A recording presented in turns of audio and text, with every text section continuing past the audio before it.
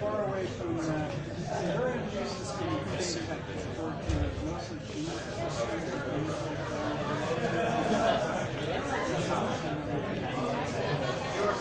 yeah, we moved out here. Bought a house.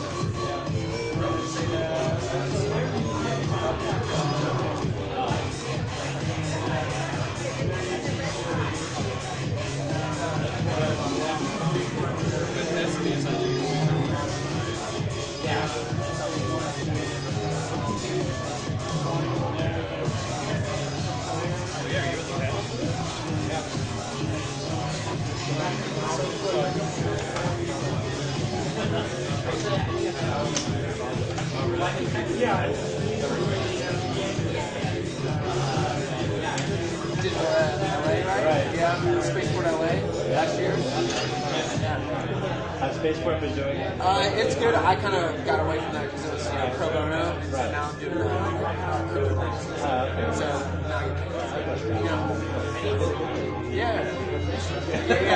Well, no, but there's other no, this is my boss. And so this I'm doing the digital marketing for state initiatives and curated down in Los Angeles. Conference one day in May 5th.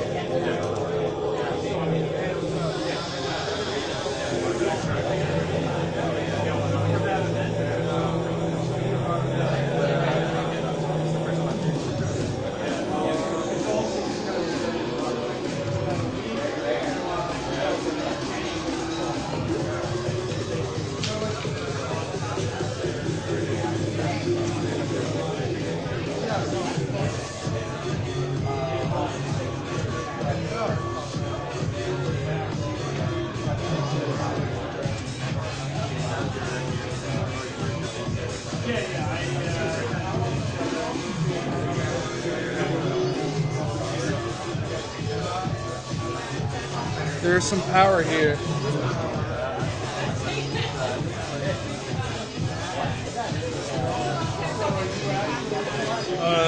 Nah, there's a strip right here. Oh, cool.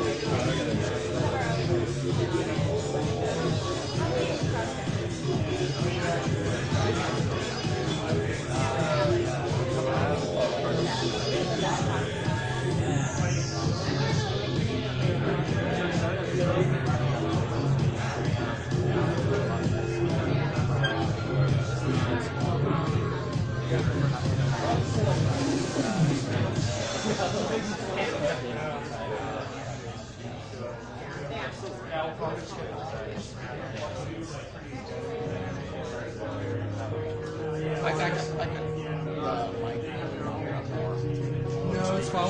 We have a shot. That's probably the best one.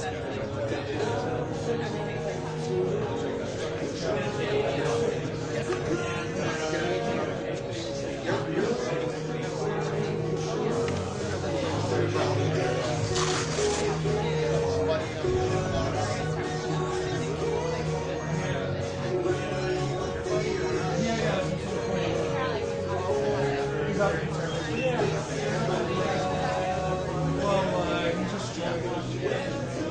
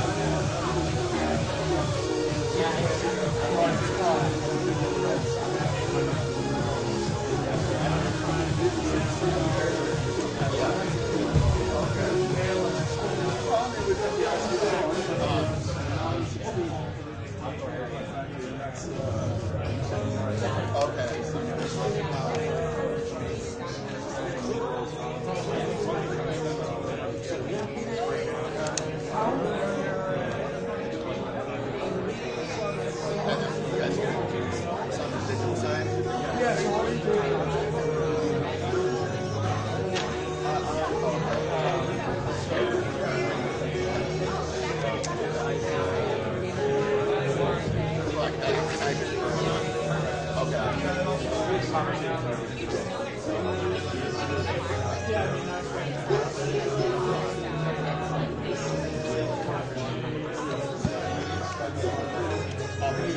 cover that.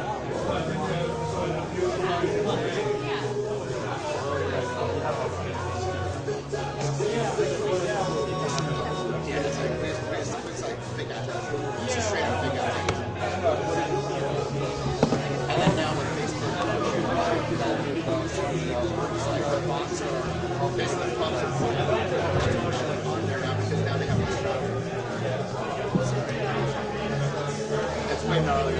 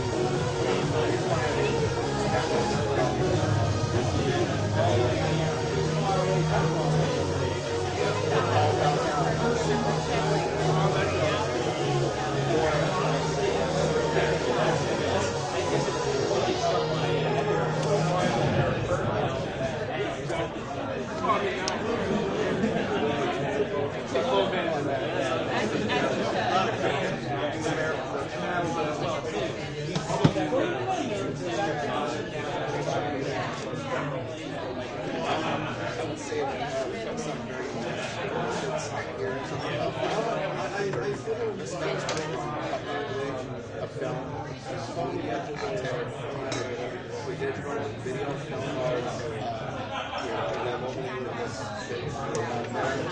so we have some cities and my background's on finance, therefore I see that panel here too.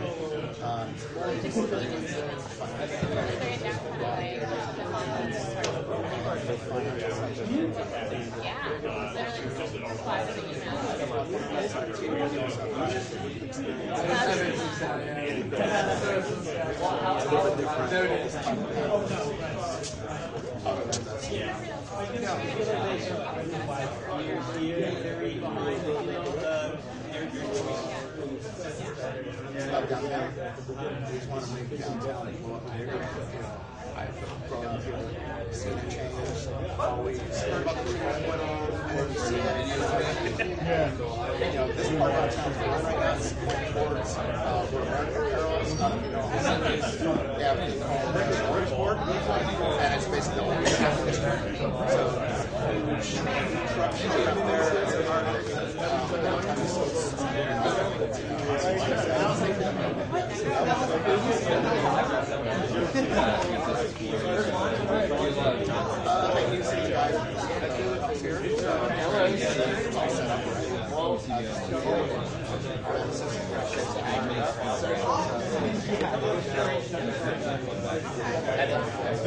Hi. We met a long time ago.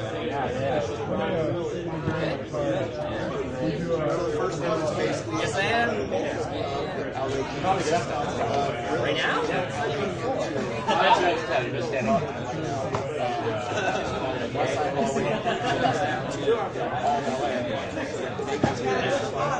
So I came into business from LA. No, I'm probably just I bought in person.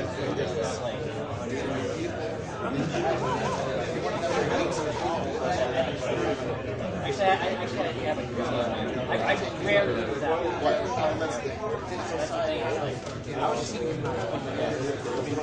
Yeah, so if you have a better use for it, I have local LA. Yeah, I can give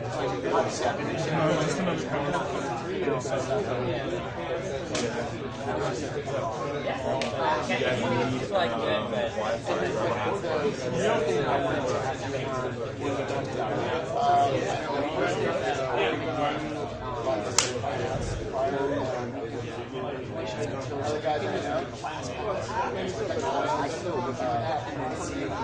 okay, so this this and then give you options.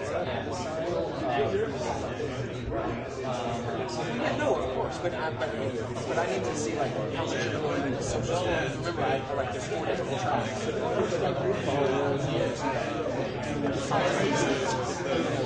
Speaker spotlight, and then also tickets. And each one of those are different targeted. Yeah, that's what I'm saying. Like it's like all broken down. So I'm asking like but I want to know. I want to give you numbers and bring you to forward. Give you numbers and budget.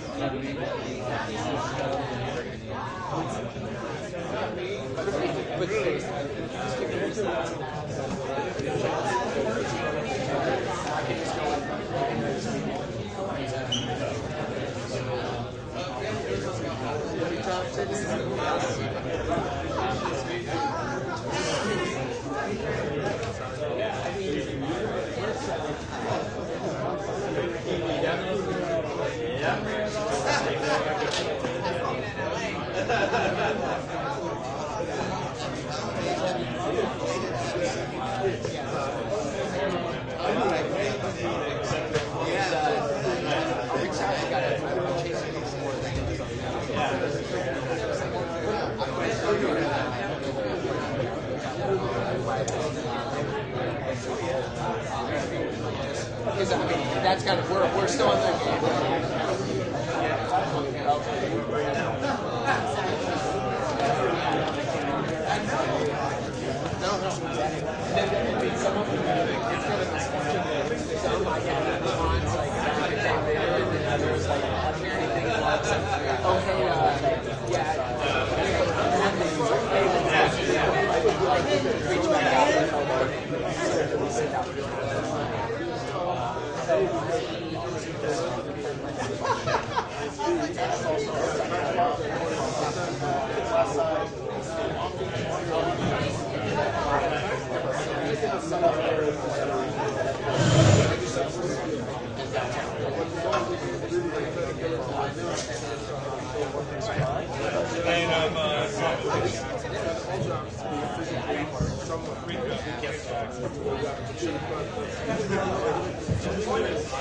Yeah, sure.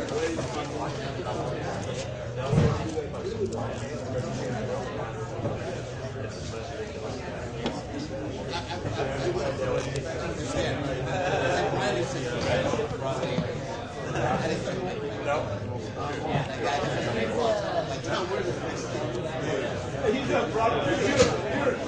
Right down your own bar.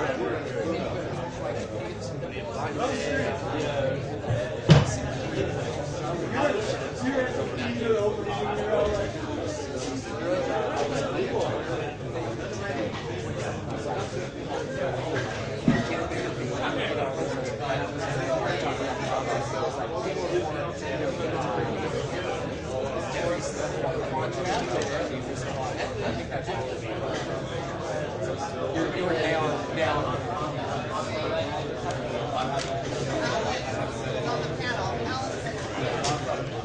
Gary is Orchard Chef. They also put together the thing. Seems like a great guy. Yeah. I just met Gary. It's funny that I can decide what I want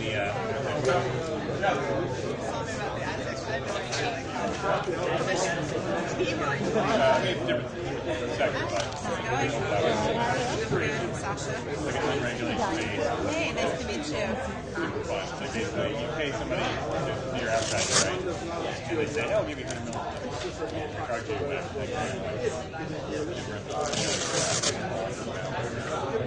We prove it, and then we submit them back to the relationships here. Haven't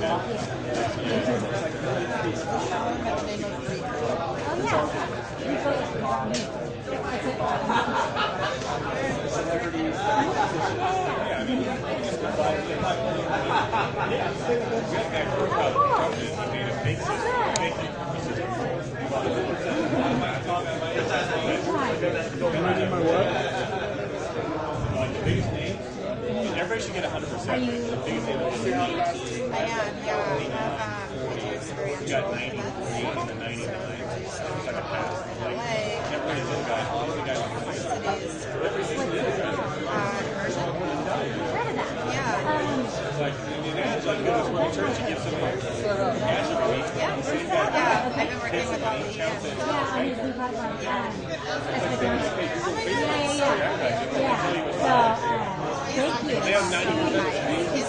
He's one of the nicest and most patient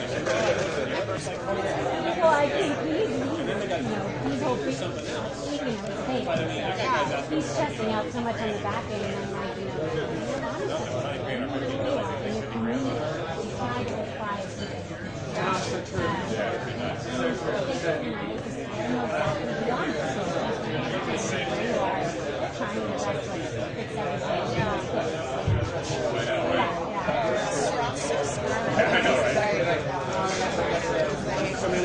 best to fix everything. Yeah, he will take it. He will take it. I need to have to say like one of the first guys on the website was working in Denver, and so he was just getting everything excited and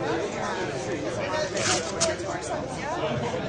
So what other people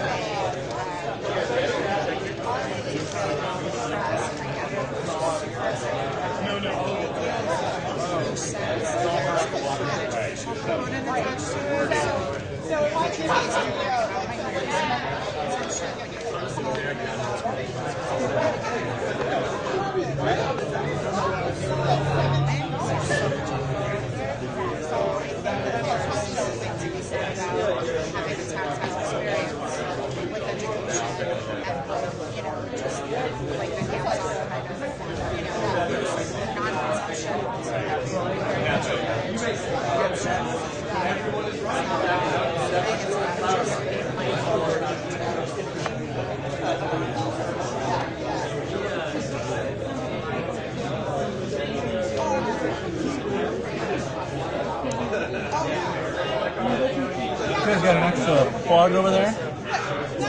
A plug? No, but I know that they have extra power outlets that they could probably.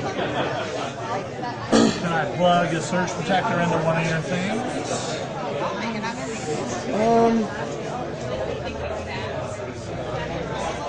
Sure.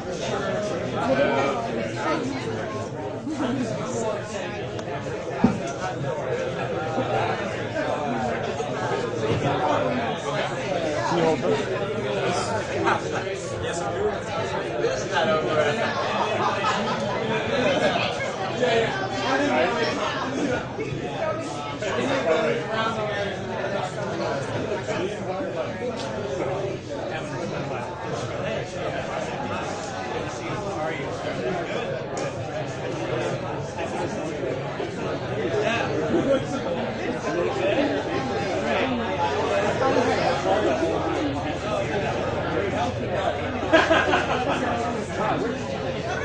All right.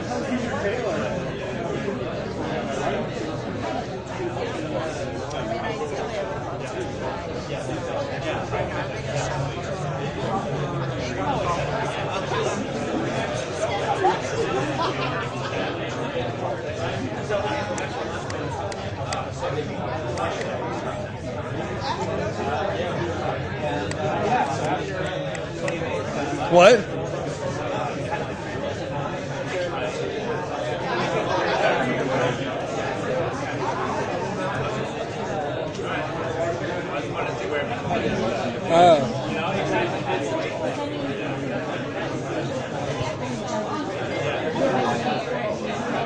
There's not really, like, what am I supposed to do?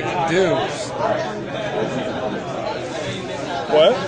Like, there's not a lot of room here to... No, I know. That's why I'm like... Here, let's do it. Did it turn off or? Say again? Did it turn off? Oh, you're in front of that. Oh. It's live. Oh, it's live? Yeah. Oh. Yeah, dude. Yeah. That's my sign. Sure, yeah. All right. What?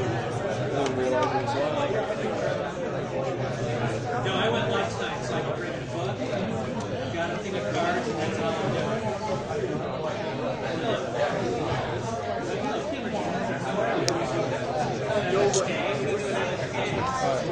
We'll see how that works.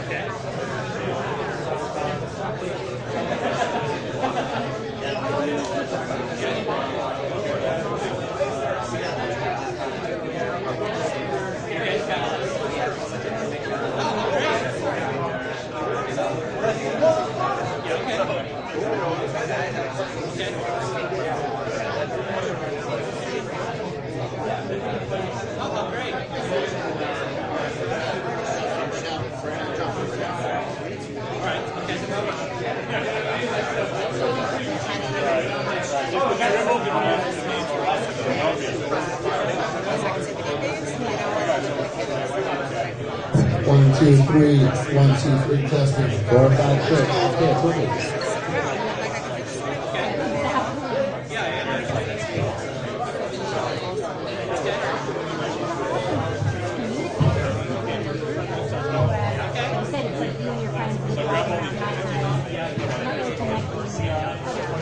which means you need people to sign up. So it's based on value, right? Hey everyone, thanks a lot for coming down. This is the first 2018 Tech on Broadway. So we do have a raffle going on. If you wanted to be in the raffle, go to the front and sign in to get your name and details inputted by Mr. Librarian over there. And so this is actually the start. Basically, we also have Night on Broadway coinciding same day today. Been going on for a couple years. This actually was primarily to expand it into the tech side, which is why we have some of the tech leaders of LA right here. So I think we're going to have Rachel here taking it away from here. Great. Welcome, everybody. Thank you for being here on a Saturday afternoon on this beautiful day. My name is Rachel Horning. I am the co-founder of Startups in the Sky. Some of you might be on our email list, or maybe you've been to some of our events in the past. And I'm very honored to be here moderating today's LA Tech Leaders panel. So thank you, Jeff, for getting us all together. Let's give him a big round of applause. Okay, so we have an hour up here, and I'm thinking we'll probably spend maybe 35 of those minutes actually like talking about what it is that we do, and then we'll hand things off to the audience so that this can be engaging. So hopefully you're able to listen to what we have to say, conjure up some questions as we go, and then it'll be your time to shine here in about 35, 40 minutes. So without further ado, I'm going to allow these lovely gentlemen, I guess I'm the token lady up here, to tell us obviously who they are, what is your community, and where are you based in Los Angeles? And I guess you personally is fine, but really, like, where's your community based? So we'll start there. Hi, my name is Kurt Kumar. How many of you attended BlockCon last October? Okay, I see you wearing a shirt, okay.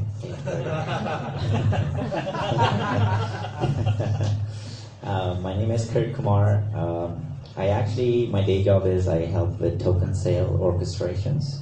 So basically, if you're doing an ICO, how do you go about doing, or how do you make that omelet? What are the team members involved? What are the stakeholders involved? And help you with your token economics. In the evening, I do this, which is get the community into the fold.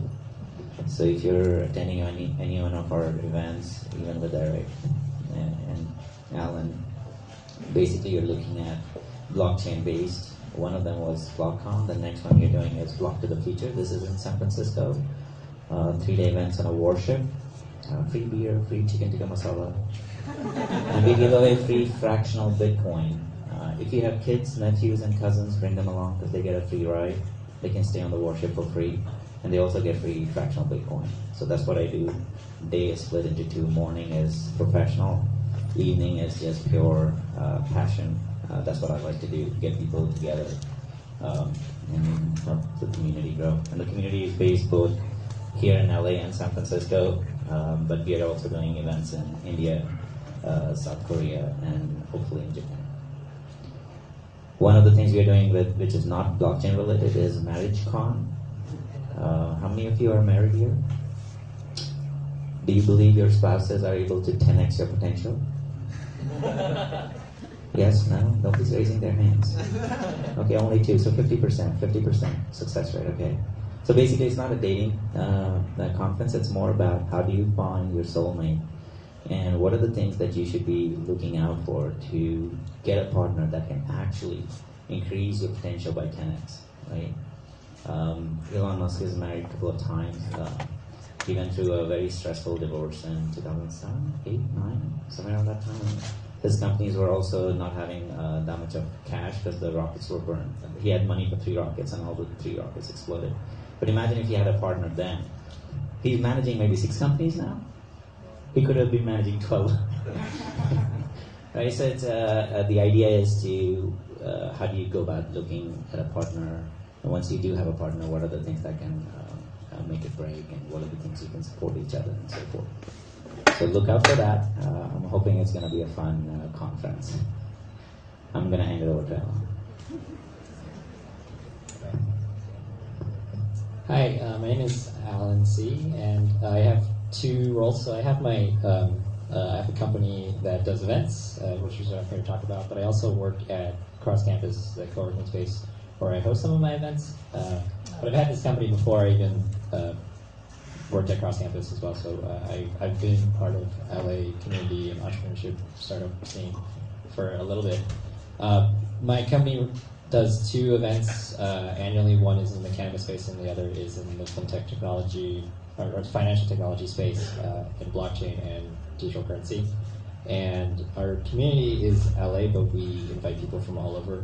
I think it's important if you're talking about a topic that is a global industry to get all sides of things. But I wanted to bring it to LA because we don't see that a lot. We don't see a lot of events when it comes to when people first think about like technology conferences. They think about like, oh, maybe in San Francisco or New York or UK or San Diego, but I think LA is growing and getting a lot bigger. So I just want to bring everybody from outside of LA into LA to see what's going on here. So. Hey everyone, my name is Eric Chung, and I'm the founder of Dapper Network. I'm also involved with a couple of different projects. In the daytime, I do a lot of project management. So also co-founded the UCLA Blockchain Lab. Currently, the biggest thing on my plate is UCLA Cyber Days. So I helped Kurt and Alan with their conferences, and I'm putting on one of my own on UCLA campus in February. So that's been taking up a lot of my efforts, and that's the blockchain space.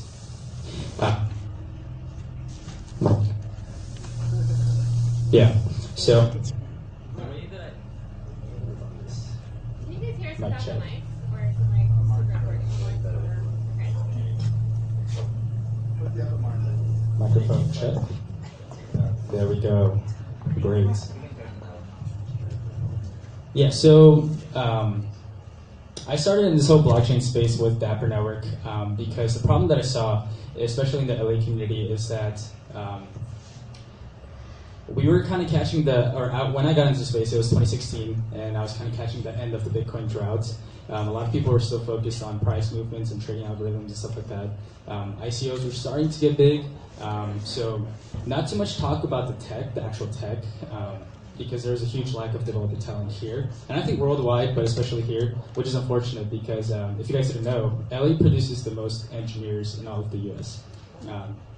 So it's pretty incredible. We have a big brain drain. So what I wanted to do is help curate the technical community here so that blockchain developers would be able to stay here and realize that there's a vibrant startup community that needs their talent and wants them to stay.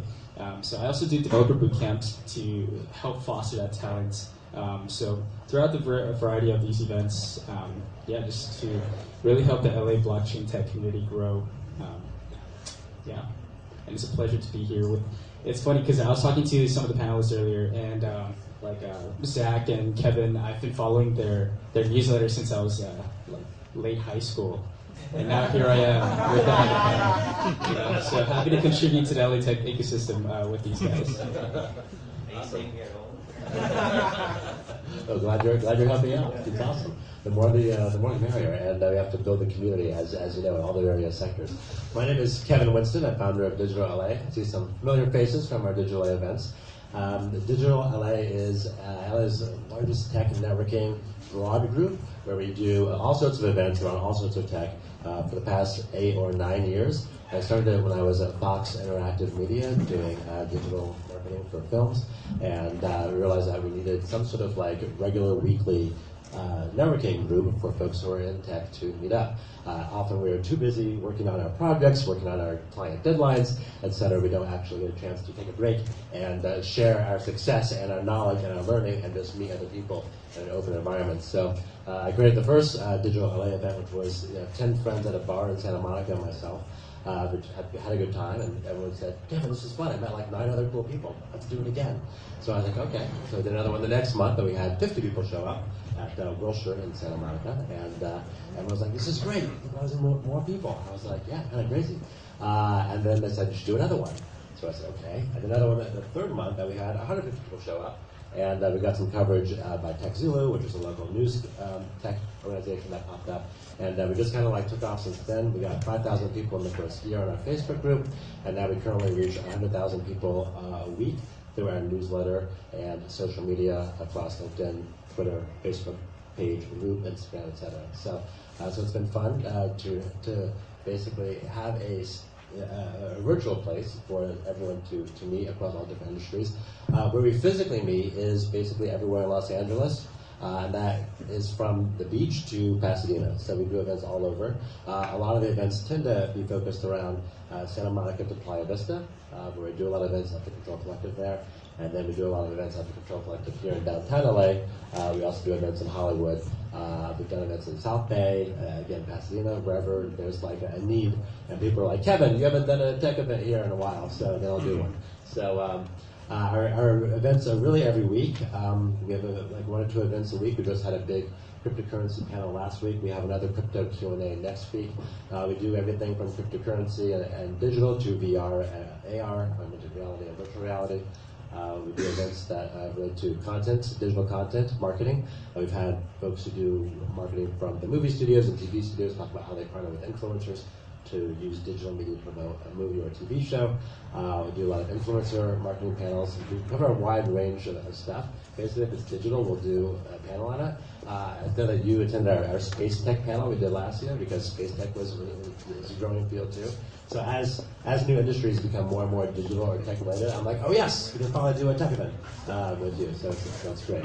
I also run something called Silicon Beach Fest, which I started since 2012, which has become LA's largest startup tech conference. We had typically 2,000 people over the course of 4 days with 400 speakers on 85 panels during the summer. So we have folks who come from San Francisco and New York and even international. We even had 24 people come from London for our last Silicon Beach Fest because they have something called Silicon Beach in the UK. And we're like, "What? We have the real Silicon Beach." They're like, "We have Silicon Beach UK." I was like, "You guys gotta come over to ours. We have a big conference." They said, "Sure." So we had them come over, and that was a lot of fun. So that's coming up next June. It's going to be really, really big. To find out about our events, definitely go to digitalLA.net. You can sign up for our newsletter that comes out every week. And they can follow us on @DigitalLA on Twitter, Instagram, and everything else. So, and we've had several people on this panel speak at my event, so thank you guys for speaking. You spoke at our Fintech panel at Silicon Beach Fest. You spoke at as well. So, and Rachel, you've moderated a bunch of panels as well, and we've got to get you guys speaking on them too. So, thanks so much. Hi, my name is Jeff Martinez. I organize the LA Fintech. Most of my background came from the financial technology world back in the late 90s.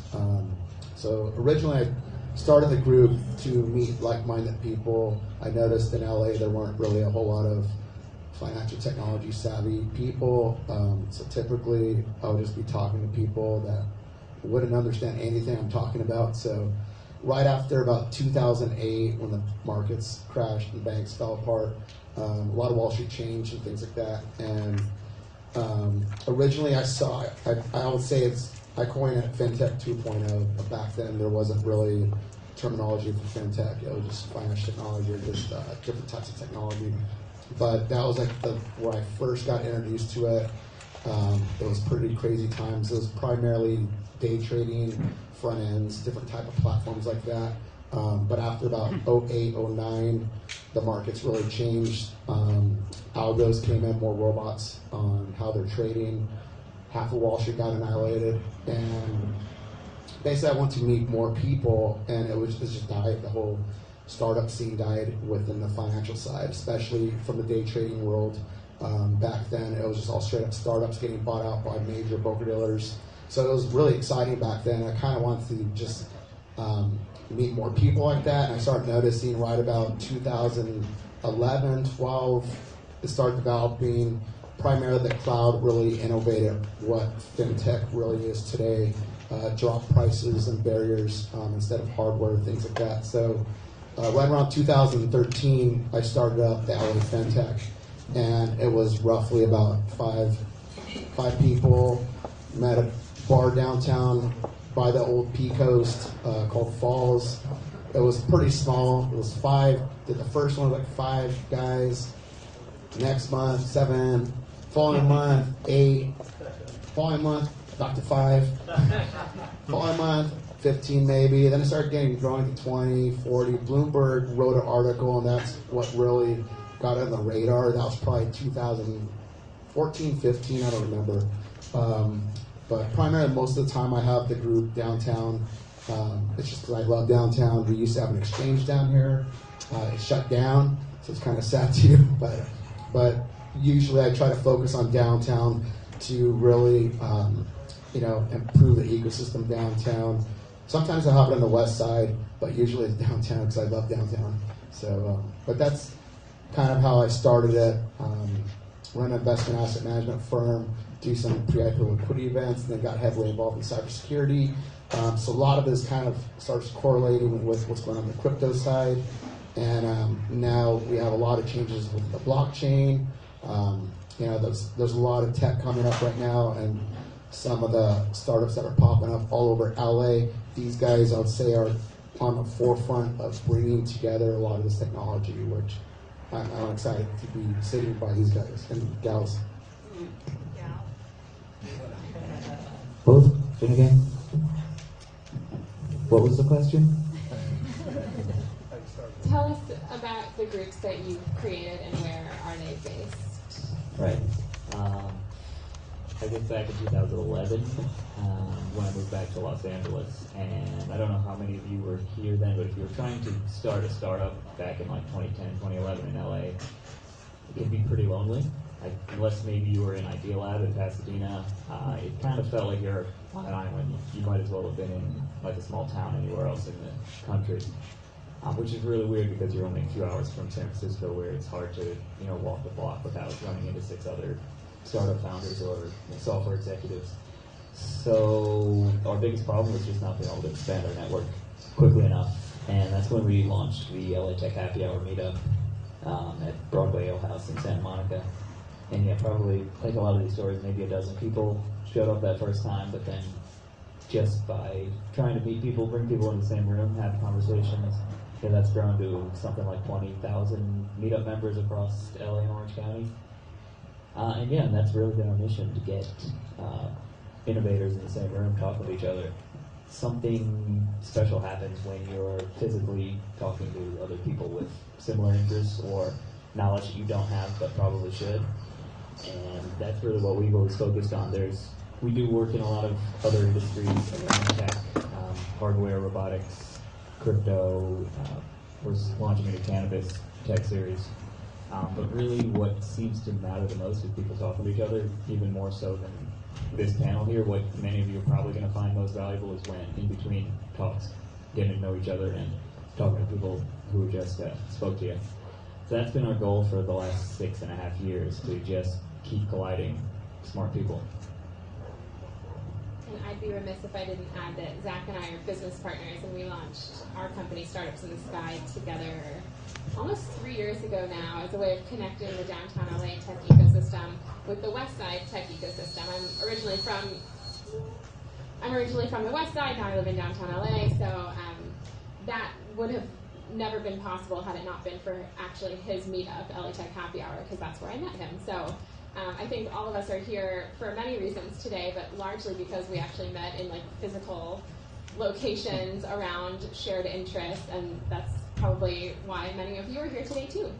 That actually is the perfect segue into our next question, and I'll just say to the speakers, not all of you have to chime in. I don't think we'll actually have a productive conversation. In fact, if everybody speaks to all of the questions, I'm just looking at the time. But I would I'm going to combine two different questions here. So, in 2018, we can FaceTime with each other, we can Skype, we can Google Hangout.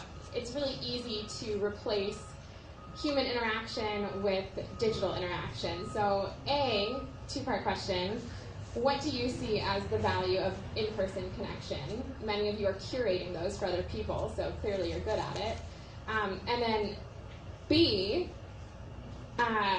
since you started your group, what have you seen change? So I think back in 2012, maybe we weren't FaceTiming with each other quite as often. People were maybe a little hungrier for that physical interaction, but maybe not. In a way, I feel like many of us are even hungrier now than we ever have been for that face-to-face connection. So maybe speak to that in whatever way you see fit, and especially focusing on the trends that you're seeing moving forward. And that was like a really long-winded question, but I believe in you. So when I created Digital LA when I was actually working at Fox Interactive Media at MySpace, which is a social network for meeting people also. But I was like, you get to meet other people digitally through MySpace or Facebook or Twitter. You become digitally aware of them. But you only really want to, I think, probably maybe work with them or hire them if you actually get to know them. It's very easy to become digitally aware of people, but it's actually almost too easy to become digitally aware of people. It's almost like a flood of just people that are out there across LinkedIn, Facebook, and Twitter. And so when I was creating digitally, I was like, I think there might be some value in actually having a physical place to meet up, to allow people to meet people who they might have seen on a Facebook, friends post, or who they might have wanted to get in touch with on LinkedIn. So through creating my initial events, I think everyone was doing this too. You create this initial event that gets people to actually meet in person, and then they're like, oh, okay, now I know who you are, and it saves a lot of time rather than having to call up all of your potential Facebook contact people you want to meet or LinkedIn people and say, I want to go coffee with you and you and you and you and you. Just go to the networking event that any one of us create. You can meet everybody all at once. It's a lot more effective. So that's what Digital A and everyone else basically I think does. We create these events that make it easy for you to go and meet everybody instead of having to go through and sift every one of these potential contacts on all these social networks. So. And I'll jump in on that. When I first started to get really plugged into the tech community, something that I noticed that you can't recreate online on Reddit, Stack Exchange, stuff like that, is when I talk to developers, they'll answer my questions about how do you create a variable constructor function for blah blah blah XYZ, right? But when you talk to people face to face and you talk about, especially if it's a new technology like blockchain, the passion and the energy that you get when you're talking to somebody, when you're in person, doing hand motions and looking at their facial expressions, it's something that you cannot recreate online. So that was something that I felt was very powerful for my, encouragement in my career, and I just wanted to bring that to other people. I think it's even more important now that we have these in-person events, now that technology is blowing up and everybody's having these conversations online. If you see what the internet looks like and how people talk to each other, people wouldn't do that in reality. And I think the most important thing for conferences is, because networking is the selling point of conferences, it's about trust, and it's hard to trust somebody because on the internet everyone has their best face, right? You could look at any website and accidentally buy something that you shouldn't have because it just looks good, and we see that a lot in the fintech space currently. So With the internet blowing up, it's like on the other side of it, it's like now we have to like meet in person because you have to go back to trusting people and knowing like, is this person that I can do business with? Do I get along with him? And you can't tell that just online, and actually it's even harder now than it was ever before because there's just so much out there. So. I'll just say that every one of us has three faces. Your first face is what you show when you're at work, when you are walking down at the coffee store. Your second persona is something that you show to your close friends. You're able to talk freely and stuff like that. Then you have this third persona that you don't show people at all. It's like you're vulnerable at that state. Your closer connections to your developers or people you want to work with is in the second, third realm. It's not in the first one. Everybody dresses up nice.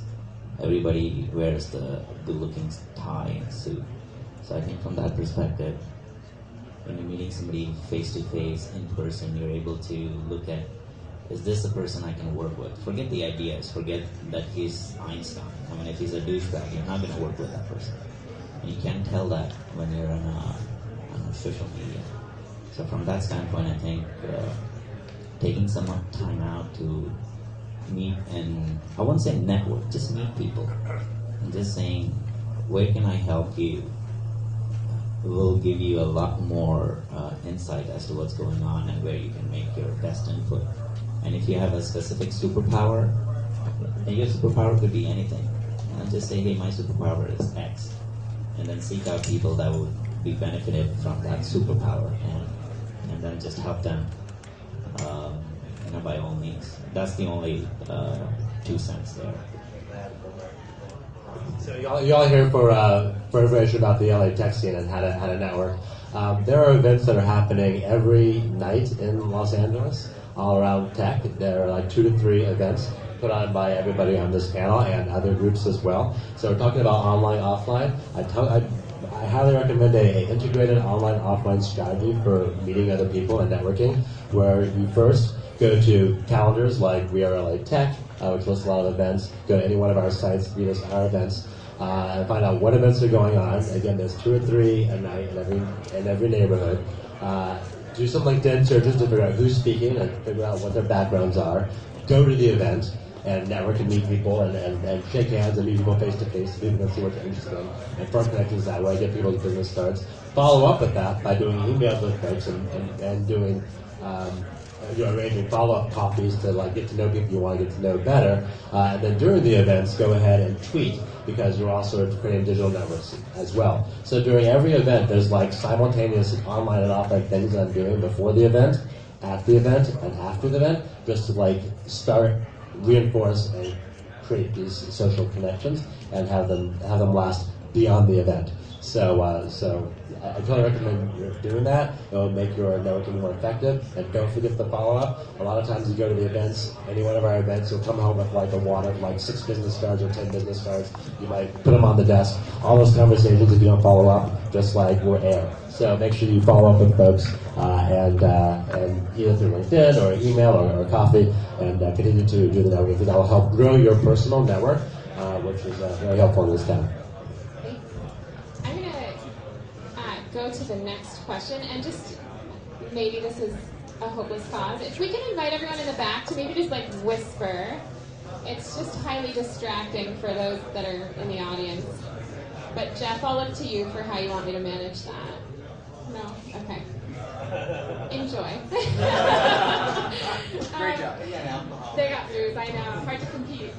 So I'll ask one more question, and then I want to just open it up so that you guys can ask yours as well. I'm a big fan of some competition in and between LA, our neighborhoods. I just want to hear from everyone on the panel, or not everyone, but anyone that feels like chiming in. What are the trends in terms of like communities throughout Los Angeles County that you think that these folks should be aware of? I'm sure that some of the people here today are thinking about launching their own communities. Where are you seeing momentum? I know obviously downtown LA is a hotbed for tech and innovation. When we say Silicon Beach, that means a lot of different things. So just coming from each of you, I've also heard like Hawthorne is becoming a pretty exciting place, up and coming. And just figure we should have a conversation about that real quick, since we've got the LA tech leaders together. What neighborhoods should folks be keeping an eye on moving forward? Ready, set, go. Yeah, there's a lot of them. Right now, definitely Culver City is probably the hottest neighborhood in my opinion. I just moved there myself, so if you want to see what's next, just look for this guy. But yeah, that's huge. It's really going to be the center of a lot of the momentum in the kind of this new age of entertainment. Companies like Netflix that are based in San Francisco are heavily disrupting the old world of Hollywood, and Netflix, Amazon, Hulu, Apple, these type of companies are putting a lot of money and effort into content, and a lot of that's going to be more and more based in the Culver City area, which, along with just like the last 10 years of growth in a lot of the different tech industries out there, you're going to see some pretty impressive things, as well as the huge expansion of Playa Vista over the last couple of years, which is just neighboring. So that area is going to be the most obvious. I think South Bay and South LA are probably in the next 5 to 10 years where you're going to see a total transformation of new industries moving into Inglewood and Hawthorne and those surrounding areas.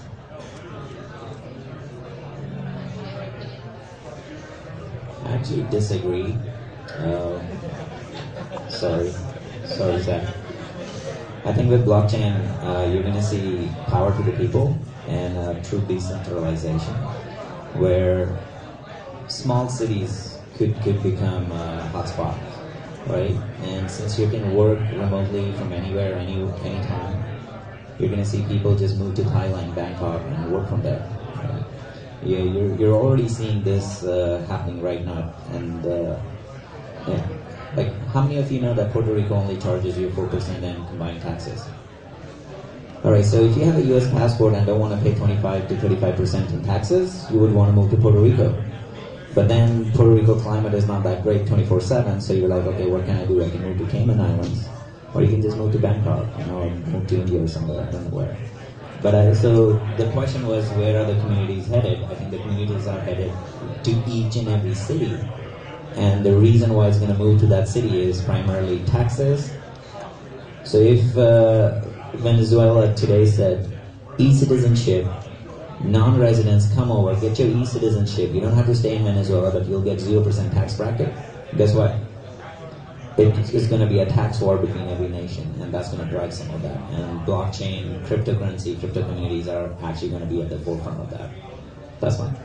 That's what I think. Sorry, Zach. Culver City is great. So what happened if Hawthorne, El Segundo, they start, having their own cryptocurrencies?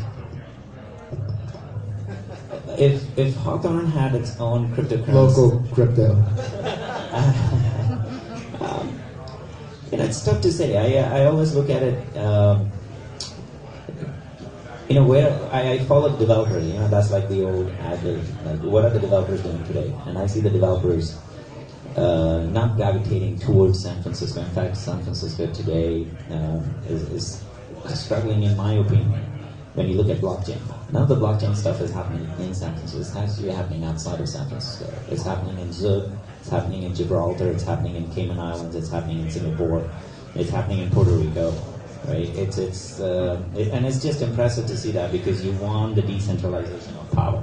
You don't want you don't want San Francisco to be the powerful base where all tech startups happen, because when you have power corrupts, and so forth. So Hawthorne is great too. Thank you. There's certainly a lot more questions that I could ask, but I do want to make sure that each of you has a chance to ask questions. So if you have a question, please don't be shy. That was funny. I saw the shadow, so I thought one of the panelists was playing a joke on me. I'm new to LA, coming from New York. And thank you. Go back. And I wanted to do a quick survey here. Just, we come from New York, we come from somewhere else. Certainly we come from New York, we're always competitive. So I want to know in this room, how many people have tech backgrounds? So we are on the panel, meaning programming or, you're a hardware engineer. That's what I mean. All right, shrank a bit. Okay, good. That's the thing that I guess baffles me a little bit, and maybe one of you guys want to comment, and that is Tech on Broadway is kind of missing techies. And I was wondering if anyone wanted to explain to me what the reason for that was.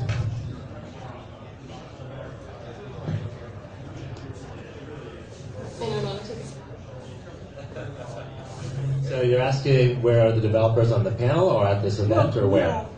All these events, a lot of them. I walked into one of these events and comparison. You walk into New York and it's almost 100% people with either active or previous technical backgrounds. And here it seems to be people coming from all sorts of other places. Our developers are busy building shit. In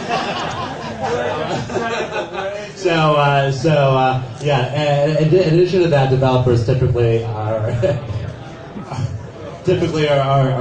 cranking out projects and apps until like 9 or 10 o'clock and miss the tech events. In addition to that, we have a lot of folks who have come from other areas who are helping with everything else. So one thing that's actually very unique about the LA tech scene is that we do have developers, but we also have all these other folks who are coming from the movie. I used to work in a movie studio that run these like tech events that bring the tech community together.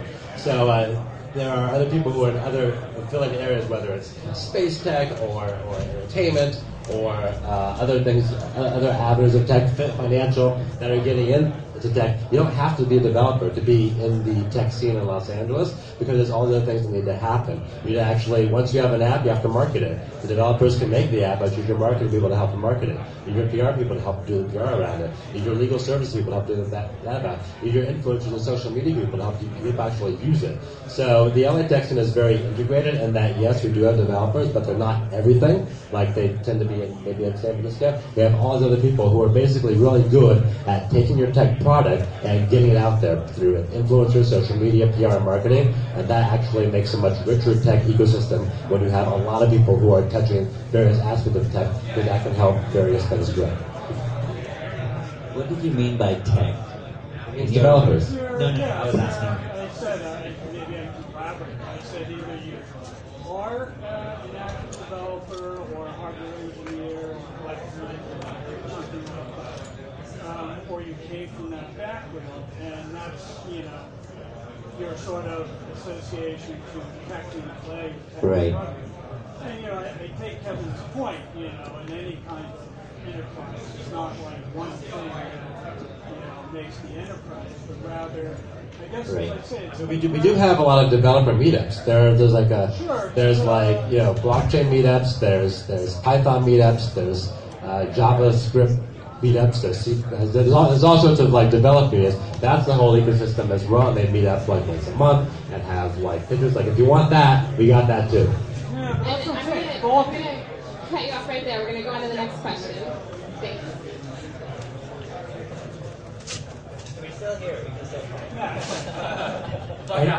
At the Digital Family Reunion in December, Chris Rico of the LA Economic Development Corporation is concerned that we've got all this tech going on in this city, but the word is not getting out. In other words, it's still the Kardashians and the palm trees. So how can we as tech leaders help get that story outside of our community to the rest of the country and the world about the tech scene here? We got him to come from New York. It wasn't from New York. Berlin's a better place. What can we do to increase? So I run Silicon Beach Fest, which is the start tech conference that I mentioned. When we first started, it was mostly focused on LA companies, having LA companies speak. and marketed to LA. But as it's grown over the past 6 years, like in June will be our 7th year, we've noticed that the attendees have started to come more from other cities, like Chicago, New York, and then over the past couple of years from other countries. So, for example, this past year I mentioned a delegation of 2 dozen people who came from London because I heard about the tech scene here. I also had a guy who came over from Berlin. He was a lawyer from Berlin who wanted to do more business with the LA tech scene and people who wanted to go to Berlin. I was like, how did you find about Silicon Beach Fest? Like, you're from Berlin. Like, I know I did one event in Berlin 2 years ago, but that's been a while ago. And he's like, I went to the city government of Berlin. I asked what events that I should go to in LA, and they mentioned Digital and Silicon Beach Fest. I was like, okay, I don't know how that happened. That's cool. So the word is getting out there. I'm actually going to be in New York on Thursday. I'm going to do a cryptocurrency panel at the WeWork building in Times Square there. So that's a way. I've started to do events at South by Southwest and LA, GDC in San Francisco, San Diego Comic-Con, to do events outside of LA so other people can say, oh, I'm searching for parties at South by Southwest or San Diego Comic-Con. What's this LA thing? Digital LA thing? And so people get on my newsletter. Everyone who registers for the RSVP, they add to my newsletter and let them know about the events. So there are people who follow my newsletter from London, from Asia, from Europe to find out what's going on. So that's one way. What's that? El Segundo. El Segundo, right. You're part of LA, but that's fine. I do agree that that LA as a city could probably be doing a better job at increasing knowledge. I have some friends at the LA Mayor's Department who have worked with Eric Garcetti, who actually has gone to companies like Yahoo and Google, and when they were debating where they should open up a new city, he actually went to some of the tech people in San Francisco, headquarters of Yahoo and Google, and said, hey, we got this area called Playa Vista, really cheap office space, a lot of tech going on there, and they had just said, okay, we'll do it, and they're moving there. So the mayor's doing some stuff, you're doing some stuff, you're doing some stuff as well to get the tech scene. I agree that we could be doing more, but there is some stuff happening. So if you have any ideas, let me know. Absolutely. Yeah, I agree that as long as the people who are influential, the big companies, the people that actually get tech, know that this is a great place to do it, probably not. I don't think we need to be identified as a place where the tech industry is the primary thing. It's fine if people want to say the Kardashians live in Los Angeles. I don't know what benefit there would be if they also thought, hey, Google and Apple are building offices there. I don't think the general perception of LA as a tech city or not really has a big impact. And frankly, there's enough traffic anyway. We don't need that many people coming. Anybody else?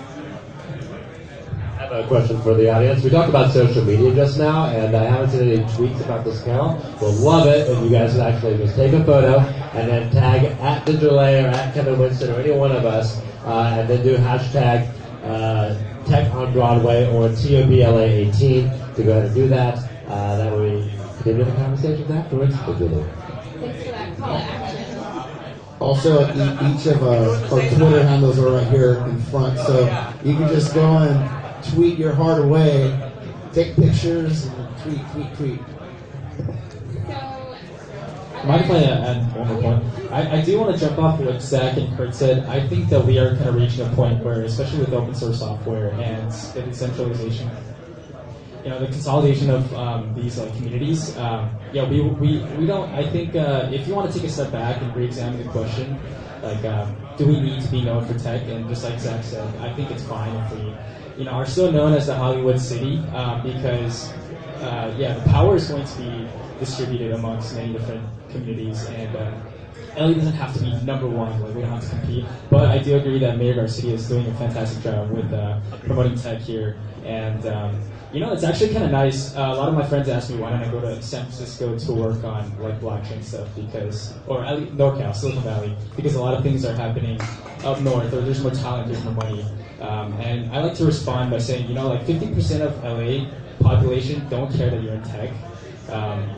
That keeps you grounded, keeps you humble, and keeps you keep working hard because not too many people here, at least in the LA tech community, feel entitled to changing the world, where it's like that in other tech heavy communities. So that's definitely something I'm very fond of here. Additional questions from the audience?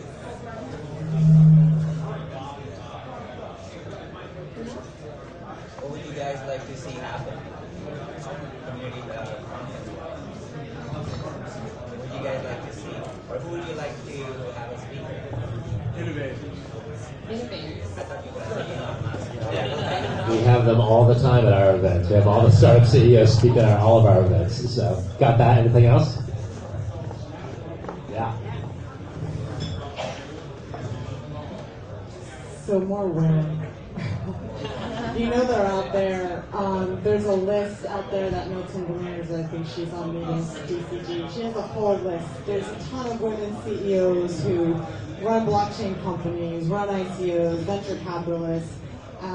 You know, I know Rachel kind of joked about being the only woman up there, but it's the truth. It's what we see.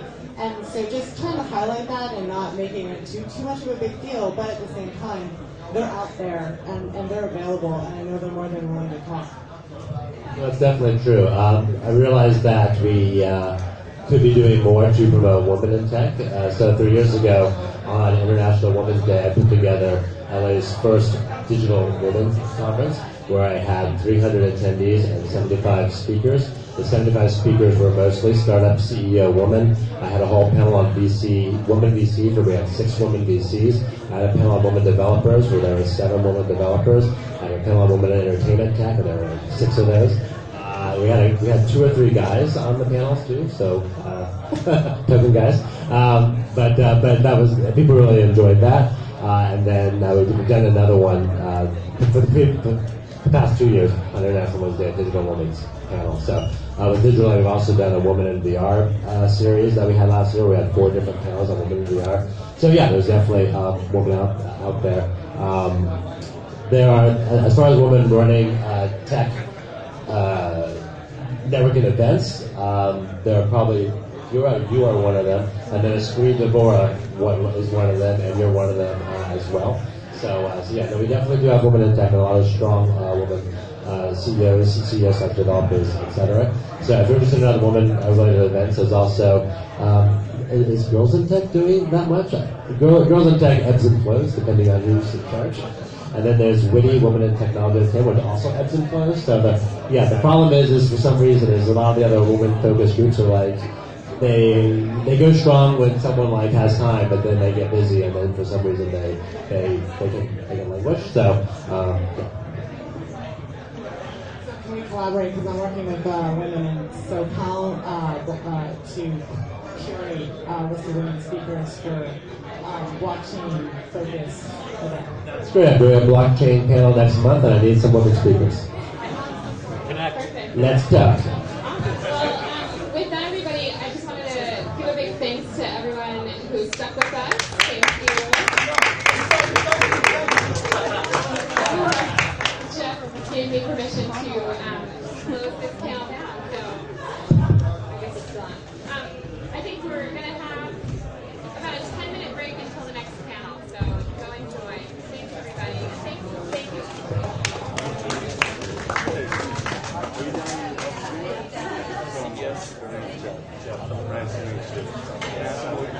So technically, here.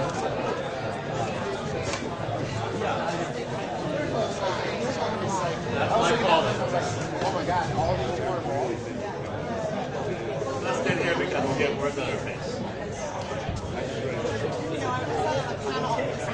So they have like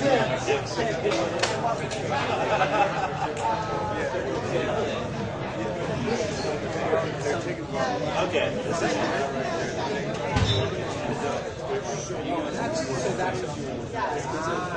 Squeeze it. There's a little open white space right here. There's open white space right here.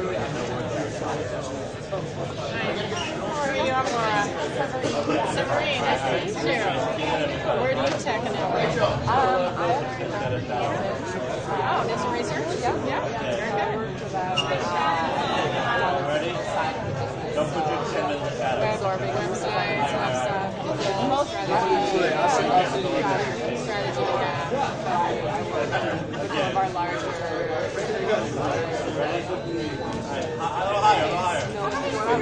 What are you guys doing project-wise? I used to work for the box office, Nielsen stuff. Oh, cool. Wait, one more. Like, we're off on the way. You mind just sitting down for a second? Wait, do you mind moving out of the way of the projector? Yeah. Excuse me. Okay, thank you. Okay, everyone get back in. What happened?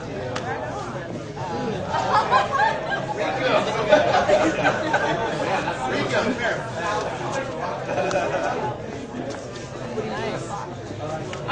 When I work at iPhone now, so yeah, I worked at many studios. I was just sitting here earlier. Oh, you were? Oh. It's all good. Yeah. So, so now I kind of do direct with product.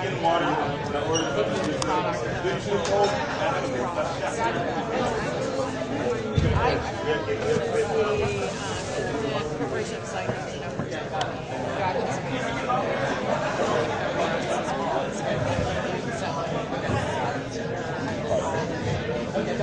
domains, right?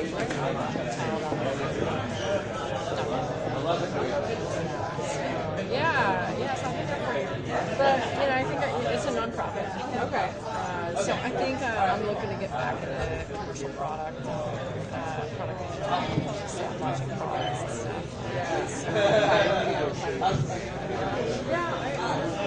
I'm strong on blockchain, just product roles, for example.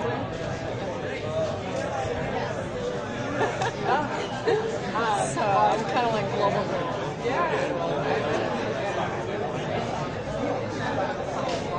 I'm going to come back and go pop over and meet some friends and pop back. Well, nice to meet you. Yeah, you too. I'll be back. I'll give them my card. When are you looking to do anything new or just tap it?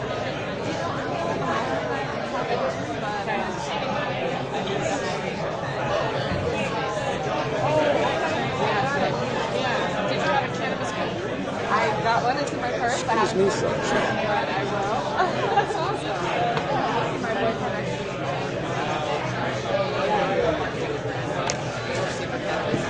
Oh, okay. Right on.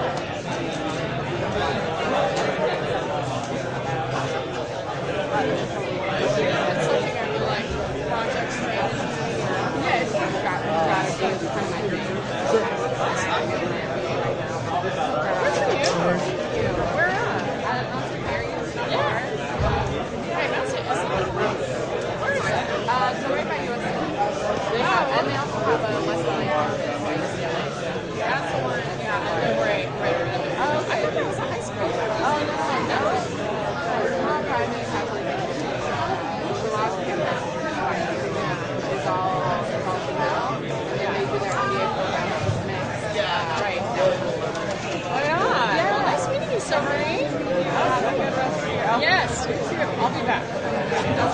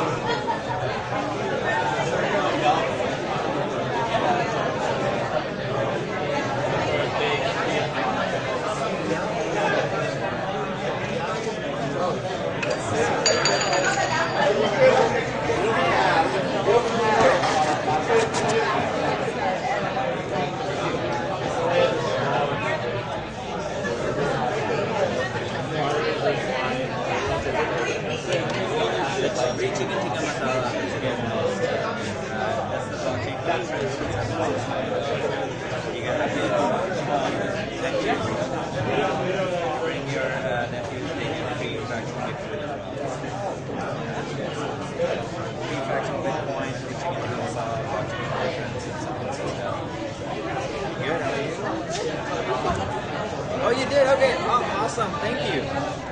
Nice. Yeah, sorry.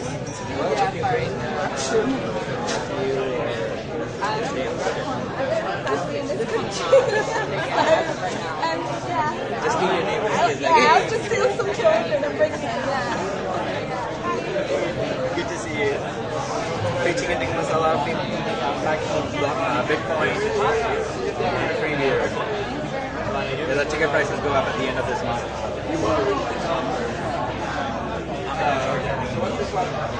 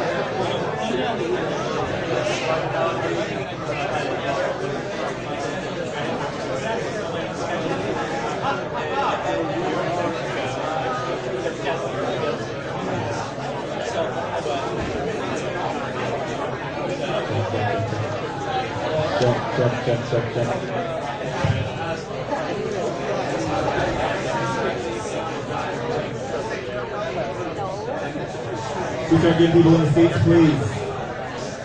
Everybody, please start getting in the seats, please. Thank you.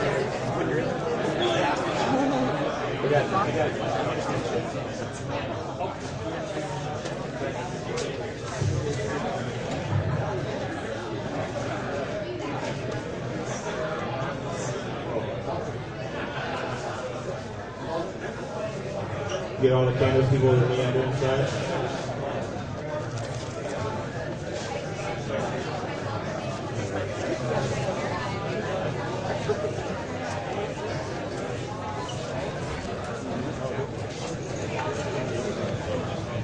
Check.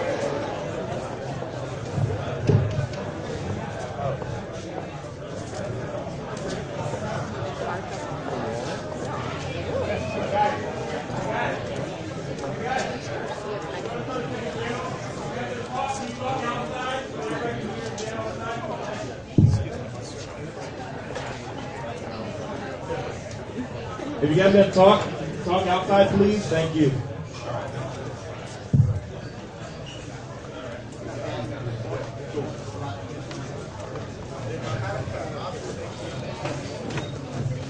Jeff, are we good to go? Should I get the green light from my partner, Jeff? I'll be good to go. No.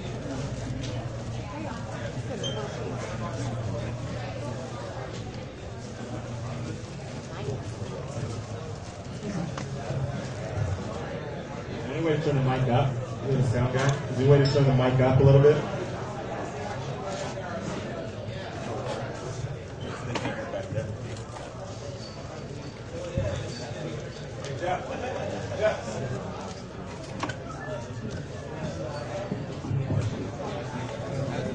I can hear from here if you're right here.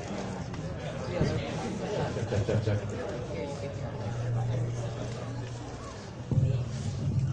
This a little better? Yeah.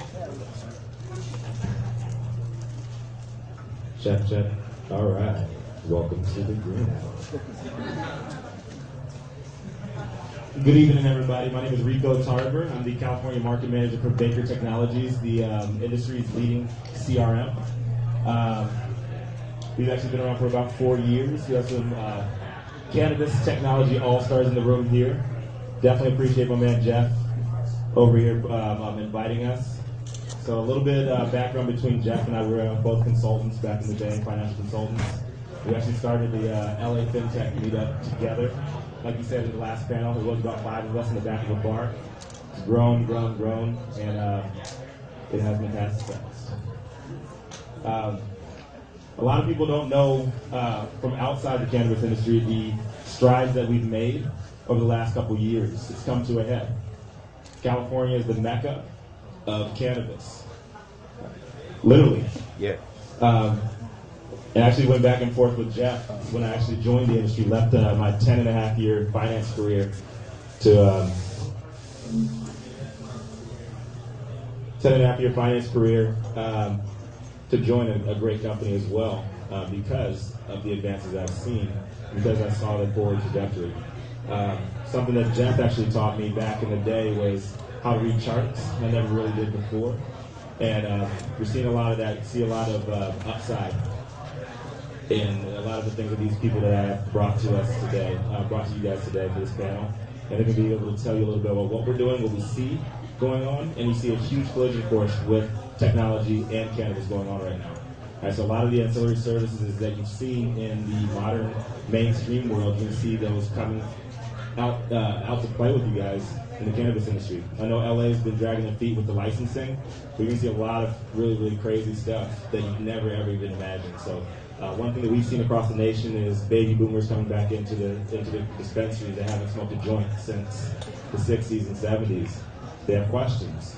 What we've been able to do is automate a lot of those processes. A lot of the stuff you see in mainstream America today, we've been able to run with that in our industries, and you're going to see some of the leaders here talk a little bit about what they do, and we're going to open it up for some great Q&A at the end, so you guys can learn a little bit more about them also. All right? So, without further ado, I'm going to give everybody 2 minutes to introduce themselves, talk a little bit about their company, and we're going to start it with that. Tell us about the company, what makes them unique in the space, and their preferred method of cannabis consumption. All right, so once you guys, it's going to be pretty interactive on the second half, but let them tell their story. We're not going to be pitching. Like, I hate panels that just go on with people pitching their product all the time. We want to provide you guys with value. I've gathered the best of the best in the industry right here. You have some really good C-level execs. Some flew in from out of state as well. Just give you guys any information you're looking to hear. We have investor opportunities. Let these guys know. There's a lot of good stuff going on, and there's the cream of the crop here. All right, we'll start with Roger Obando. He is actually part of my company as well. He's our co-founder and CTO of Baker Technologies. All right, so Roger, tell us about Baker Technologies, how you're unique, and your preferred method of consumption. Well, firstly, I'm unique because I was able to get Rico to lead financing number for me in the first place. So that's Rico's been owning the California market here and he's been doing a great job. Baker Technologies is the leading CRM in cannabis. Show of hands, who knows what a CRM is? Pretty good. For those of you who don't know, CRM stands for Customer Relationship Management. Right? So it's a matter of how do you know who your customer is, how do you know what they do, what they like, what they're buying. A lot of people don't realize, but because of the fact that cannabis in legal states is a cash-only business, it is just about the most anonymous business you'll ever see in your entire life. I can walk into a store, show my identification, pay cash, leave, you know nothing about me. You don't know my name, you don't know my credit card information, you have nothing. So you have no way of reaching back out to me to figure out how can you get me back in the store. Through a variety of tools that we've built over the last 4 years, we have been able to identify a solution to that problem by providing online ordering tools, providing loyalty management tools, providing embeddable menus with calls to action to place orders online through our system. All this feeds into what amounts to a giant CRM. You have information about spending habits, about purchase frequency, about product preferences, so that you can actually use your marketing dollars in a smart way to send out messages to the right people about the right products at the right time. We have focused on the dispensary market for the last 4 years, but now we're moving heavily into the brand market. We're working to help a lot of producers of products who have very similar problems. They have no idea who their consumers are. They have no idea how to reach those consumers, and they have no idea if their marketing dollars are working at all. So we are looking to attack that problem, help them identify solutions to those problems, and we're really excited about California. Preferred method of consumption is vaping, specifically PAX. I think the PAX era, and I'm not paid to say this, I think the PAX era is the best product in the market, and I'm happy to see those guys do big things.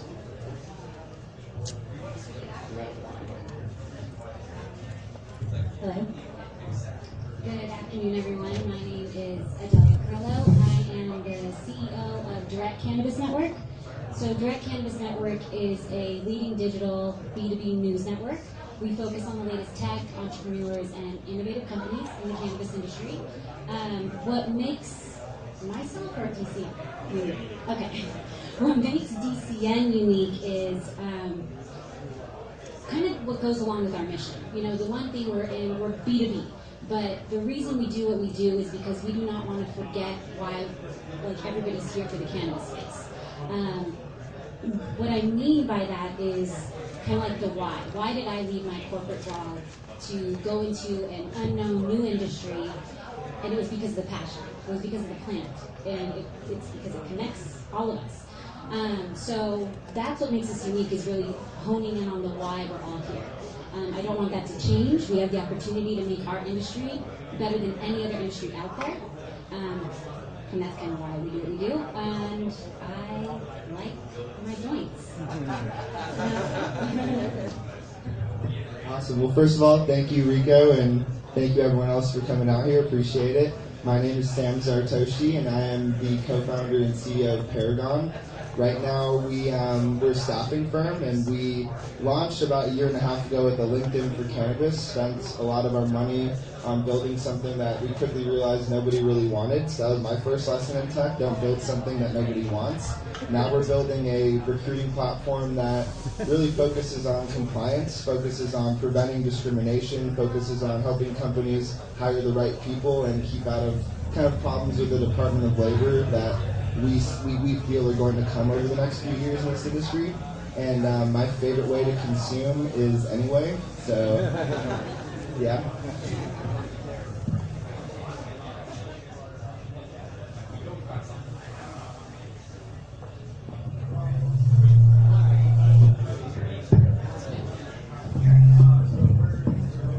Alright. It's my phone. It probably is. Hey guys. Yeah, do you want me to?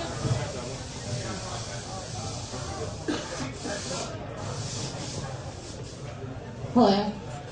Hey guys.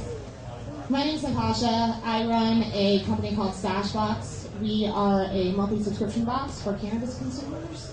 What we do that's different from other boxes like us is that we use data to kind of match cannabis consumers and cannabis brands and products. This is no one else doing the subscription model in the cannabis industry specifically is doing this, which is silly to me because in comparable industries like tech, all the subscription boxes are using personalization and data to kind of make it better for their subscribers. Well, what makes the cannabis industry especially fun for this is that it's ad regulated. So because we're collecting the data, we're able to help all these new startups be able to build their target market and help them do like any normal marketing that any normal company can do, but cannabis companies can't. So in a nutshell, that's what we do. And my favorite method of consumption is joints. I'm with the deli. Joints. All right. Take that one too. Issues. Hello everyone, my name is Christopher DeLolio. I'm the CEO and co-founder of WebJoints. We are a point-of-sale and inventory management software for the cannabis industry.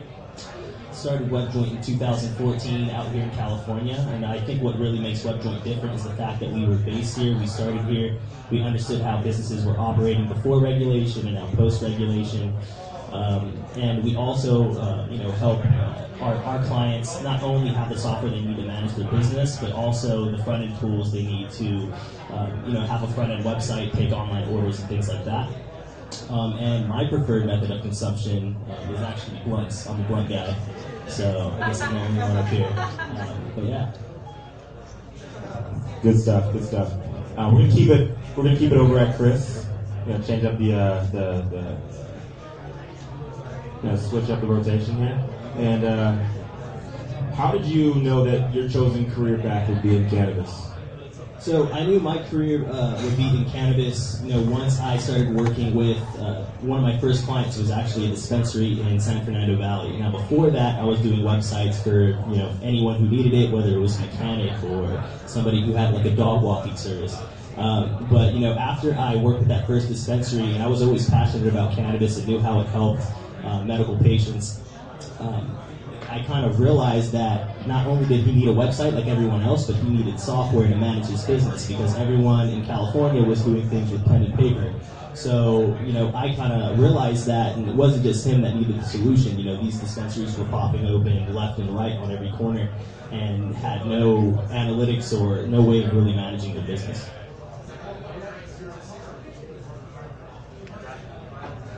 So how did I know what? How did I know cannabis? Well, I don't know. I never knew. Before I started Stashbox, I was a UX designer at OkCupid. My job there was analyzing the data and monetizing it. And one day, I was a little bit high, and I was searching I was just really curious to how many people purchased A-List and specifically searched for the question, do you consume cannabis, to find other people who consume cannabis. And what I saw is that month over month there was an uptick in people searching specifically for this question. And I was like, yeah, I should really just do this for the cannabis space. And here I am. Pretty excited. I like it. My story is a little bit funny. My family is very involved in the cannabis industry, and I actually grew up not wanting anything to do with it because I thought my dad does it, my uncle does it. I don't want anything to do with that. It's kind of lame. And I wanted to own a vineyard, so I went to Sonoma State University, and I was studying wine management. But what happened was I got kicked out of the dorms the first month of school for having 1 gram of cannabis on me. And then, I joined a fraternity, and I was living on my fraternity brothers' couches, and 2 of my fraternity brothers were making extracts. So I kind of got thrown into the industry. I needed a way to make money. These guys are making wax in the balcony, and I was like, okay, well, let me help. I'll package it up. And then I wanted to, again, get out of the industry. Didn't think it was professional. Thought there was a lot of shady business going on because I saw what my family had gone through in certain situations. And then about 1.5 years ago, I applied for a job at an investment firm, and they kind of connect cannabis investors with companies that are raising capital. So I thought, this is the professional side of the industry, and I like weed, so maybe I can have a real job in the industry. And instead of a job, they actually, I don't know what they were thinking, but they gave me some money to start a company, and that's how I ended up here today. I'm kind of similar to Natasha. I did not ever expect I would be in the cannabis industry. I was in the consumer electronic industry, surrounded around tech and innovation. And I found myself in the cannabis space through my own personal journey. I am a patient first before I'm a cannabis entrepreneur. And going through some health issues led me to really studying and researching cannabis. I I saw that I couldn't relate to like the High Times and the Dope magazines. They do great at what they do, but I didn't want to learn about that. I wanted to know about the entrepreneurs. I wanted to know about the tech and innovation. So that's kind of how it all evolved, and that's where Red Cannabis started. Oh, that's a really much like everybody else, I think if anyone 10 years ago told you I'm going to be a cannabis career person, that would be pretty amazing. Like 10 years ago, that wasn't really something that wasn't an option. I've been developing software for 20 years, and so for me, it was really more of an opportunistic situation. I've been a startup entrepreneur for the last, let's call it 7 or 8 years of that career, and I was able to identify in 2014, after legalization happened in Colorado and in Washington, that there was going to be a huge opportunity in this space. It's the picks and shovels sort of mentality, right? You see everything that's happening in the industry, everyone assumes, got to jump into the industry, and everyone's like, I got to learn how to grow, I got to learn how to process, and truth be told, there's so many other opportunities, right? There's so many other things that are necessary in the industry. Doing a quick kind of evaluation audit of the software solutions that were available in the space at the time led me to see that there was even more opportunity than I thought, because quite frankly at the time they were all pretty bad. So it was really more of a right time, right place, right opportunity, right business partners. Let's get this thing off the ground, and that's what's gotten me to be here today. I can dig it. Okay, so define achieved success at your company, and what is your ultimate goal going forward? I was telling Rico that this one's a little tough to answer. I mean, the cannabis industry is it's a moving target, right? It's constantly changing. You never know. If someone tells you today what they think that they know what the cannabis industry is going to look like 2 years from now, they're full of shit. There's no way that anyone's going to know that. Everyone's just going to be very reactionary. So for us, it's really more not so much of a defined success, it's a maintaining success. And we've been very fortunate. We're one of the pioneers in the space, being around for 4 years. I think a lot of people in the industry like to joke about how the cannabis industry works in dog years. So every year is worth about 7 in experience, and you see companies come and go very quickly. So I think for us it's really more about maintaining success. We've gotten to a point where the real struggle to be known, to be relevant, to be a tool that the industry knows and respects, that is, I don't want to say behind us, but mostly behind us. And now it's a matter of continuing to listen to the entrepreneurs in the space who use our services and to adapt, right? To iterate, to identify issues that are common across multiple regions, multiple different parts of the business, and how do we use technology to fix those problems. If we can continue to do that, then I will consider it a success.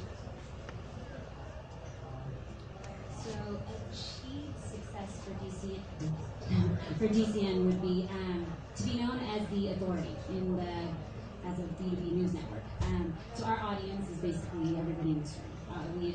We are a news network for investors, entrepreneurs, and professionals either in the industry, outside of the industry, and wanting to learn about it or wanting to get it. So our achieved success is really becoming that leader. So for us, our achieved, really ultimate success for us is outside of the cannabis industry. We see the cannabis industry as a great big industry, but our target is the recruiting and kind of the people technology space. And like I kind of mentioned earlier, we want to really focus on preventing discrimination and helping companies stay compliant. So we want to start in the cannabis industry, but the reason why we're not weed jobs or kush jobs or 420 jobs is because those were already taken. I'm just kidding, but it's because we wanted to have something that can branch into the mainstream. And our CTO, he's the director of the database laboratory at USC. So right now we actually have a class at USC that they've been building our new platform as their project. And can't have it all cannabis for it to go through the curriculum and certain things like that. And just as far as the market size, the cannabis industry is going to be a $20 billion industry by 2020, which is huge. But we compare ourselves to LinkedIn, and LinkedIn sold for $26 billion, and we want to scale to where they're at. So that's our ultimate success. And if someone makes us an offer before that, we will consider it, but that's ultimate success. It's hard to follow up. because you're so damn funny.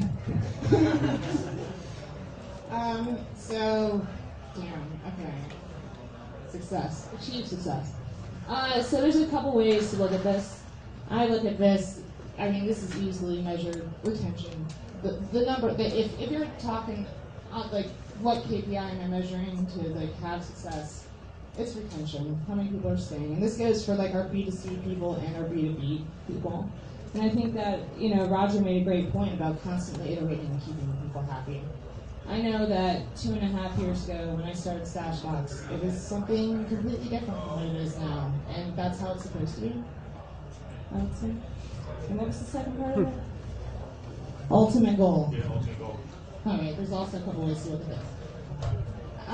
For Stashbox, I would say that my ultimate goal is to exit. I think my investor would be happy to hear that. But I would say, really, it's not to lose who I am. The cannabis space is hard. It's hard. Just everything. One day your bank account's frozen and you don't know why, and then your merchant service provider's not taking you anymore and you don't know why. You don't touch cannabis. My company deals with ancillary cannabis products, so paraphernalia, stuff you might find in a head shop, a high-end gift shop. We don't even touch cannabis, but they don't care. PayPal shut us down. We lost half of our subscribers. All right, so I would say just having resilience after this would be great. Getting something out of it. Yeah, so achieve success for web joints, in my opinion, kind of just seconding what Roger said. The industry's moving so quick, so kind of just maintaining that and being sure that you can stay afloat. Especially in the point of sale space where you're pretty much providing a software that's hard for people to move off of. I guess that kind of leads into our ultimate goal is being able to provide that for as many dispensaries as possible because they need it, and they're currently using a lot of platforms that are getting hacked or they can't really help them operate. So, the ultimate goal for us is just to continue to, become the prominent provider in the point of sale space, especially within California where we're based and we really understand the industry.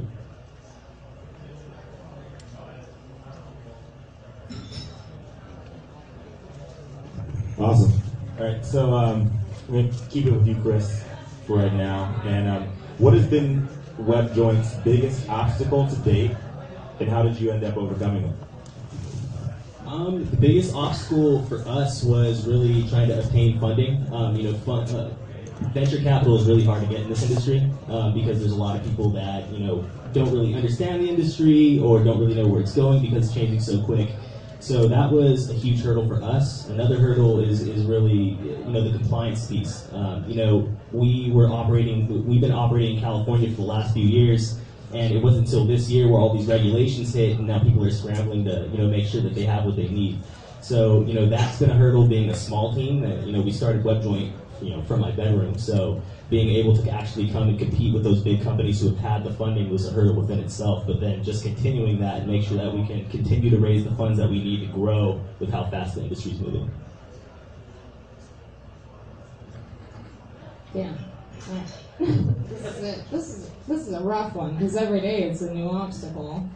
Who the hell knows? What's the most memorable? I would say when we first launched Stashbox, right, we applied to this accelerator called Cannabis Boulder, right, and it's a huge deal. This is a couple of years ago. It's a huge deal. At the time, I'm working out of my apartment. I've got 3 kids. Shit's crazy. I'm reading the redesign for Allstate at the time. Shit was fucking crazy. Right? And so I'm starting to get fed up because Cannabis Boulder is supposed to let everyone know who got in and what's doing what at the beginning of January, and it's now coming up to mid-January and I still didn't hear anything, right? So I'm like, fuck this. So I'm like, listen guys, I really gotta know what's going on. And then they don't get back to me, of course, because they're probably gonna butt ton of emails. And then my mom dies unexpectedly. And then a couple days later, we got accepted to Cannabis Boulder, and I had to move across the country away from my whole family. And I would say that is the biggest obstacle. How do I overcome it? Every day I get up and I do the damn thing. Right? I do what I said I was going to do when I moved across the country. Right? I gave up. I moved away from my family and moved away from everything I knew. I was going to waste it. right? So I'd say that that is the biggest obstacle, and every day I'm still overcoming it. Well, my biggest obstacle was something that was, a good learning lesson and something that, I learned from it, and hopefully you can too. But it's essentially you need to have contracts signed, and for me, I was working with some developers, and I'm very nice. I smile a lot. I'm very trusting, and I'm very friendly, and that's not what you need to be as a CEO of a company. And so I've actually had to learn that twice, unfortunately. And that was my biggest obstacle: spending every dollar I had, going and getting more money, and doing things that I didn't want to do to get that money to pay for these people, and then not having them deliver. And now the way I've kind of alleviated that problem is I just went to my uncle because he was a tech guy, and he was on the side of my family that didn't really like cannabis, but that's what I thought, and now he's really excited about it. So now the solution is solved, and we're making a lot of great progress. And the second thing is we do events. So we do these events called Blunt Talks. So does anyone know what TED Talks are? Yeah. So we do TED Talks for cannabis, and one of the obstacles I've kind of run into with those is that it's very easy to do an event. It's very hard to monetize an event, and it's very hard to scale an event. And now we have a lot of people that are contacting us, and it's kind of an obstacle I'm going through right now is filtering out the people that we want to potentially work with and seeing who's actually a good partner. Because we tried to work with someone, and they essentially took what we did and kind of spun it off and did their own thing. So that's just a general obstacle in the cannabis industry. Everyone seems nice, and just maybe don't be as trusting. Be a little cautious, and yeah. So one of the major obstacles is something I think any startup can relate to, bandwidth issues. That is where we are right now. I'm about to go open up our seed round, and we have a small team. And we are growing a lot quicker than expected, which is great. It's a horrible problem to have. So the past few months, we've really been looking at building our internal processes, seeing how we can get people on board with little to no money. We're generating revenue, but it's paying for our overhead, so we're still bootstrapping it. How we're overcoming it is we're just building up the right kind of processes and team to support it while I get ready to go and start planning.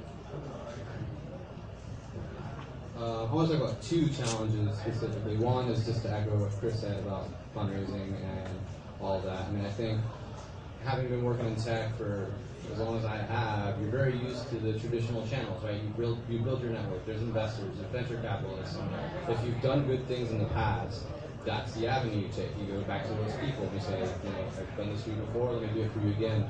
That dries up completely when you work into the cannabis space. All those same connections that you used to have that were valuable, that could provide funding, that could provide networking, went away. Because none of those people can invest in cannabis. They all have limited partner agreements that say there's a no vice clause. You cannot invest in cannabis. You cannot invest in alcohol. You cannot invest in all these other things. So you have to get real creative about fundraising. And you have to be real persistent. And we're fortunately now one of the best capitalized companies in the space, mostly because of my CEO and his tenacity. Just being able to, I'll never forget that he spoke on a panel 2 years ago after we raised our first round of funding. And at the time we had raised $1.65 million in our first seed round, and he was speaking on a panel, and they asked, how many investors did you have to speak to raise that 1.65? Without missing a beat, he said 188. And that's 180 investors from start to finish to just end up with that handful that were able to write those checks.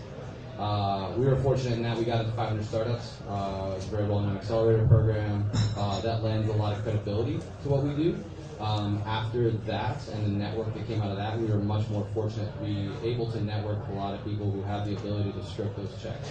We just closed our Series A at $8 million last year, so we've managed to get past that, but I feel for all the smaller companies because I know exactly what you're going through. The second challenge that I think was very difficult to overcome was establishing relevance in the industry, right? So 2014 we started, it was right after legalization. There was a whole lot of profiteering happening in this space. People coming in from other areas saying, we have the best solution for problem X, Y, and Z, and all you got to do is pay us this amount monthly and we'll solve the problem for you. And, you know, most of them didn't deliver. You know, most of them came in, they took advantage of people who were just trying to get off the ground, or just trying to get their business started, and they didn't deliver. So for us to come in and say, hey, we're going to take care of all your problems, you just got to pay us this much money, you know, they're like, yeah, sure, we've heard that story before, right? So, you know, again, the whole dog year scenario works out well for us, because the fact that we've been around for 4 years means that we have some validity just in the fact that we're still here, right? And that we've grown, and that we went from 3 people who started the company to 60 employees at this point. That we've managed to raise funds from large investors in California and other places. So like, but that was a 4-year struggle to be at a place where you walk into a room and people understand that you're not trying to swindle them. You know, that you're actually building something that's worthwhile and useful and usable. And that was, you know, a very difficult challenge to overcome. Thank you.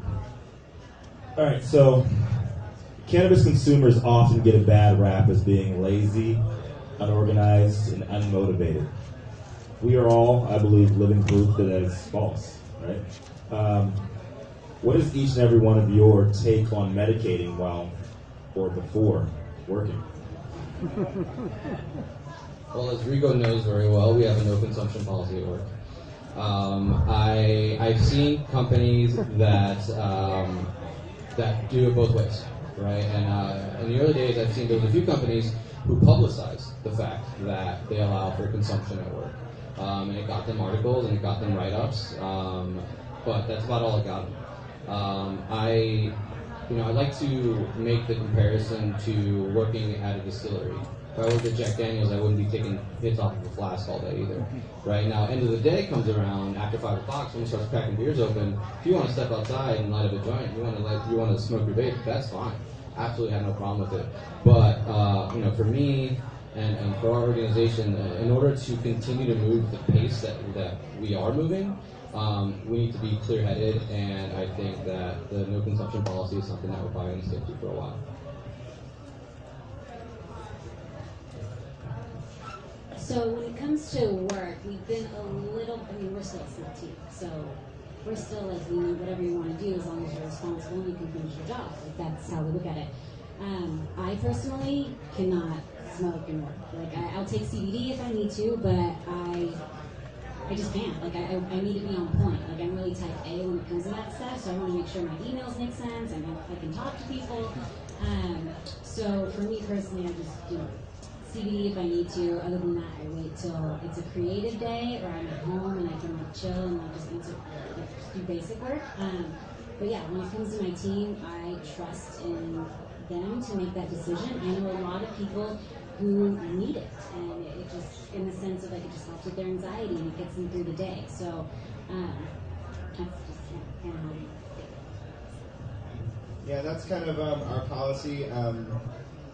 My co-founder and our 2 kind of interns, volunteers, we're still working out how we're going to pay them. We're not quite there yet, but they they don't consume while they're working. They don't consume while we have events. They don't consume while we're in meetings. They don't consume, and I'm very open and I allow them to do what they want. Hey, I'm not putting a chain on you, and I think something that people quickly realize is what they can handle and what they can't handle. And some people can handle a little bit of cannabis and get things done. Some people are actually more productive with it. I think I'm one of those people, to be honest. And there's certain people that they can't function with cannabis. And it's something that has to be up to your own personal discretion. And it's something that if you abuse it, then that's not okay. But that's kind of our stance. Okay, I like this one. So I am like Sam. I consume cannabis all the time. I have lupus. I love to smoke weed, but I get shit done. Like, get your shit done. We're all adults here. I'm open to my employees. If they want to consume, they can consume. If they don't want to consume, they don't have to consume. If they don't get their shit done, I get pissed. And I mean, the bottom line is do what you say you're going to do. Be an adult. I can certainly see how other companies, that might not work like for what they're doing. Like, I can definitely see Baker I mean, I've seen Baker's office. They are a tech company. Walking in there is like, it was just like walking into the OkCupid office or anything like that. They're just focused. Sitting on their computers, focused. I mean, having fun. They have fun too. It's not all bad. I've heard them down there. There's no fun in my office. No, but if they want to consume, they can. I'm going to consume. I smoked a joint before this. I'll smoke a joint after this. Come hang out with me.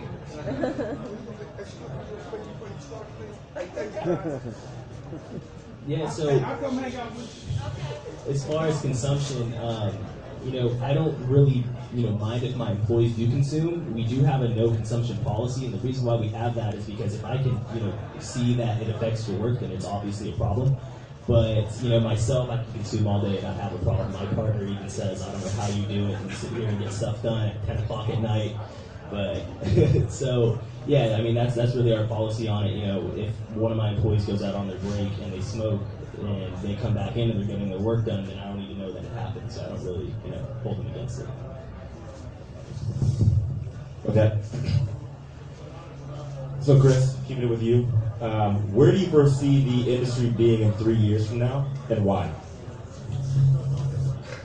So in California or just overall? Overall. In 3 years, I see a lot more states legalizing, especially here in California, which I can't wait for.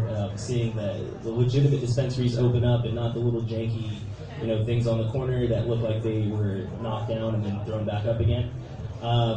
And I'm excited to see the new countries as well. I think that's another thing that everyone here in the U.S. doesn't really recognize. Canada's going crazy right now. We have people from the UK who are already courting us and asking questions about WebJoint because in 2 years they want to do something. Same thing, and there's a lot happening in Spain. There's a lot happening everywhere. So that's going to be exciting to see is where it goes worldwide. But I see the dispensaries.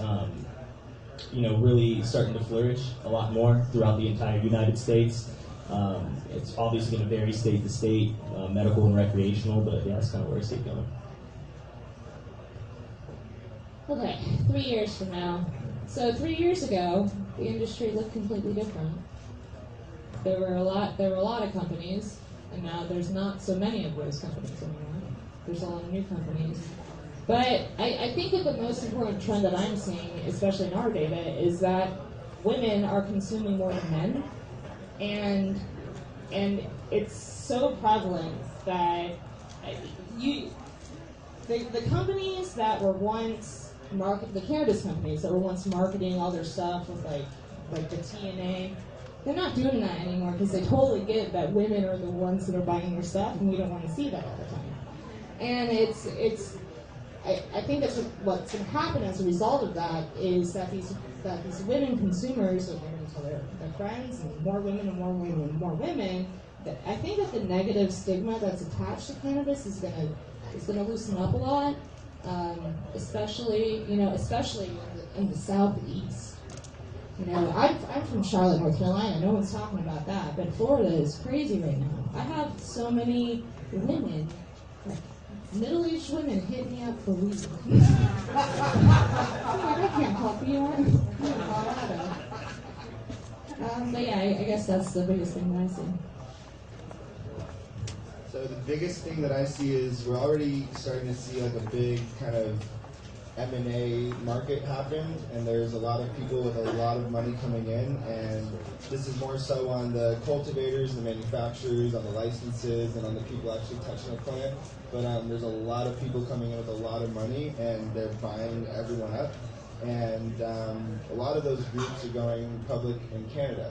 So what you're going to see over the next few months is, if what they're telling me is actually going to happen, you're going to see a lot of people go public on the Canadian Stock Exchange through mergers with other companies that are in Canada or through RTOs, which, stuff that some of you may know more than I do about. But essentially, the reason why we're going to see that is because that's how they're going to be able to access a lot of capital. And so, there's a lot of I sit in a lot of interesting conversations because everyone seems to think, a lot of people, and I'll tell you, Canada and the Canadian Stock Exchange is what everyone is talking about right now.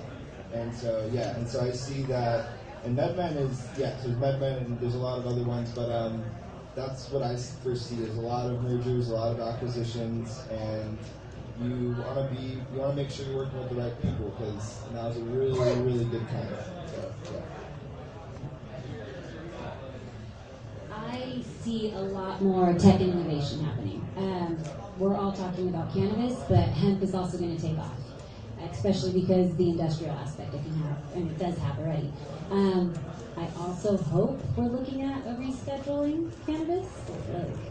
That's in 3 years. I don't know. Like in 3 years, possibly it could be. You never know. Depends how we handle this as California. But yeah. I think all those things are absolutely what's coming down the pipe. Canada is definitely white hot right now with cannabis investment, cannabis growth. Something that's a little bit more specific to what we're doing at Baker, I think that with California finally coming into the fold of recreational adult use legalization, we're going to see, just to piggyback off of what Adelia said, a lot of tech innovation. Now, a lot of people understand that the population here is going to be one of the main drivers of how much money comes to the industry. But also, this is the most high-tech center of the world. I mean, you have so much tech talent in California that has been making ridiculous money for so long. They had no motivation to go into the cannabis space. It was just like, why would I leave my job making $300,000 at Google to go work at this startup in cannabis? I think now that the industry is moving into their backyard, and they're going to be able to see what's possible, to see how much opportunity there is to make a name for yourself and to grow at ridiculous multiples. I think that we're going to see a strong uptick in technology innovation over the next 3 years. It's going to be a completely different landscape 3 years from now, and I'm personally very excited about it. Excellent. And the last question before we open up to the audience. So Jeff and I actually built this whole thing surrounding blockchain, so I got to have at least one blockchain question in here for the crypto heads. All right, so blockchain is on an inevitable collision course with the cannabis industry. How do you foresee this affecting your business? If I had a nickel for every person who told me they were going to solve the payment processing problem with blockchain, I wouldn't be sitting on this panel right now. Right? So everyone thinks they're going to solve the payment processing problem with blockchain. I don't necessarily see that happening. What we've been saying at Baker is, until you bring me a solution that is no different than me putting my credit card information into a form, submitting it, and payment happening transparently behind the scenes, blockchain will not be successful in providing payment processing. So that's why I don't see it affecting it. What I do see is people using ICOs potentially as a new vehicle to raise capital to be able to start their businesses, to grow their businesses. Removing the reliance upon venture capital around private investors, which, as we mentioned earlier, has been very, very difficult to this point. So I think that's probably where the most innovation is going to come from. I agree with everything you said. But for us at DCN, it's just going to give us more companies to talk about and highlight. So it'll help us in a good way of just giving them a voice and sharing what they're doing and what's going on. So I have a couple of things, might be a little longer than expected, but if you're interested in blockchain at all, my CTO is, like I said, the director of the database laboratory at USC. They're hosting a blockchain symposium at the end of March, and Goldman Sachs is their sponsor, and Goldman Sachs made it very clear in the call to my uncle that they want cannabis to be brought up. So one thing I'll say is that Goldman Sachs is very interested in blockchain, and they seem to think that it has a lot of application in the cannabis industry. And the next thing I'll say is, if you look up Los Angeles Cannabis Tech on Meetup, you'll see that there is a blockchain and cannabis talk that is being planned. It's been postponed a few times, but it's being planned. And the last thing is for us, we actually see blockchain as something we potentially will use to just help with recruiting and help with the whole process of streamlining it. And like I said, we want to mask personal information. So, I'm not the blockchain expert, and I assumed it was all about money and cryptocurrency up until about a month and a half ago. But now, since you started working with these students at USC, and there's a lot of things we might be doing with blockchain, so we're excited about that. I'm also not an expert on blockchain. But I love weed. So let me tell you, I think that there's a lot of in the cannabis space. I think that there's a lot of room for solving these kinds of problems that we have. But you got to remember, this is an industry that's been the black market and dealing with cash. So there's a lot there. I don't want that problem. I want to invest in that problem. So if you have a cannabis cryptocurrency, let's chat. Yeah, so with crypto in the cannabis space, I see a lot of potential with there being, ways to utilize the blockchain to kind of track the supply chain. I think that there's a lot of potential there. Everything needs to have a use. It can't just be, like what Roger said with for payment processing. There needs to be actual, use to it. We're actually working on a pilot with Cybercar, which is a blockchain company out of Denver. And one of the things that we notice in the regulations for delivery drivers and distributors is that they need a permanent GPS tracking device installed in the vehicle. Right now, WebJoint, we're using OnFleet, which is just installed on your phone. You just take it on the go. But then there's obviously issues with that. So with Cybercar, they have an STP device that installs in the vehicle, and then every action that happens in our software, whether it's starting an order or something like that. It checks that STP device, which then stores the information on the blockchain, so that you have that immutable ledger for everything that's happening in the vehicle. So I think that there's a lot of potential there.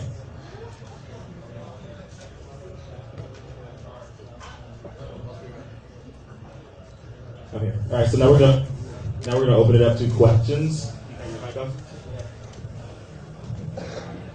Cool. All right. So I'm on the content side of things, and I'm wondering how the industry goes from less Beavis and Butthead to more President Obama. What do we do to change the perception of weed and cannabis to the general public? So our company, we have a blog. Same. We have a blog, and what we've been doing is we interview professionals that work in the industry. We share their stories. Where were you before the industry? How did you hear about the industry and get interested in the industry? How did you transition into the industry? That's what we're doing to help end the stigma. I think Adelia, she can also speak on the way she kind of portrays a lot of her stories, but I think ultimately it's up to people like us, people like you, to create that content and push it out to the people and really just show more of a mainstream image for this industry. Because a year ago when I told my friends I'm helping people get jobs in the cannabis industry, they said, cool, man, I'll let you know if my little brother wants to be a bud tender. And now all my friends are coming to me, well, how do we do what you're doing? Like, that looks so cool. Everyone's wearing suits and they're dressed up and they're nice, and I'm like the least dressed person all the time. But yeah, now it's like that it's up to us. It's our responsibility. So that's fine. Yeah, I would say go to directcannabisnetwork.com. That's exactly the content we're creating. And it's also people like you, really creating that story, creating that kind of content that helps change the perception of it. That was why we launched Direct Cannabis Network, because I couldn't relate to that, and I knew there had to be others like us. I want people to go to our website and not have to quickly exit out because they're at work looking at the content. So, I think it starts with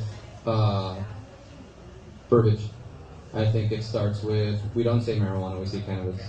We don't say smoke, we say consume, right? So elevating the conversation so that you're not talking about getting stoned, right? You're talking about consuming, you're talking about health and wellness. You're talking about medication, exactly right.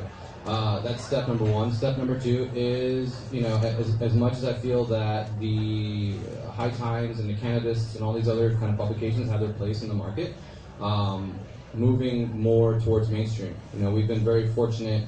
Unfortunately, it comes only when you raise a huge sum of money that people want to write about you in mainstream media, but we've been very fortunate to be written up in Forbes, in TechCrunch. And not just about, we're in a very unique situation because of the fact that we always direct the conversation to the fact that we are a software company. We are a software company that happens to work in cannabis, right? But it's no different than any other Silicon Valley tech company, right? We run things, as we've grown, we've been very, very cognizant to make sure that we drive that conversation by saying we're a tech company, we're a software company. So continuing to get coverage, not because of the products, not because of the plants, but because a great example was our VP of Sales, Carter Davidson, was written up in Forbes to illustrate the fact that the cannabis industry is a very female-friendly market for female leaders to rise through the ranks and actually be able to have a say. And I'm certain that's something that the women on this panel can speak to as well. But moving the conversation in that direction, as opposed to the fact that a certain strain is 80-something%. I mean that's not really relevant. It's in the industry in large. Like, if that's your preference, fantastic, fine, go find that stuff. But let's talk about the bigger picture. All right, next question.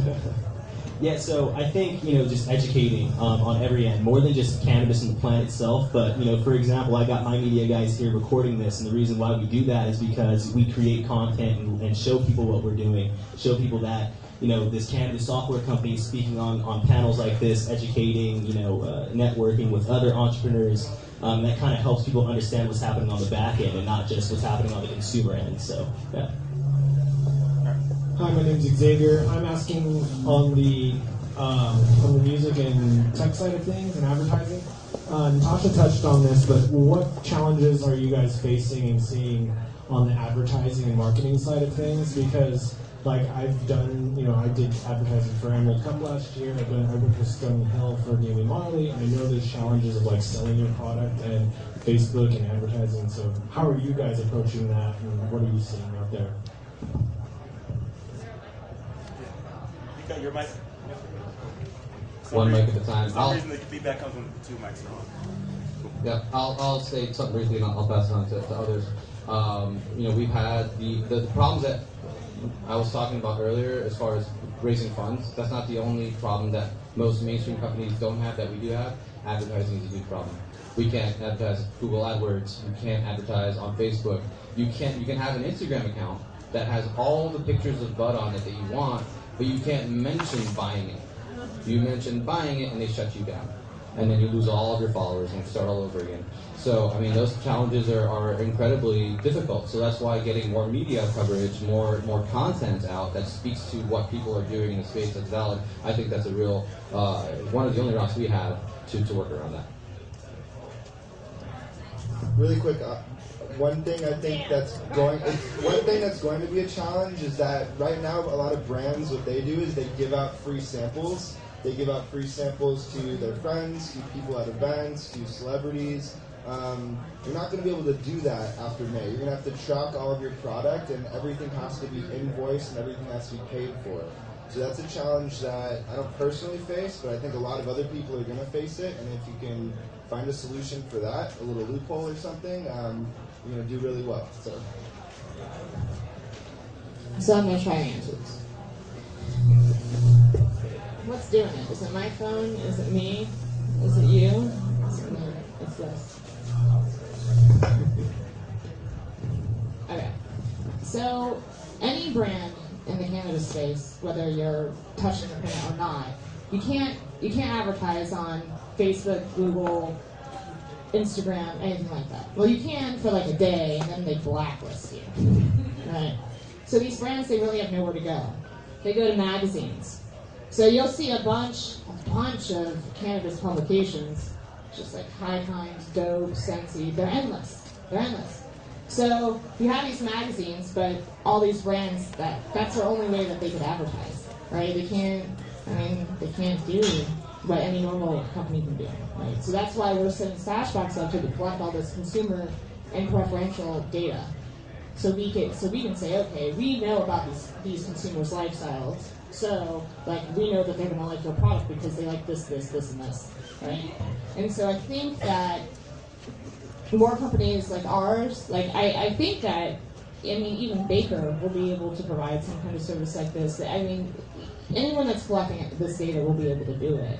And I think that in a few years, that 3-year question, you're going to start seeing us pull all of our data together to create a way for cannabis brands to market in the most effective way for them that don't violate any regulations.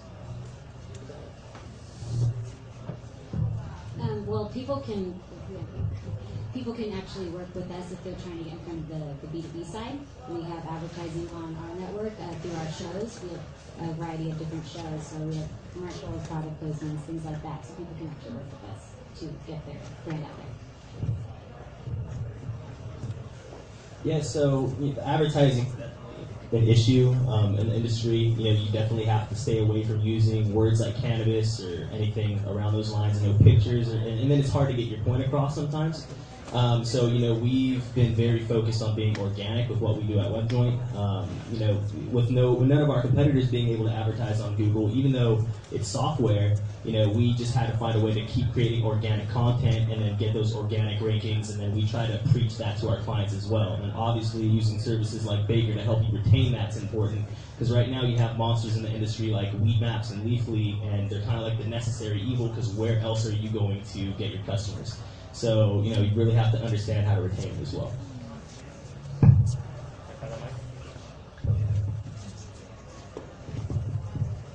All right, guys, we're at a closing time right now.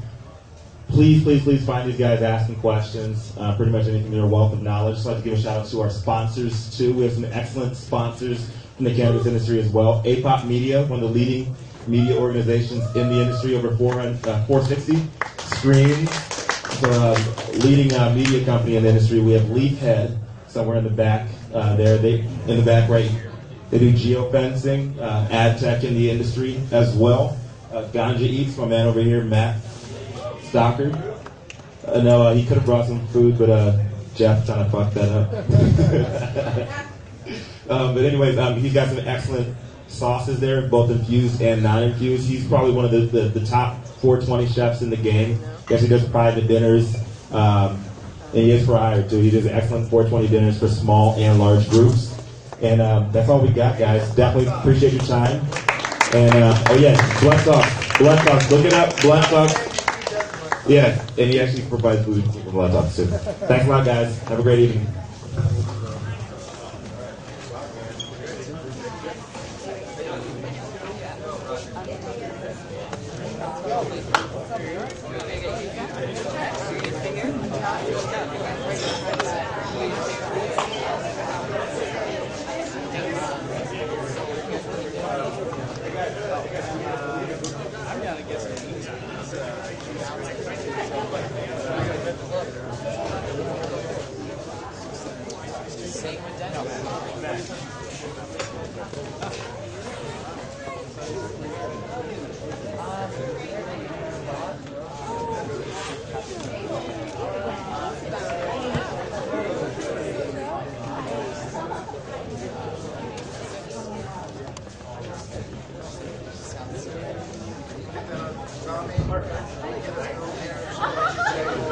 What's that?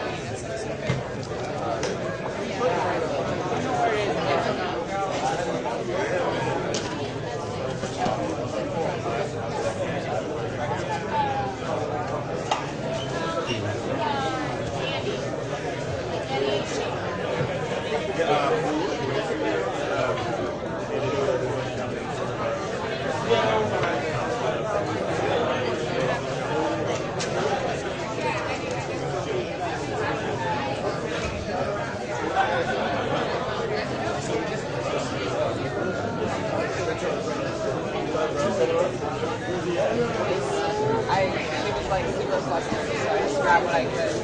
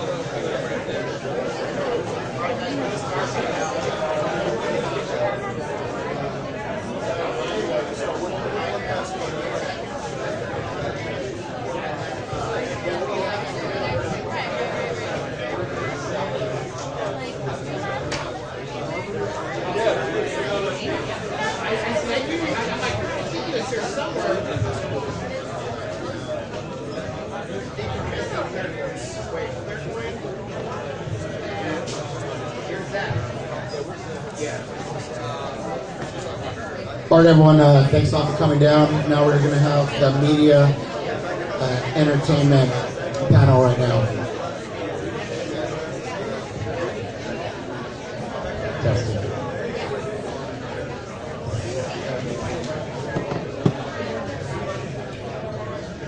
So, can you guys explain some of your backgrounds to everyone, how you got into the business, a little bit about yourself and the company you work with?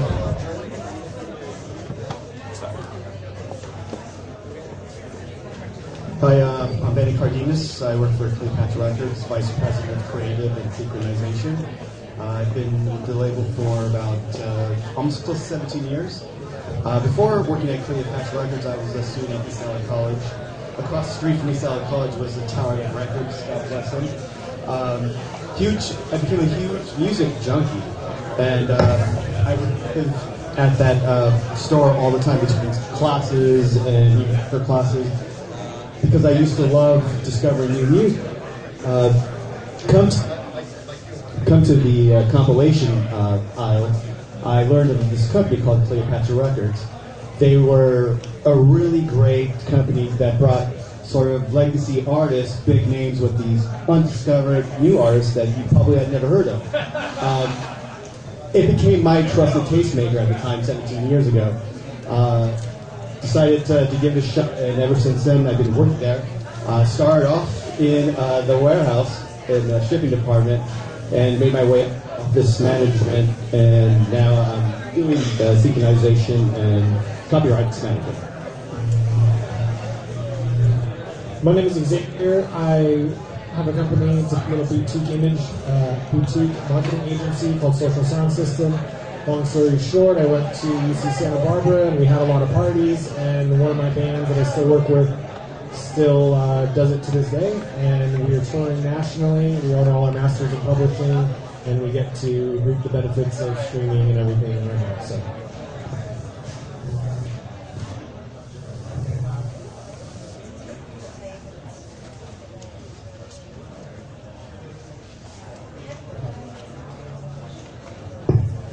There we go. Rico. Charlie Brown. My name is Milton Hopkins, and I currently run a management company, artist management company, on the music side for the past 5 years. Been in the music biz for 20. Started as a touring keyboard player / backup singer. Did a bunch of major label tours. Lived that life for a while. Then I transitioned out of that into the business side and did a clearance licensing supervision company for about 7 years. And now I manage bands and a couple artists on Sony. It's actually free. And I'm the talent manager now. And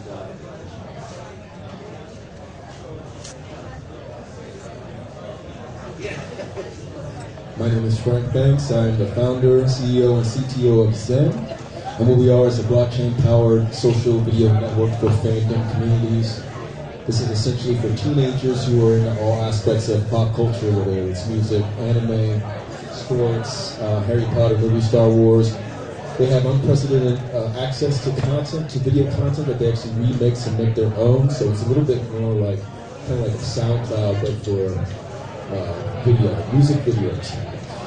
So we're actually in our pre-ICO, and we've raised about 140K almost from almost 300 investors, just like everyone in this audience, in about 40 days. And my background is in software engineering.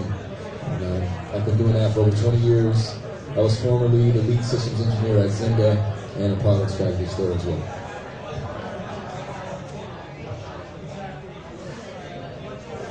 All right, guys. Some of the disruption in technology has actually affected these guys at a very early stage. Probably 15, 20 years ago, I probably started with a lot of them. And, with the arrival of the iPod, I think that was the real huge innovation that changed every one of these guys' industry completely. And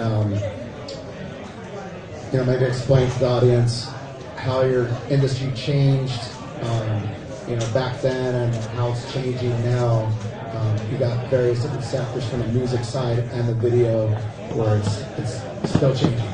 And these guys are actually in the eye of the hurricane pretty much, I would say. Yeah, absolutely. When I started working for Clio, it was 2000, year 2000.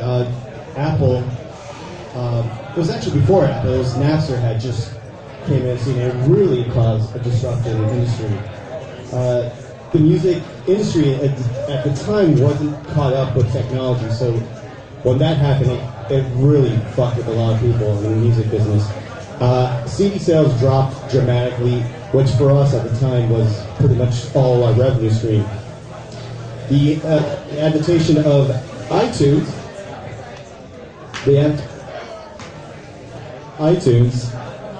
truly was a game saver for us. It was a game changer in a positive way. The digital store sort of replaced the underground illegal downloading. For us, that was a game changer. It revived the record label. So in a way, that disruption was a positive thing for us. Definitely seeing... Thank you very much. Sorry about that, guys. So definitely I was a witness to that disruption, which was a really positive one. And because of that, at Cleopatra Records, we run to technology. We're always trying to be adaptable to the ever-changing technology. So instead of being afraid of it, we actually embrace it and try to figure out ways to adapt to it. My band grew up in the MySpace era, and so we were actually selling singles and millions of streams at the time. So we kind of started as an independent. We own all our masters and publishing, so we've actually benefited from Pandora, the iTunes, the Spotify's. We do see those as actual numbers that are coming in every month, and we support that by touring. We're touring 3 to 4 seasons out of the year, and it's just year-round. We're currently out there right now, depending on primary, secondary, tertiary markets every season. And I would say that, we are seeing that it was a disruption, but we actually got to ride the wave, and we get to kind of dictate that to our, instead of having a label deal, we go out and find distribution deals because we can kind of put those numbers in front of people. Well, so for most of the disruption, that's when I was touring, so it affected me to an extent, but not that much because I was still able to get gigs. But now that I'm in the management side of things, and the music business is at this point in time, and anybody that tells you differently is crazy, is in an absolute boom, renaissance, wildly profitable, successful renaissance period right now. And so I have artists that are, one of my artists is signed to Sony, also has his own independent label, and so he kind of got his start. His name's Techno, by the way, if you want to check him out, T-E-P-N-O, Techno. So he built his own thing, which a lot of artists now do. They build their own thing from the ground up, and then the labels and the publishers come sneaking around. But by that point, they're already making $10, $15, $20, $25, $30,000 a month. Like literally, this is happening a lot. There's a ton of independent artists out there that are making a ton of money every month because they capitalize on the streaming. There we go. Capitalize on the streaming ecosystem. So yeah, I wasn't really privy to the disruption. Of course, I knew about it, but I was working at the same time during the disruption. And now I'm fortunate and blessed enough to be working post-disruption and in the boom period. and one of my clients is a legacy artist who, rest in peace, passed away on January 15th. A gentleman named Edwin Hawkins sang "Oh Happy Day," the famous song I'm sure everybody knows. Sorry.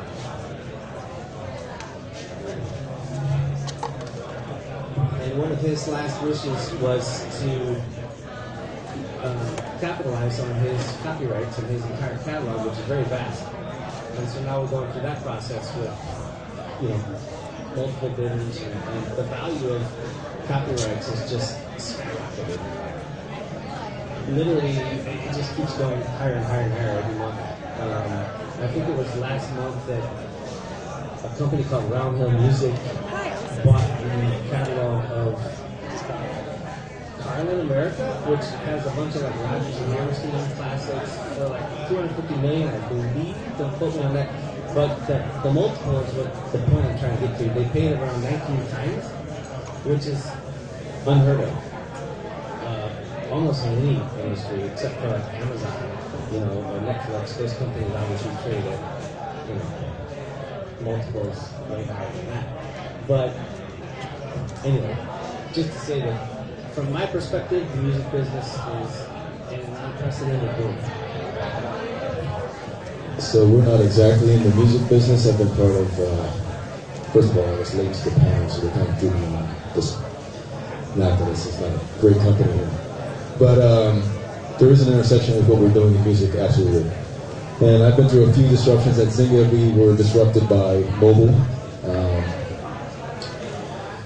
There's been, and we're at the intersection now of the disruption with blockchain and social media. I think in terms of music, and in our space particularly, there's been a tremendous amount of disruption in terms of social media driving the rest of these industries. And what I mean by that is I used to work previously on Vine with young folks on Vine, and that's actually where Zen came from. And there's a phenomenon there that continues where you have, the pop stars of tomorrow are actually getting started on these types of networks. I'm going to turn this way because it'll help with feedback. I think. Yeah, I'll put my hand over. This is like a rap concert. So, I don't know if that's really helping that much. So, it's because the speaker's right here. But anyway, so there's disruption there, and but really for us the most important one is blockchain.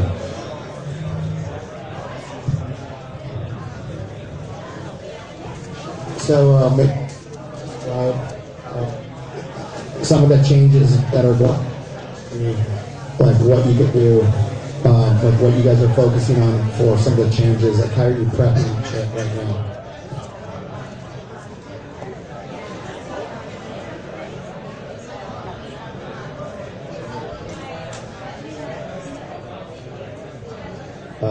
Well, we're really excited about the change in technology. As I said before, Cleopatra has embraced technology in a major way. Also, we have entered and expanded our business model into films. And so one of the things I do is work in synchronization. I'm actually really excited about the new innovations that are coming in technology. Actually, with blockchain, I find that there's a lot of transparency, and for us in our business, we want to make the artists feel like they can trust us. And I feel that technology is just helping that with the transparency. So we are definitely looking to adapt to it. In terms of synchronization also, I'm really excited about the idea of artists being able to control their rights, knowing who exactly is trying to seek out their material, and then make sure that they can see where the money is going from A to B. So I'm really excited about trying to figure out how to integrate it into our business model. Sometimes I'm a little overwhelmed by the amount of innovation, and you have to decide what is going to work for you and the brand.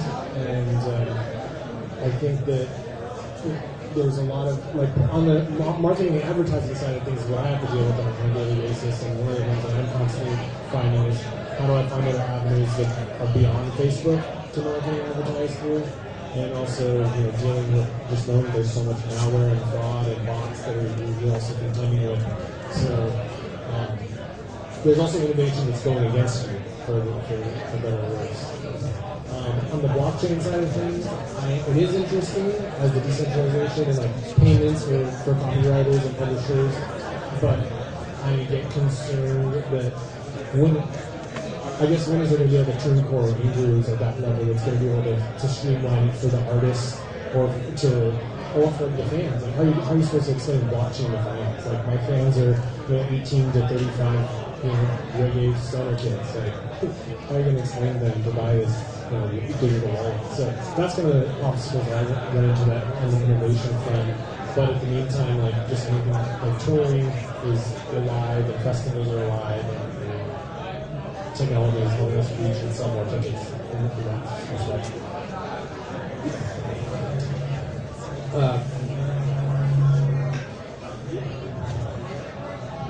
So with the blockchain, crypto ledgers, cryptocurrency,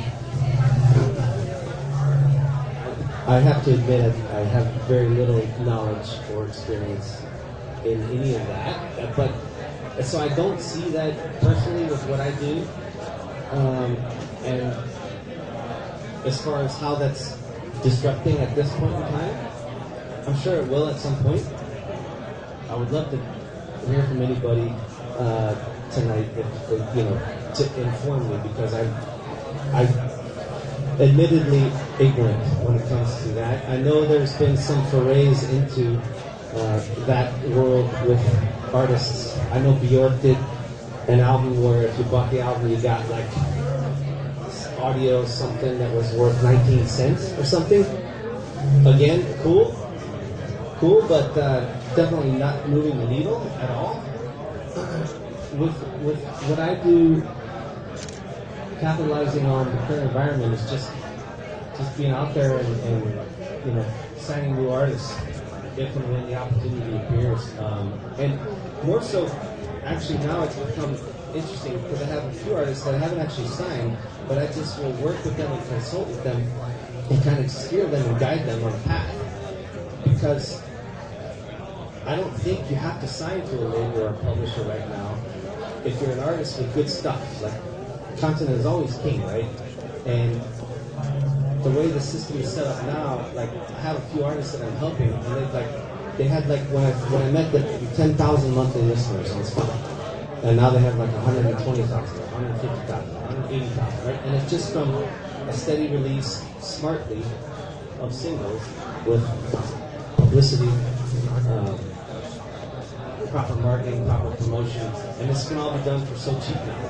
So for me, it's like I have my core stable of clients where I have my cash flow, and then on the side, I have another stable of clients that I don't engage officially in a contractual manner because I don't have the time at this point to do so, but you can still build a relationship with someone on that level and to the point where you help them grow and get to the point where they're ready for an actual contractual relationship.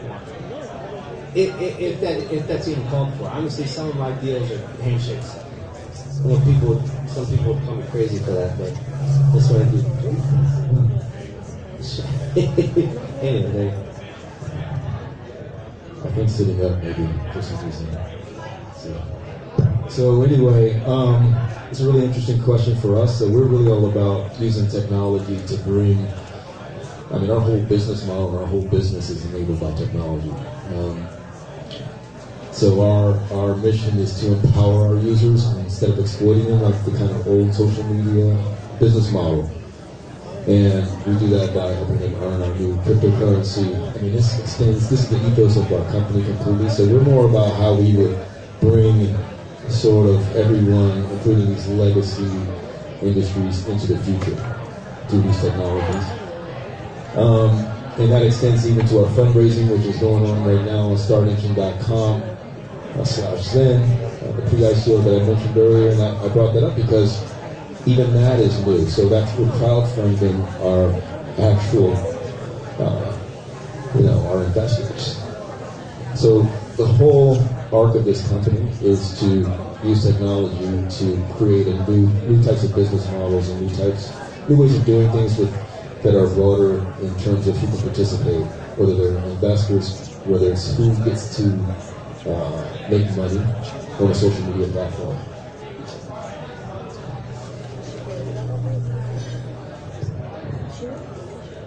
So, what would you give advice for breaking into media film industry? Like, what are something that someone new, could do to help get into?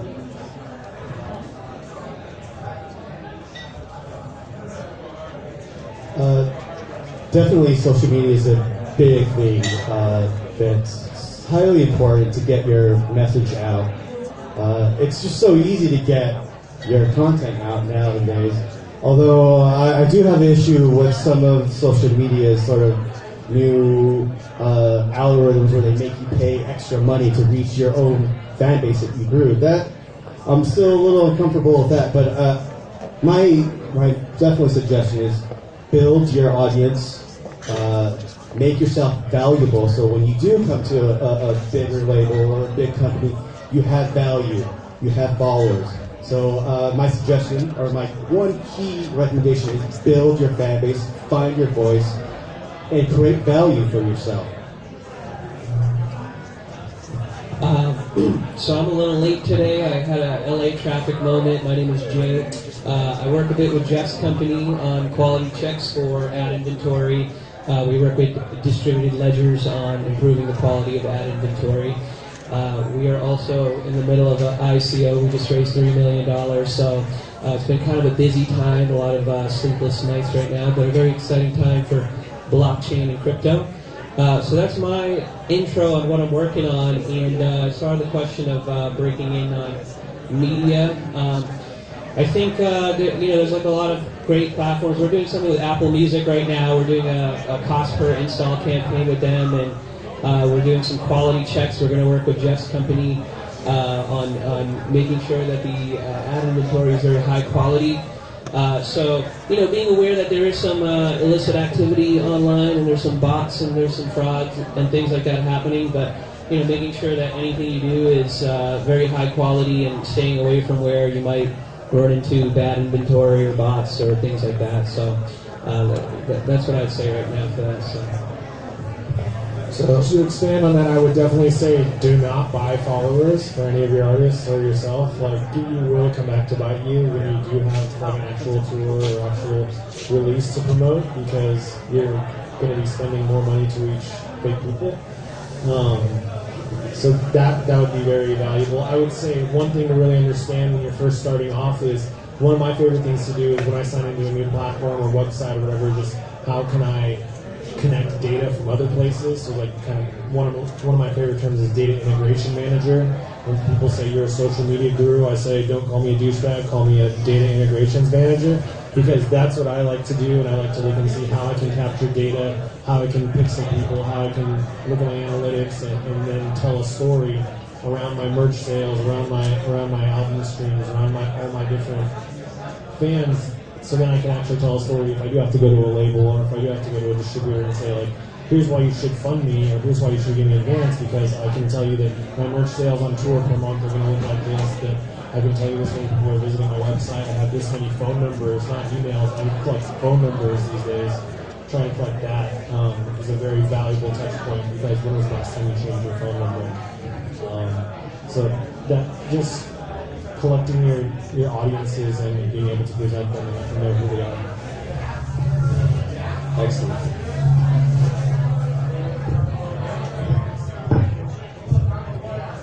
First of all, is anybody in here actually an artist or trying to get in the music business? Because one.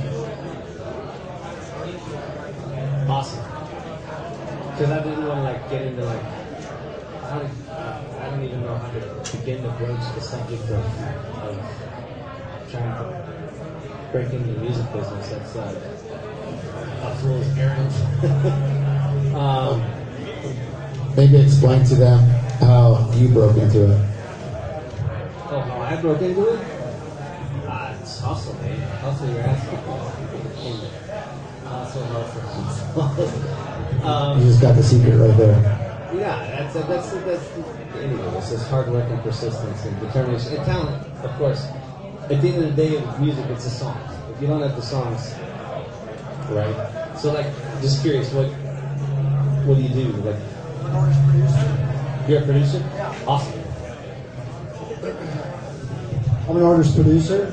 I have my own record label. I write all the music. I do everything. I own 100% of my publishing. Nice. I'm a tiny ship out in the big sea. Kind of whatever. Nice. Yeah. So you own all your own rights, so you don't have anybody helping you on the publishing side or the label side? Correct. It's all me. So, in my experience, like, it's helpful to have one or the other, to have a big part. I don't know, like, to have a big partner involved either on the label side or on the publishing side, right? So, like, for you, for example, you set up all your own sessions on your own co-writes. Are you responsible for everything that happens? There's nobody helping? Correct. Yeah, I do it all. Which is amazing. To work with someone who can take you to that next level. Exactly. Which is amazing. So you it sounds like you've started to build your own foundation, or probably have already built your own foundation. Who knows how big it is? I have no idea. But yeah, exactly. At that point, you look at all of the, and this goes for the music industry as a whole, executives, myself included, artists, writers, producers, AR people, lawyers, booking agents. It doesn't matter. At a certain point, you have to kind of leverage up, so to speak, right? And begin to get some bigger players involved in what you're doing, and what you're trying to do, what you're hoping to do. Because at the end of the day, let's just be real, the shit is controlled by the powers that be. Like, I signed an artist, and signed by sign, I mean verbal over the phone, this thing actually signed.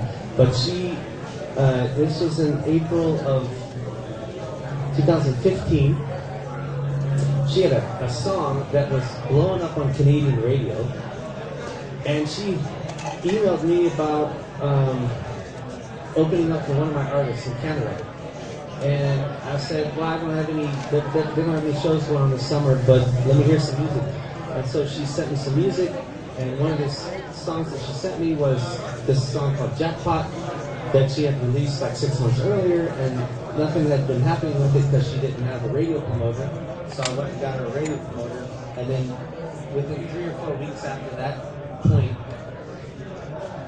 we had every major label in the world and publisher in the world hitting us up, right, to sign her to a, now she's signed Sony, Disruptor Records, which is the same label as the Chainsmokers and Lost Kings, and they have like 4 or 5 other artists. But anyway, the point being is, if we hadn't leveraged up, nothing would probably ever happen. If that was like a circumstance that I believe was like, maybe like, you know, intervention of some sort, of some higher being, if you believe in that stuff. But I do believe that you have to leverage up at a certain point. You have to get bigger people involved. And so, okay, now I know where I was going with that. So there was another artist in Canada that year that had a similar trajectory, but not the same success that my artist had with her single. Her single blew up as platinum, and this other artist still wasn't even gold. But she was nominated in Canada. The same thing with the Grammys and the Junos. This other artist was nominated for a Juno, and I could not, for the life of me, figure out why. We did all the right things, you know, all the right applications, and then we finally signed with Disruptor in December of 2015, which is after the Juno nominations had already been announced. And I went to my buddy who runs Disruptor, this guy named Adam Alpert. He manages to change focus as well. And I said, Adam, why did you, how can you possibly tell me that Jocelyn did not deserve to be nominated for Juno over this other artist? And he just said point blank, he's like, because you guys weren't signed yet. So there's a bit of that's still real. But like, you got guys like Chance the Rapper that throw that shit on his head, right? So, but I think you can leverage it up. I think this works neat. Yeah, decent voodoo to get the mic to work right. So, you guys are coming from a different perspective than I am. So I can just tell you what I would tell someone would be to use all the tools out there to build authentic audience and community. And that's really what Zen's about, and that's what you can do on some of these other social media platforms. I'm sure everyone up here is familiar with Musical.ly. Maybe. Anyway, so that's a platform. It's basically a lip syncing or karaoke platform for tweens or preteens that got super popular and sold last year for about $1 billion. But the point being there is that what's different now is that there are tools where you can build an authentic audience, and it can be anywhere, whatever kind of artist that you are. So I would say to anyone, you have to make sure you take advantage of that. And that's about it. Yes, I agree. Authentic audiences and finding a good business team around you as well.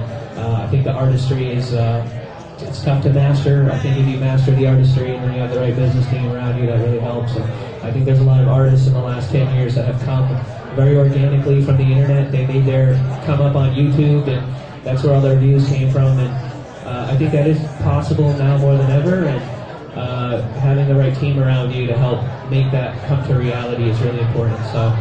Just finding the right people helps. So, some of you guys brought up earlier things about fraud, and I know within the entertainment, film, digital IP industry, that plays a big part on revenue structure, on how the talent's paid out or whatnot. Maybe tell some of the things that you're experiencing, what fraud does to you or whatnot, how you go about it.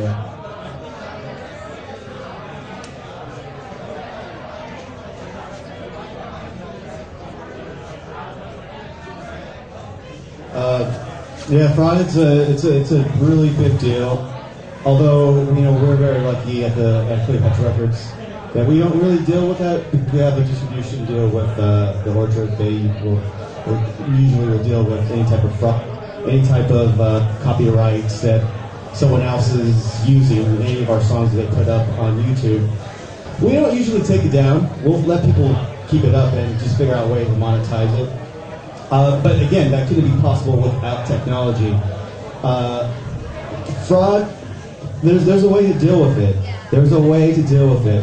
If people want to at least for us and our copyrights, if they want to upload it, go ahead. We want people to learn.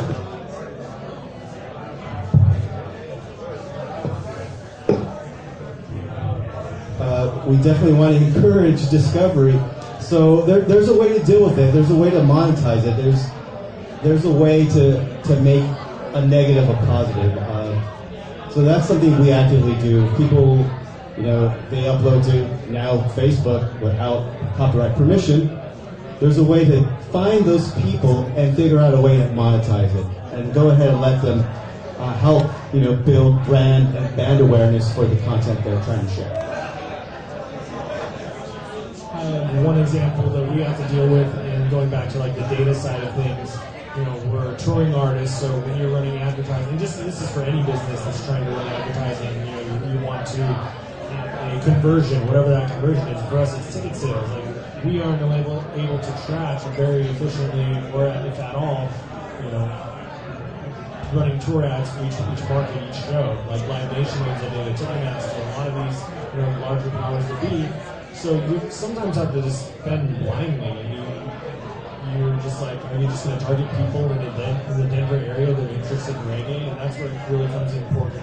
And it's important to be able to identify and track your audiences either by email lists, phone numbers, they visited your website, or partnering with the promoters themselves to tell you if you're selling tickets or not. So that's just one example of us having to deal with fraud and wasteful spending, essentially. On the fraud front, for me,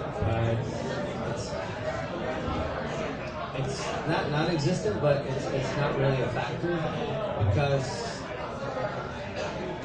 that's the labels and the publishers' responsibility. They'll go and police the copyrights. The only time it pops up, which it does pop up, is with publicity rights, image and likeness rights. If an artist has a past, which most of them do, and you've got past band members or past producers or past whatever, and they post things or put things up on their websites and try to. Once an artist starts to kind of get some traction, that's when it'll start to happen.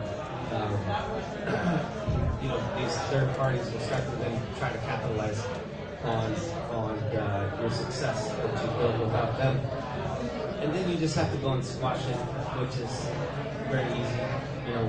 It's typically a death claims with the artist attorney, and they'll just send, cease and desist or whatever related to the image and likeness and the publicity rights of the artist. And like I said at the beginning, any type of sound recording or composition infringement that falls on the label and the publisher. So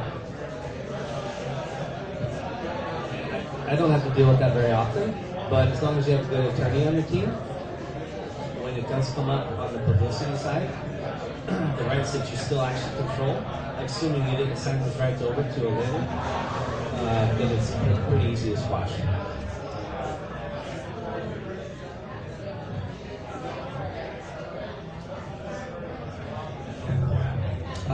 So in certain large ad campaigns, you can deal with about 20% non-human activity, and that's an area where we've worked with certain security companies that track for bad non-human activity or bot activity. And Jeff's company is one of those that we've began to work with a little bit more closely. They say that ad fraud is a $20 billion issue, sort of $80 billion of total ad spend in a year. So it goes beyond music. It can affect a lot of different industries. Even some of the interference in the last election was bot activity. So it's an ongoing issue, but it's going to take a while to solve, given digital space is still a bit like the Wild West, and there's still some activity that needs to be tracked and corrected. So I want to see if there's any questions or anything from the audience. Don't raise all your hands up at once. I have a question for Jay and Frank specifically. Both your companies are CEOs. Do you guys have any concern about the SEC rules and how that might affect your fundraising? And are your companies also based in the United States? That's a very good question, and the regulations are yet to be written, and we're waiting for some regulations to be written. Our CFO worked with a company, Storage, in the United States, and they did a $30 million ICO. And he said to this day they still wonder what's going to happen. They completed their raise about, I want to say 8 months ago, and they're still wondering what's going to happen. In our case, ours is much smaller. We just hit $3 million, and we still wonder too. And our lawyer works directly with the SEC, so we kind of have a direct communication line in there, and we think there's going to be some new regulations that get written, and then when those regulations get written, these companies will be grandfathered in. So we're just waiting. We're waiting for the new regulations. So everything we do, though, we keep it as compliant as can be within the regulations that exist today. I think you said that question was also for me? Okay, sorry. So, first of all, I'm not, I'd be very wary of thinking that SEC is going to grandfather anybody into anything. My understanding is that they can go back 5 years and prosecute you. I might be wrong, but I'm not a lawyer. So we're taking an SEC compliant path. So what we're doing is we're giving people an SEC compliant way to participate from the very beginning. So our pre-ICO is on Start Engine, which it's a regulation crowdfunding campaign. So you get a convertible note that can convert to our token or to preferred equity. And we'll be continuing that kind of path, going forward through the actual ICO process. So our tack is to just be as compliant as possible within the existing SEC framework.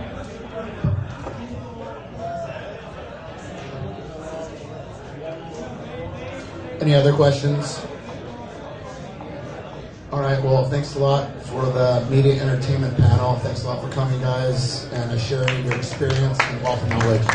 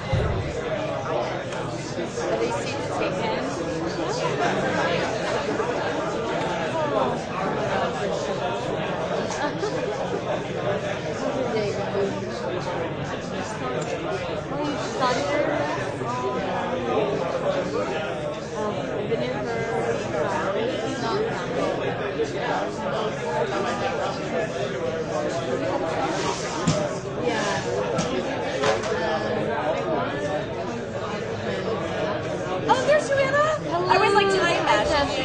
This is my friend. No. Hi, Jesse. Nice to meet you, Mila. Mila, I'm Erwin. Joanna? Yes. Hi, Erwin. Nice to meet you. Yeah. I was like, she's really cool and smart. I thought you Oh my god, you're so cute. Thank you. How's it going? Sweetheart. Chilling. How's it going for you? Crazy, busy. This has been interesting. This is good. Do they have a lot of these in LA? A lot of like decentralized events, yeah. How many of them are working for you? I don't know. I mean, I enjoy them. Because I get to see people like you guys. Yeah, exactly. Social aspect. What do you do? I work in the entertainment business. She's producing the scripted song. This project. I represent writers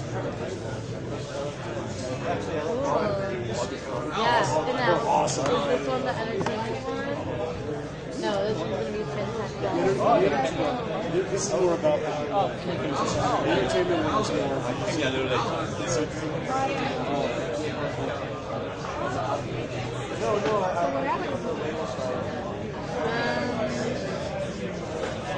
networking app.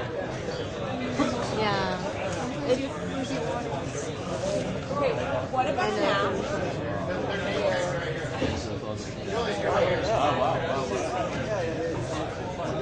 What was this thinking? Oh my god. No, the technology's not there yet. Yeah. Don't steal that.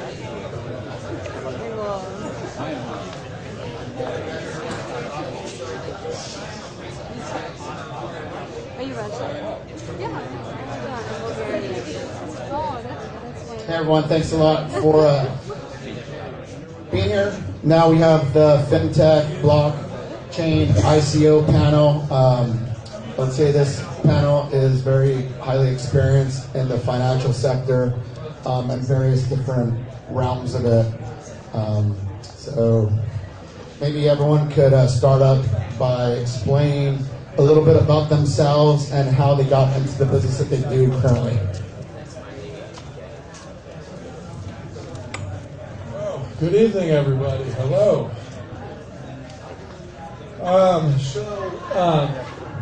Get used to this thing first.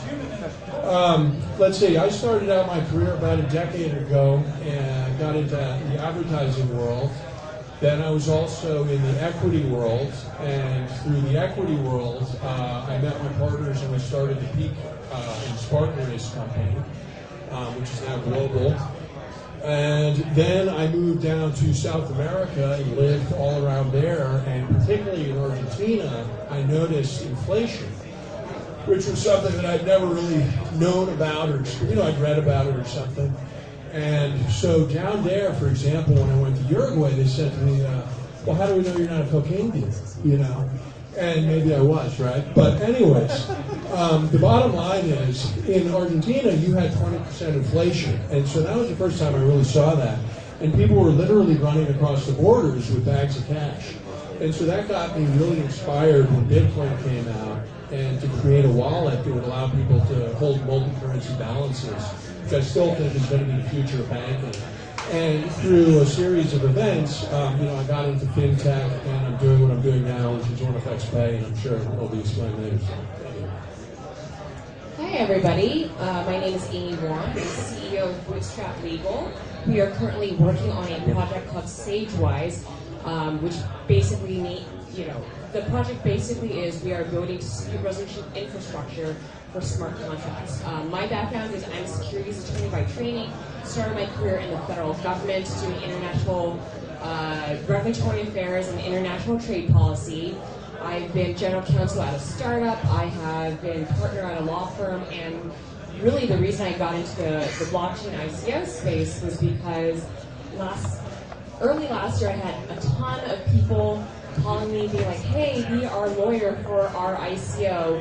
Looked into it, and I thought there was a much more fundamental issue, which was, every ICO that went up last summer, got hacked in their first 15 minutes they were up for $2 or $3 million, and the founders just sat there and shrugged their shoulders, and there wasn't really anything that they could do. So, dug into the issue, found out that smart contracts are, in fact, not quite so smart. In fact, they have a lot of coding errors, security vulnerabilities, and the truth is the more complex you make your smart contract, the more parties may need to modify, amend, or terminate it. And so we're basically building a whole dispute resolution infrastructure around that, especially for enterprises, but also for all the consumers, in order to ensure transactional confidence in the blockchain space.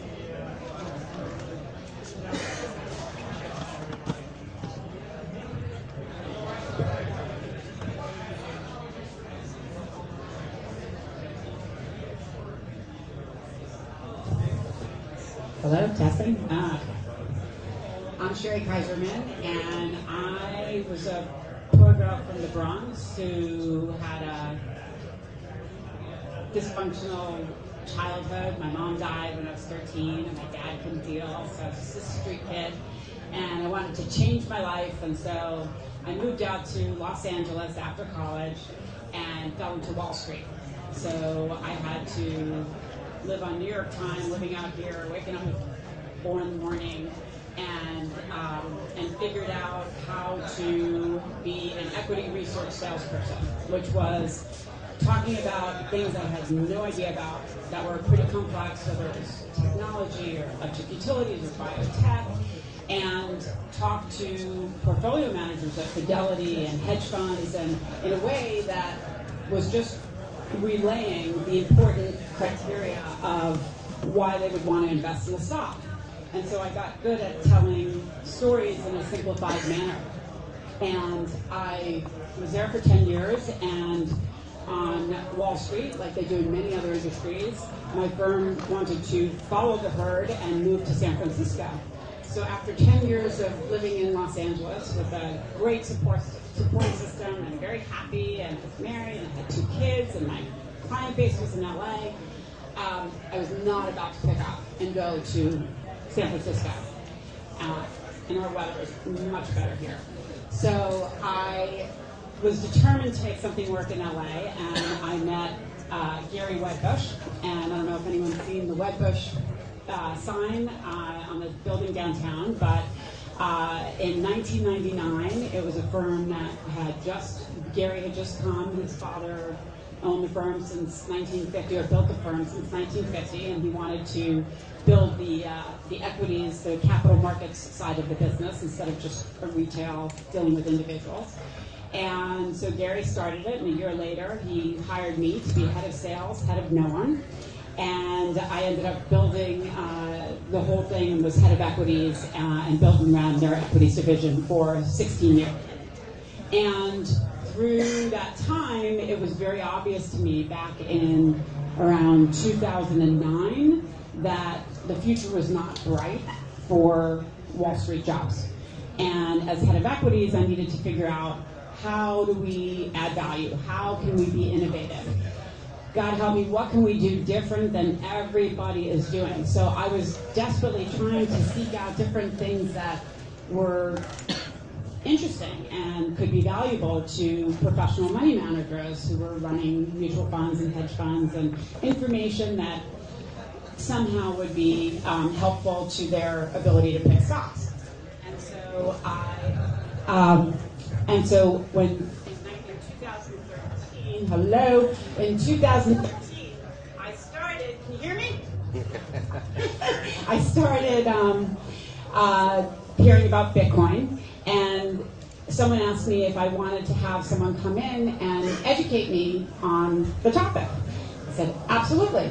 And so I invited a few people from my team, and we listened to the pitch on what it was and the story of how it became and what it could be. And it was right after that meeting that my Fintech analyst and I looked at each other and said, this is for real. And he asked me, can I publish research on this? And I said, go and be first. So we were the first Wall Street firm that published research on the topic of Bitcoin and blockchain.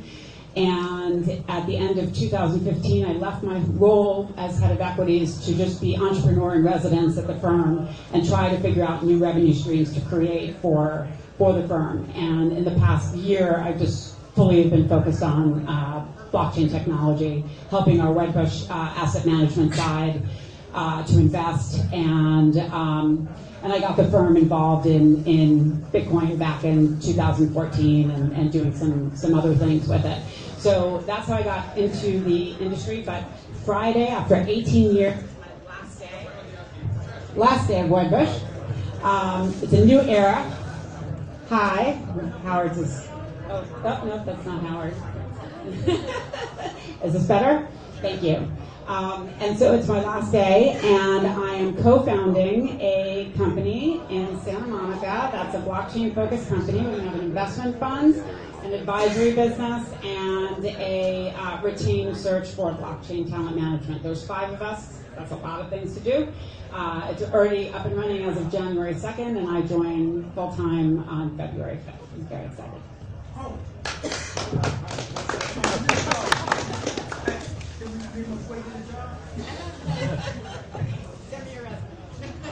Hi everyone.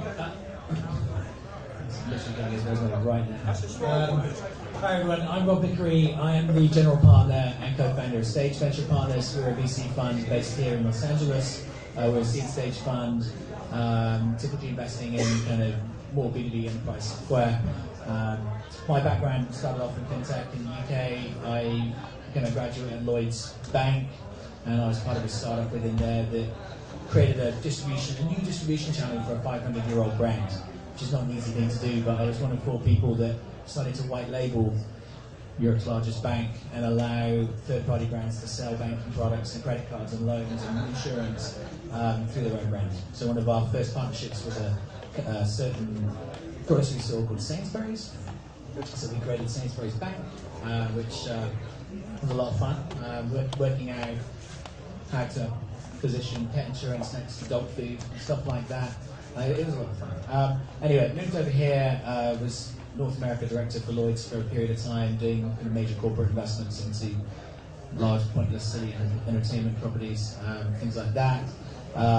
Became in love with the LA tech scene, which I can tell is alive here tonight. You can smell weed in the air, there's booze around, and there's other stuff. So we're definitely an LA tech scene. I became a bit of an angel investor, and through some non-profit work that I ran, I used to run academies at various at-risk youth-based high schools. I met my co-founder. We made some investments, had a lot of fun doing it, and now we're on our second fund. We've done 10 investments in the last 12 months, not within blockchain. And to be fair, I'm often put on these panels because I don't invest in blockchain. Not yet. It's probably a little early for me yet. Also, crypto, again, we're not quite sold on that yet. So I'm often used as a bit of Tinder for the VC versus ICO discussion, so I look forward to that. I'm sure it's going to happen. So yeah, that's kind of me, entrepreneur, investor, and happy to be here. So thanks. Hey y'all, my name's Keller Crawford. I started out in New York as I guess I've always done the Flash front end stuff, the design, some of the architecture. I started out in the internet advertising industry and was publishing some properties, web properties, and just trying to get traffic and run that whole game. And made some money, went around the world, and created a lot of other tech and creative projects. And along the way,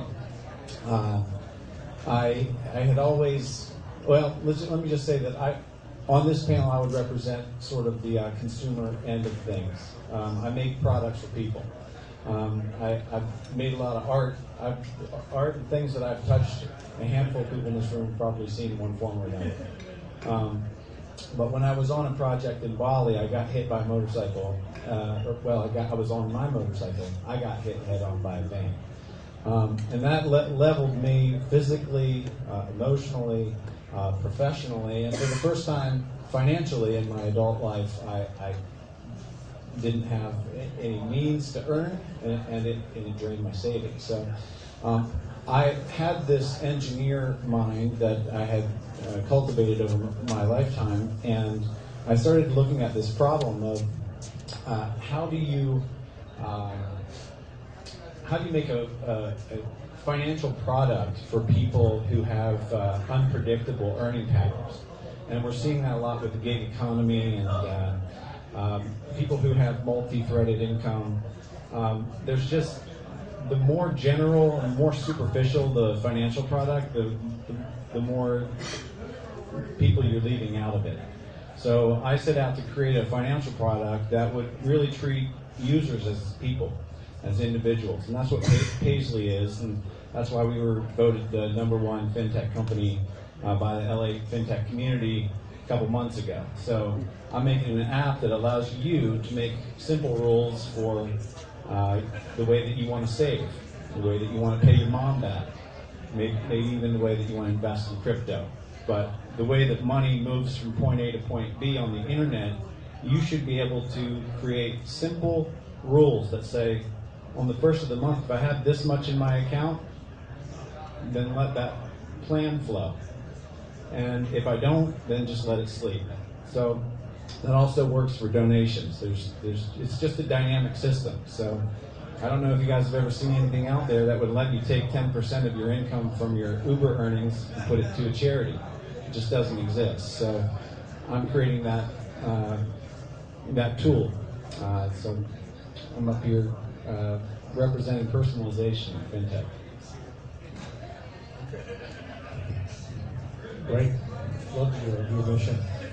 So I'm Howard Marks. I run Start Engine. I come from the video game industry. And my mission here is to help entrepreneurs achieve their dreams. I help them raise capital. I've been doing this since 2015. Prior to that, I was also an accelerator. We invested in about 60 companies in LA. And most of them went out of business, by the way, because they couldn't get the capital they needed. They didn't fit the VC model in most cases. And so they just got discouraged and they decided to quit. And I felt that was not a good thing, that entrepreneurs should be given as much opportunity as possible. And also we need to remove access and the barriers that exist to capital. We need to give people access to capital so they can build their businesses. So Start Engine is raising money for companies. We have about 100 companies on our platform right now. In 2016, we raised money for 10 companies. Last year, about 100. This year will be about 500. And I knew about Bitcoin and crypto for a while, but I discovered the ICO business last year. And especially when the SEC came in and started complaining about what was going on. And I decided, hey, maybe I can help the ICO business get out of the shadows and apply what I learned from using the Jobs Act for the ICO industry. So that's what I've done. So we launched that last year. We're starting to do ICOs right now. It's very controversial, but we have a lot of great ideas, we think, to help. So I'll give you guys a quick little prep on Fintech. So some of you that are newer to it, I would say Fintech is broken into 4 major areas.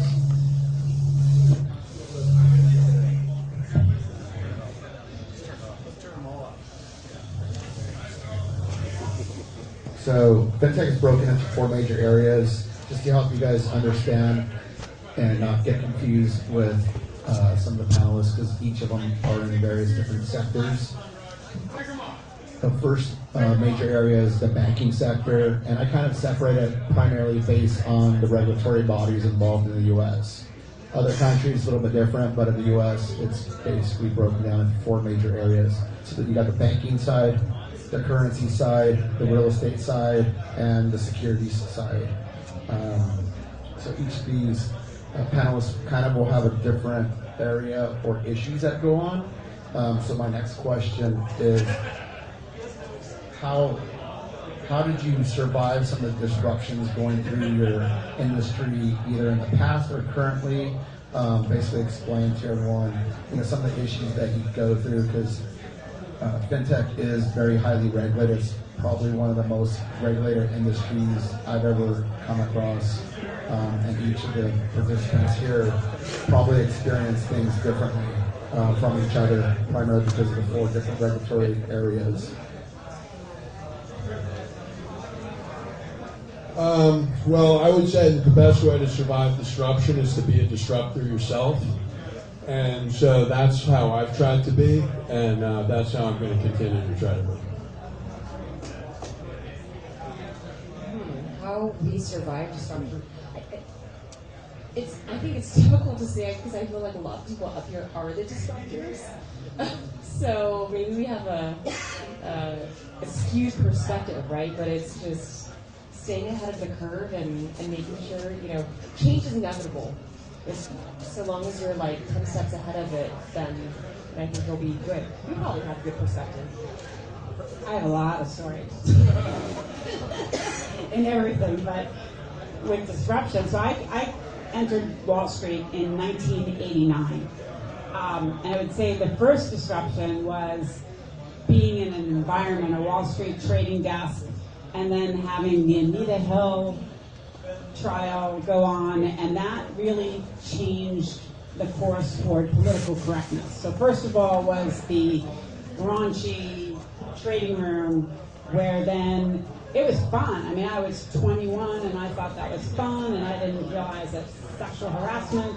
And then all of a sudden you start learning that, you know, these things are not okay, and we need to change.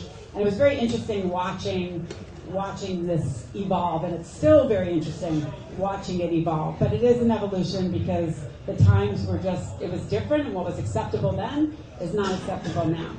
And then came Elliot Spitzer, where he ruined the party between banking and research. Banking was in charge of really had, or not in charge, but they had a lot of say over what research analysts could make. And research analysts were starting to make a lot of money because the IPO markets were booming, and all these firms with good banking departments needed the help of the analysts to win the deals.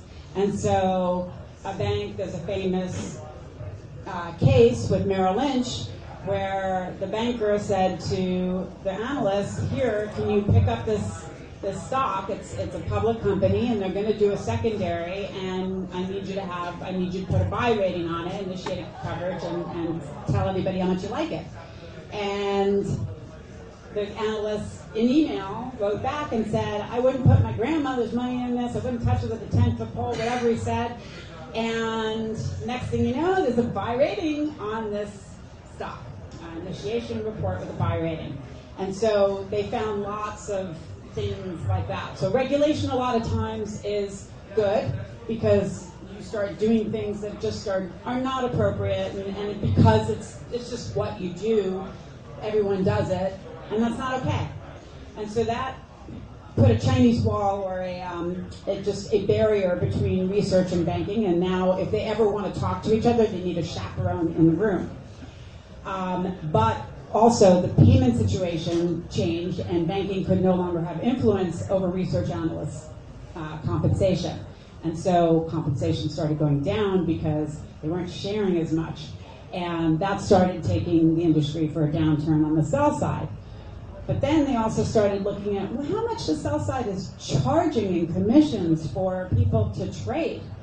And if any of you have your money in a mutual fund or a hedge fund and you're paying them, why are they paying Wall Street for research and all this stuff when they're supposed to be doing the research? But, you got to imagine there's 100 heads are better than one head, and there is value that comes from people giving you advice on things that they're just focused on versus one person that's looking at a lot of different things. So in any case, the commission started contracting because there was so much scrutiny over how much investing firms were paying Wall Street that the amount that they paid per trade started going down. So that started lessening the pool, and if you're not getting enough in commission, you can't pay your people as much as you were. And then came electronic trading, which drove the commissions down even further. The cost of technology was driving the cost down further. And then came ETFs, which was passive investing, and that created a new way where you didn't have to invest in a mutual fund. You can invest in a kind of like a tradable mutual fund right there that was liquid, and it was much cheaper. And so the amount of money that was available to earn as commissions contracted significantly. And so there's just been one disruption after another for Wall Street. And that's why I said in 2009, it was just clear that anyone who was used to making a lot of money like we were is just going to feel really bad about only making, I won't even say it. And then, you have these young kids who are excited about coming up and getting in the industry, and they're thrilled to make a lot of money that's half of what you're making. And so it was very interesting watching all of this, but it was clear that new products or new clients or new something needed to take place, and now there's even more disruption where they're really separating research and trading, and when you do a trade, it has to just be for that trade. You're not paying for research, and certainly not the U.S. Open or the Super Bowl that you got taken to by the broker. And so, one thing quickly, we have an hour for this panel. So, so with electronic trading, when the traders were all afraid about what do I do with people are going to want to use humans anymore, and all the traders wanted to avoid it.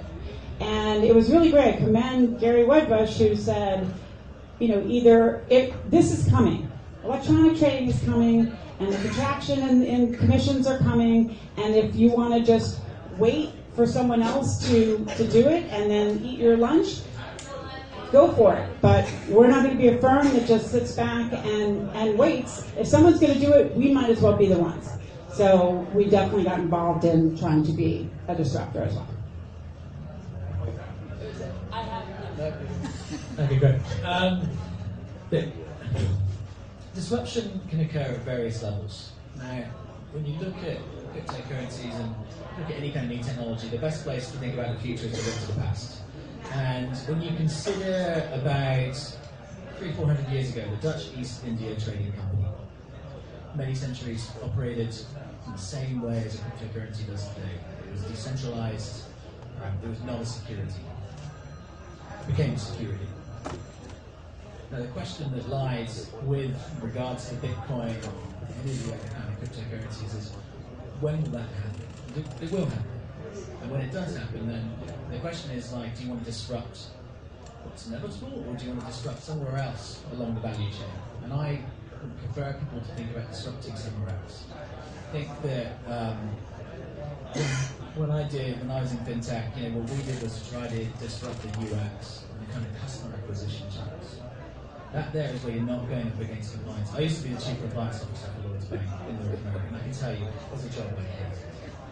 I mean, it was a job where I was regulated by British regulators as well as American regulators, as well as federal, as well as California state. And they are paid to say no. Compliance people are paid to say no, and there's a reason for that. So I think that disruption can occur in different places. Don't fight compliance. We see a lot of fintech. I'd love to invest in fintech companies. See a lot of fintech companies come to us, but none of them have really solved the question of, okay, who's handling compliance for you? 99% of the time the answer is, we have a lawyer doing it. Not the answer we want to hear as a VC fund. You've got to have someone in-house who's done this before, or you've done this before.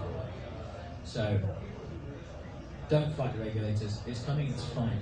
Work around it, but think about disrupting somewhere else in the value chain. That would be my opinion.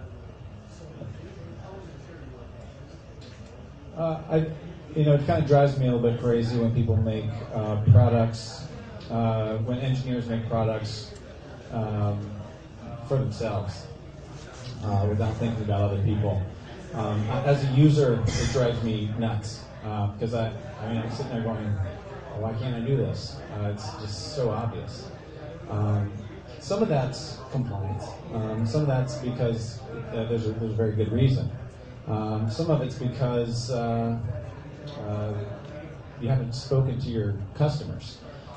So if you want to keep an edge on disruption, I would say stay in touch with your customers. Make products for people.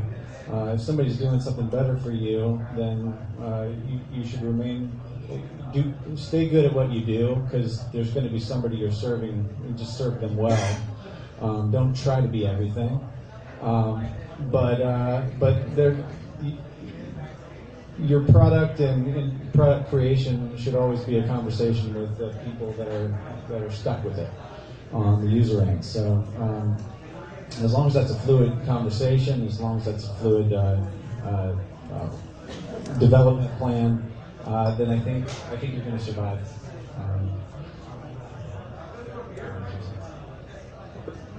I agree with Rob. Compliance is coming. Regulation, because the SEC chair just had a beautiful week last week, and this week actually. On Monday, had a big speech about it, trying to warn everybody. that they're going to come after anyone who violates securities laws. And then on Thursday, I had an op-ed on the Wall Street Journal, guy called Jay Clayton, pretty smart guy. And I completely agree. It's going to be difficult, I think, for a lot of companies to deal with, unfortunately. But you have to decide which side you want to be. We all have the right to vote in this country, and that's a right we own. And we elect governments, and those governments create regulations. So we have to decide which side we want to be, or we can move to Puerto Rico. Well, actually, that's the U.S. too. We have to move to Haiti. Haiti, that's good. And then, then you can exercise whatever rights you want there. But the truth is, it could be a good thing for the industry, but it's something that is going to happen. So I agree with that.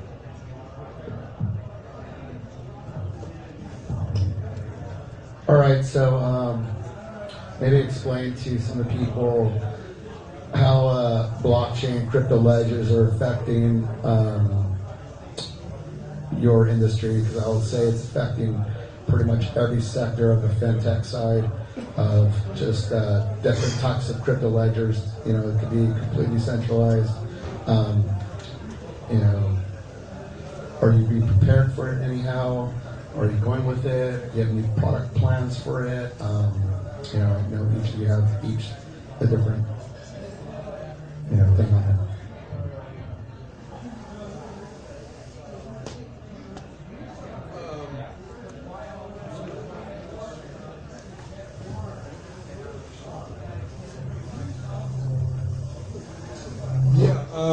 Well, certainly Bitcoin and blockchain. So my industry is basic. Well, I run an enterprise software.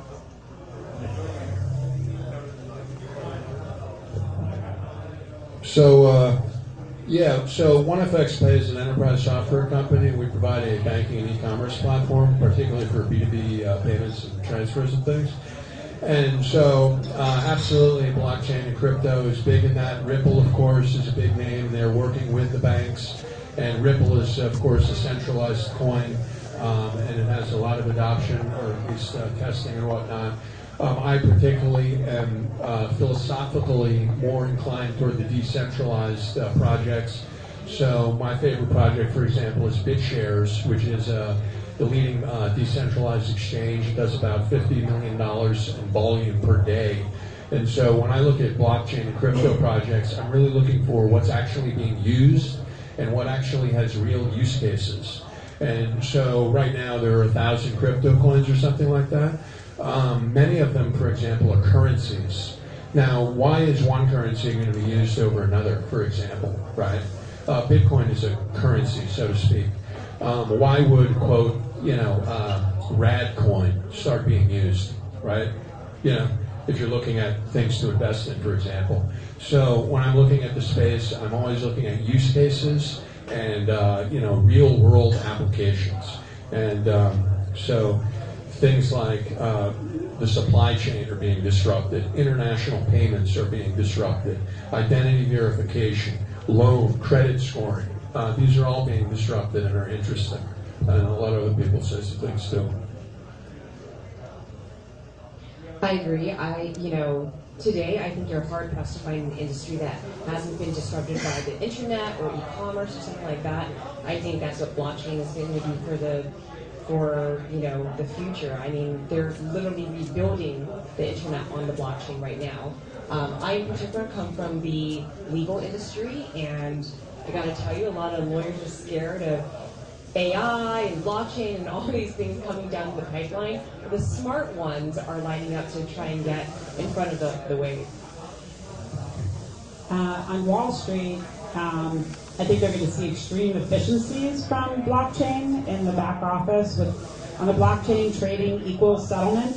So you'll end up seeing quicker trading and less counterparty risk and less capital needed for longer periods of time, and I think it's going to cause a lot of efficiencies and probably the loss of a lot of back office jobs.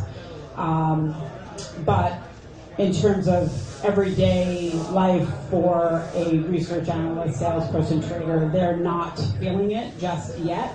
although CNBC is talking about crypto every day. And I think it's annoying some of them because it's not what they do.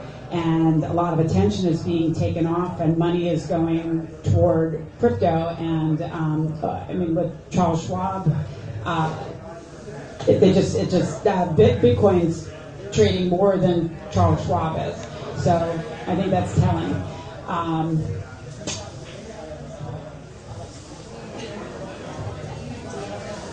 Yeah, decentralization is a very appealing concept. I think societally we're all very gung-ho to decentralization, and I'm with you on that. Can't really comment too much about ledgers and stuff like that, but if I remember right, where you've got n number of nodes and you've got n number of entries on a ledger, and that equals n number of transactions, that means anything could go wrong. So, the lady shaking her head means maybe I'm making the math wrong. But what I'm just trying to say is that decentralized markets and decentralized processes take time. When you think about energy consumption of Bitcoin mining, so when the very first Bitcoin was launched, you could data mine on a MacBook. And today, the entire processing used to mine for any crypto-related currencies, the energy consumption is equal to the output of the entire country of Denmark. Now, when we're in a planet today where we have lots of global warming issues and Paris treaties and accords and people stepping in and out and everything else, I think blockchain needs to become a lot more efficient and it needs to work out how it's going to do that. Quantum computing might help, AI, machine learning, deep learning might help. But there's some fundamental big problems that need to be solved before we can get much bigger.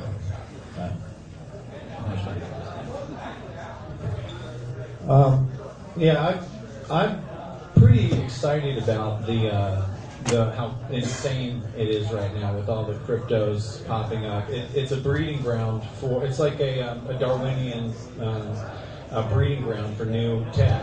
And so one of the things that's interesting is that a lot of it is you can't really patent a lot of this. It's just, and if you try to, then somebody's going to get it and implement it way before you.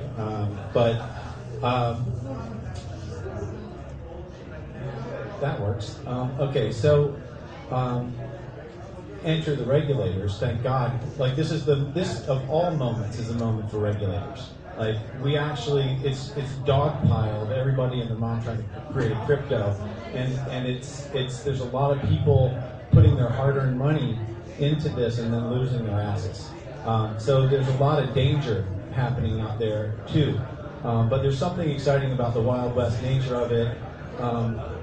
And I think what we're going to see is as the regulators step up and find some way to put some reins on this thing, we're going to increase the difficulty to have an ICO or to create anything that's tradable.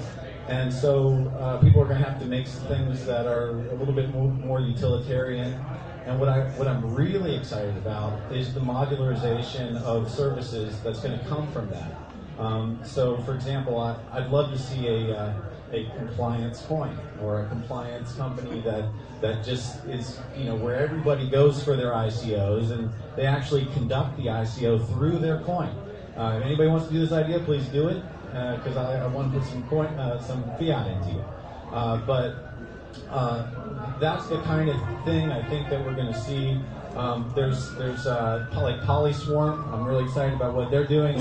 They're giving bounty coins to people that can break systems for security. That's something that benefits everybody. When there's better threat against hackers, the world's a little bit of a better, safer place. I think embracing it with a healthy skepticism for my app, again, for Paisley, what I do is I allow you to tell us how you want your money to flow. One thing I've been talking to my team about is partnering or just utilizing the Coinbase API to make that an endpoint for what we do. And what we're actually working on is cloning our platform and making that project called CoinBelt, so that you can make simple rules to stream money into Coinbase. when you have it. When you don't have money, it doesn't tap you. So that's something that's on our docket, and so just looking for tech assistance on that. But I'm super excited about the moment, and we definitely have plans to utilize the blockchain. And it's very cool. I actually did file a patent for securities tokens, and so I guess people are going to copy me. It's okay, no big deal. Yeah, I mean, you know, it was the first time I filed a software patent, so we'll see if it works. Not sure.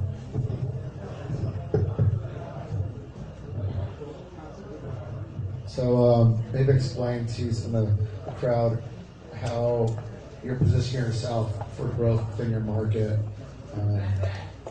I'll say some of the areas are growing very rapidly right now, especially in the crypto side. But you know, what are you doing to kind of do your growth?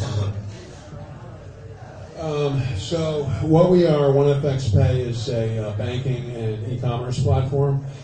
And so over the past several years, forward thinkers have written articles about what if Amazon got into banking? What if Facebook got into banking?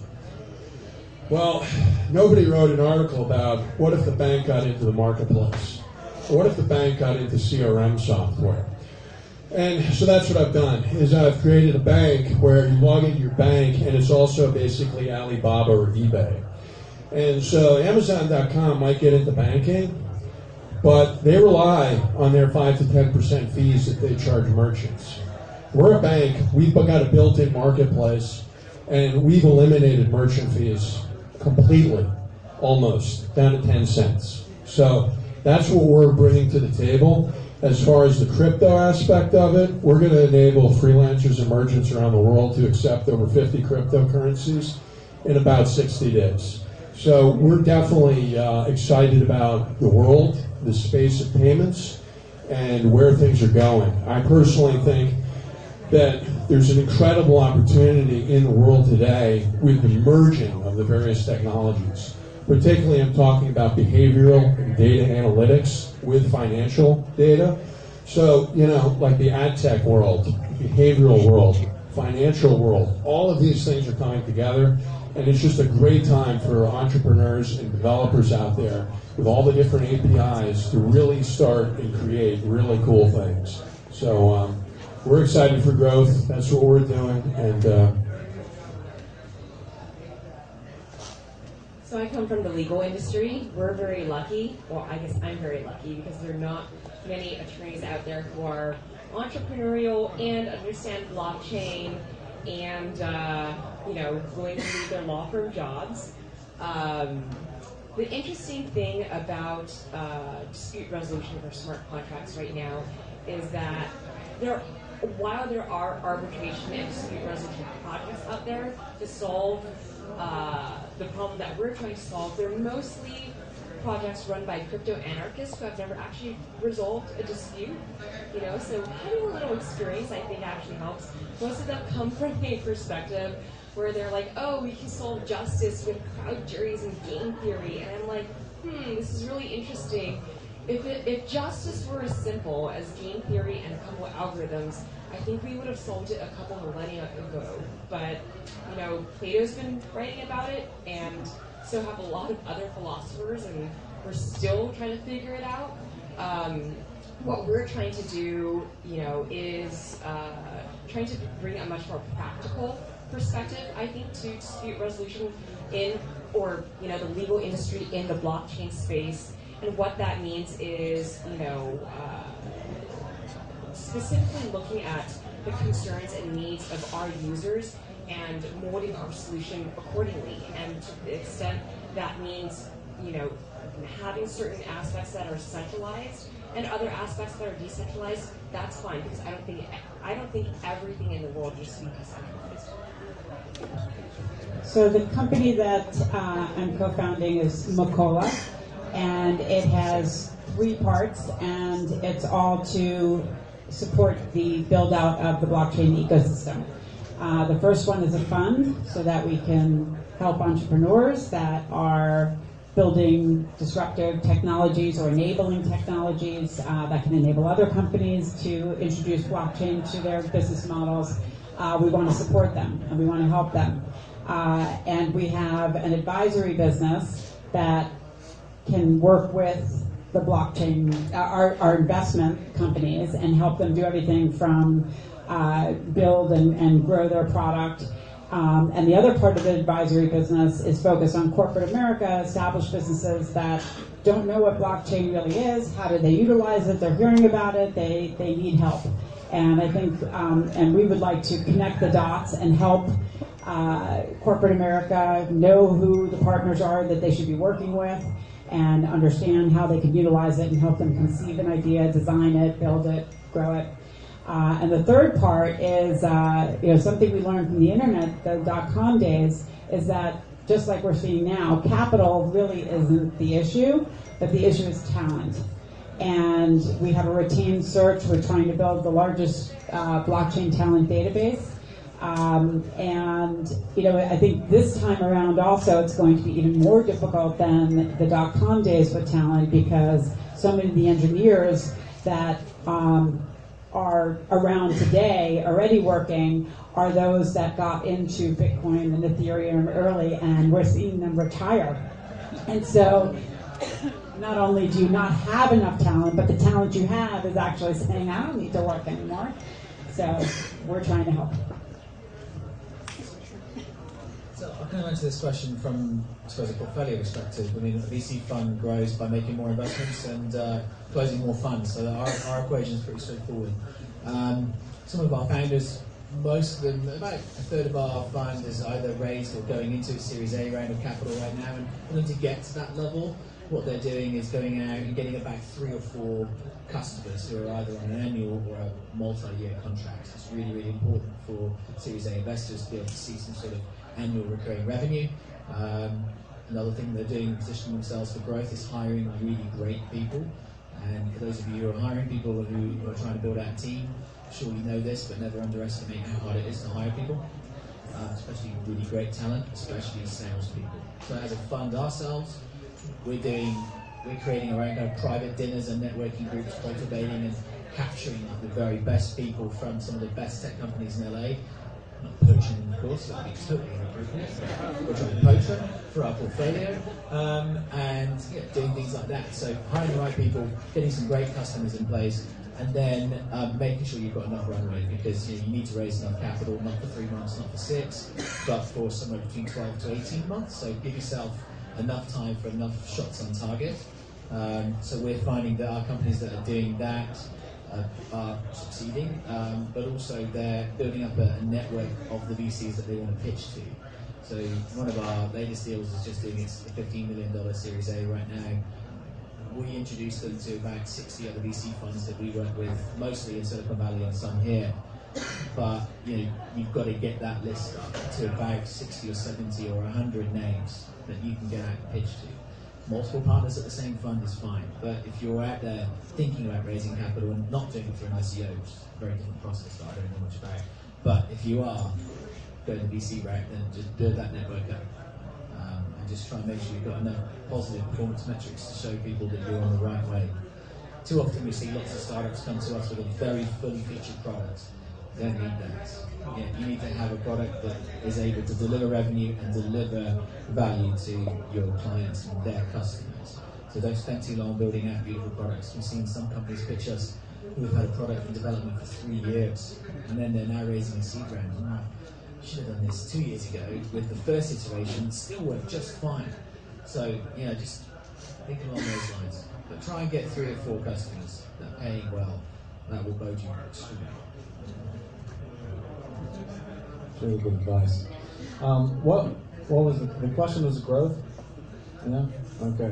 So I would just I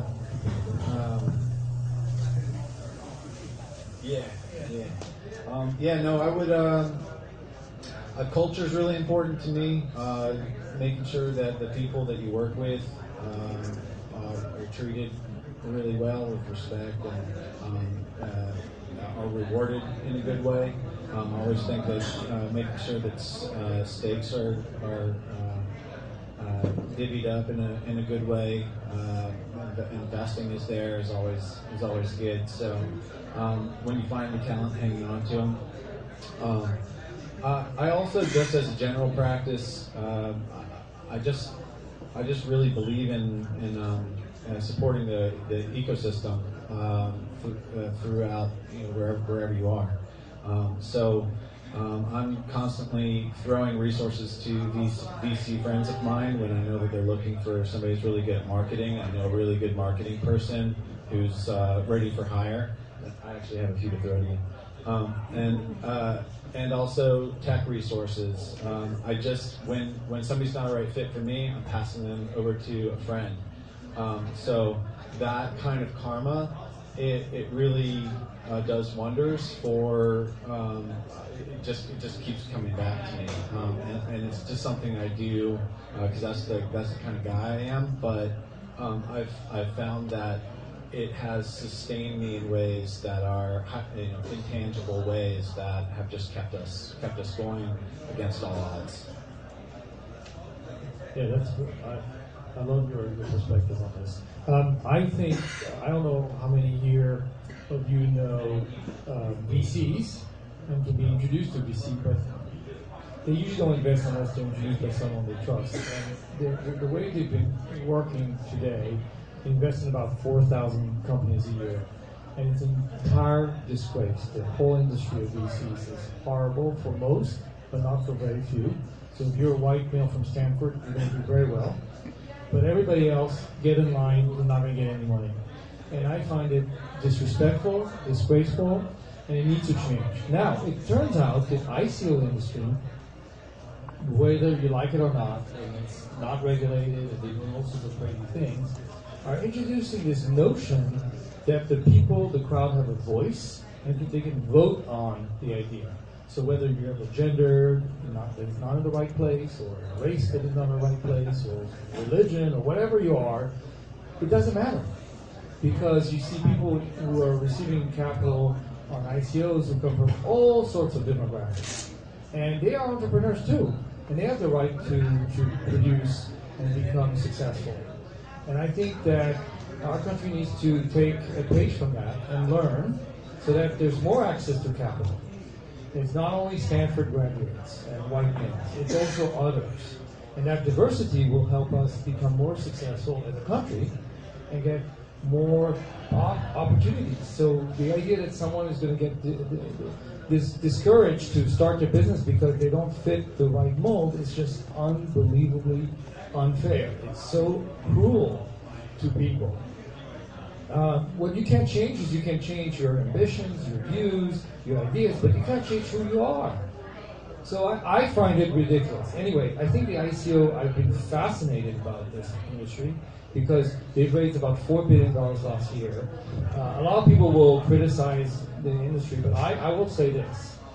They've introduced the notion that if you have a great idea and you have a crowd that wants to invest and you have a liquidity path that is instant or very close to instant, people are really willing to invest their money.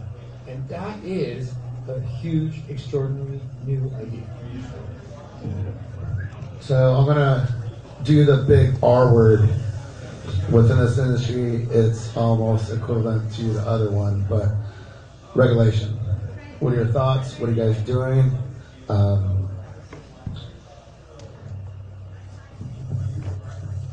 My take on regulation is outsource it if you can.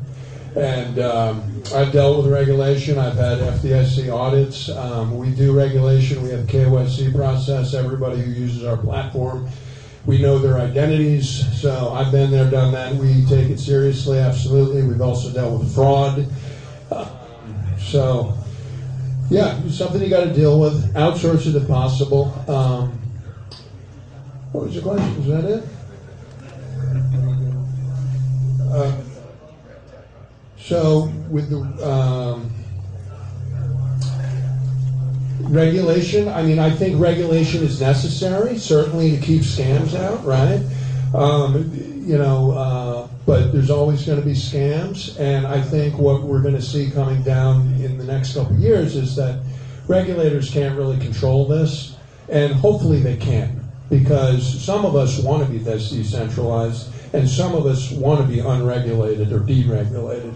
So I'm hoping that the regulators can't keep up with the technology, and that's what I'm hoping. Keeping in mind that there's a video on. So putting on my securities attorney hat for a second, the regulations have always been there. What is not there right now is more clarity on how the regulations apply to all the novelty that you're seeing, right? And, a lot of these ICOs are fundraising schemes. I will say, though, that, for the past year in this industry, I have never seen such incredible creativity from clients. I'm not taking clients, but, people keep calling me and emailing me and kind of pitching me. But, the creative, suddenly it's like the entire tech community knows the Howey test, which was this obscure test that no one actually really cared about. Now everyone seems to know it. They're all reading about it. They're all trying to find ways to find loopholes around it. What I'll leave you is just with this thought. And as a former general counsel of a startup that was one of the first to use regulations from the Jobs Act, one of the crowdfunding rules. What I will say is that novelty from a legal perspective is very expensive. And so right now, everyone's out there trying to ICO and whatever, they're after the money. And, I'll just say that one must weigh the costs and benefits of going in certainly more novel directions. From a legal perspective, it can be more expensive. From a business perspective, it can be more expensive, right? To the extent you're tokenizing your business, you run up against a lot more security issues. Ethereum virtual machine is not for poor startups, for poor people. And you're bringing a lot more complexity into what you're doing. So I'm not saying don't ICO. I'm just saying, spend a good amount of time thinking about whether it's the right decision for you. I think 2018, we will see a lot more coming from the regulators, but they are not caught up with the technology, and they are trying to understand and learn. I actually was part of a presentation from the SEC on Monday, and it came up how there seems to be more securities lawyers than ever, because lawyers are just everybody wants to get into the ICO business, and a lot of them are not giving very good advice. And people are, and I commend the SEC and the rest of the regulators for not banning everything, and they're trying to let creativity happen, but they are getting more and more scrutinizing over what is happening, and I think they're going to, some of the enforcement actions that they've done have just been pretty passive. But I think we will see some harsher penalties coming, and I think specifically, there's just so many issues that they're dealing with at the state level, the money service business. Who's in charge of regulating this? Is it the CFTC? Is it the SEC? Is it a currency? Is it a commodity? Is it a token? Is it? There's a lot of, or all the above, and there's a lot to figure out. But I do think that more clarity will be coming, and they're really calling for outreach. So anyone in the industry that wants to give some help on some how they can look at things, they're very open to it, which I think is a good thing. So there's not been an institution on this planet since the dawn of time that has not ended up being regulated. I would look to South Korea and look at what they're doing with regards to what's happening there. This is not going to go away. Now, if you want to keep fighting it, please do. I think it's very cool. But this will forever remain on the fringes if you do so. For this to succeed, there are 40 million Coinbase wallets. Now, the frequency of use is everything in technology, right? You know, you can have, look at VR, there's 6-7 million of those pointless, horrible headsets out there. No one uses them. And it's the same with the Coinbase wallet. We need frequency of use, engagement, for this to become a wide-scale, consumer-adopted platform. Right now it isn't. And regulation will allow you to do that. Don't fight it, please. I'm sorry, don't outsource it. I'm sorry to disagree with you, both of course. But please don't outsource it because it will ruin your business. Secondly, Howard, I have to pick up on this because you know my opinions on this. But you've made some very broad, very sweeping comments about venture capital, and I just wanted to tell you a little bit about how we invest. So, 33.3% recurring of my portfolio are women founders, and all of those are also the CEOs of their companies. 70% of our portfolio are from immigrant founders. That's a problem this country seems to have right now, including myself. I'm one of those founders. I'm an immigrant. We've got 40% of our portfolio are veterans from either the US Air Force, from the military, from the Marines, or for the Israeli defense. And I think actually 66% of our portfolio are ethnic minorities. So we don't give a shit whether you're from Stanford, Cambridge, Oxford, Harvard, or, you know, fucking Lady Mead Community School like myself in England. We really care about you being the right person with the right idea and launching the thing at the right time. Don't care what your colour is. In fact, I wish that was not an issue. I wish we could just invest in really bloody good entrepreneurs. But this is an issue because this is brought up a lot, and it makes me extremely irate. So I apologise for my tone, but it bothers me. So let's cut it out. Yes, some of my colleagues do have issues like that, but we're trying to make a change. And broad stereotypes do not help. Thank you. Yeah, there are some great VCs I've met as well around LA that are investing from a good place.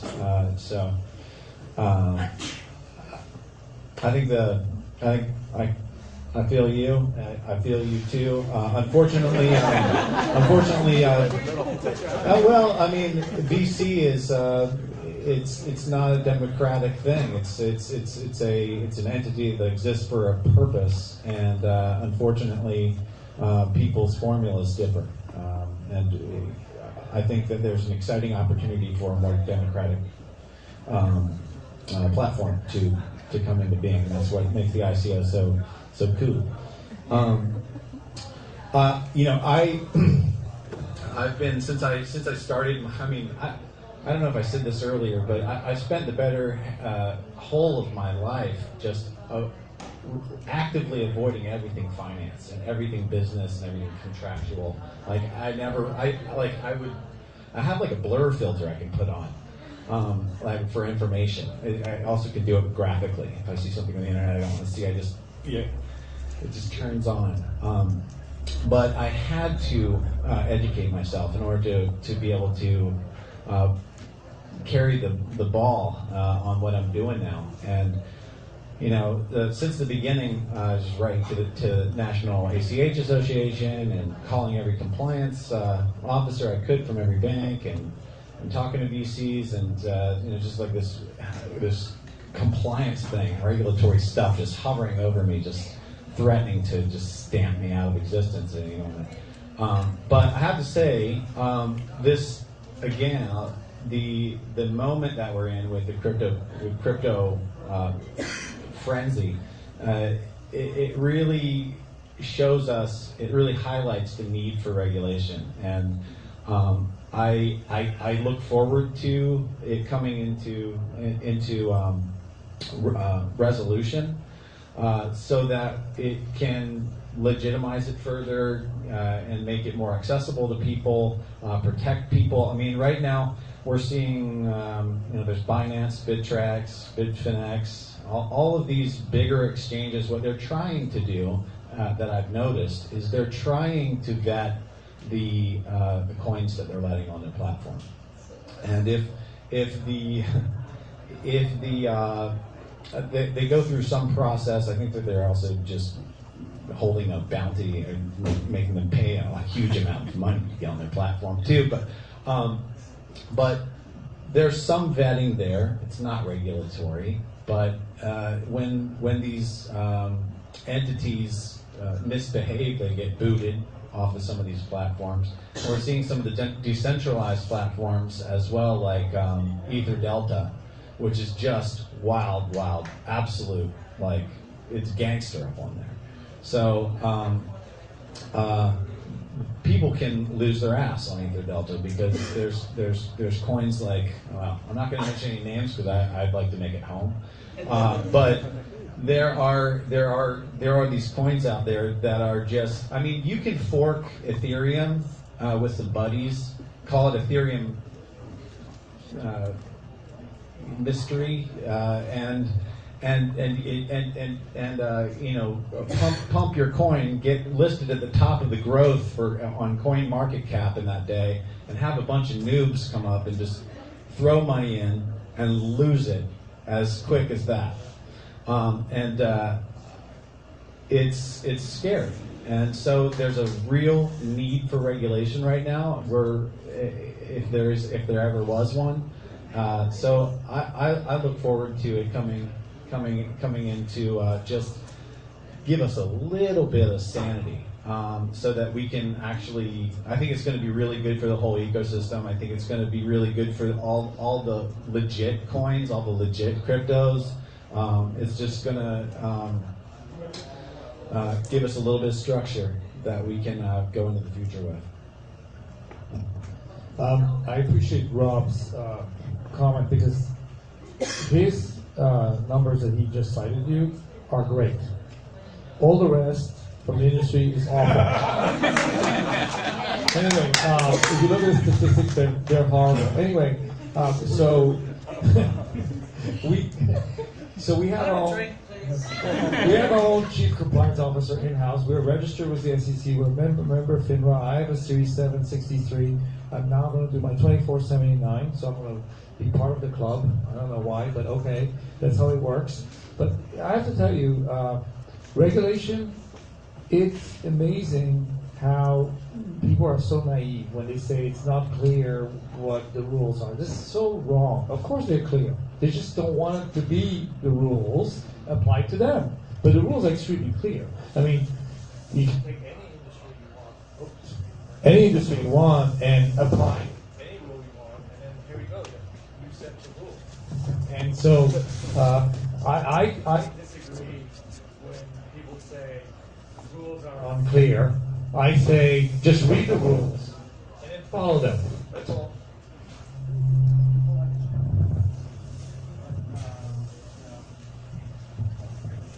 All right, so now you guys heard about the big R, the regulation side.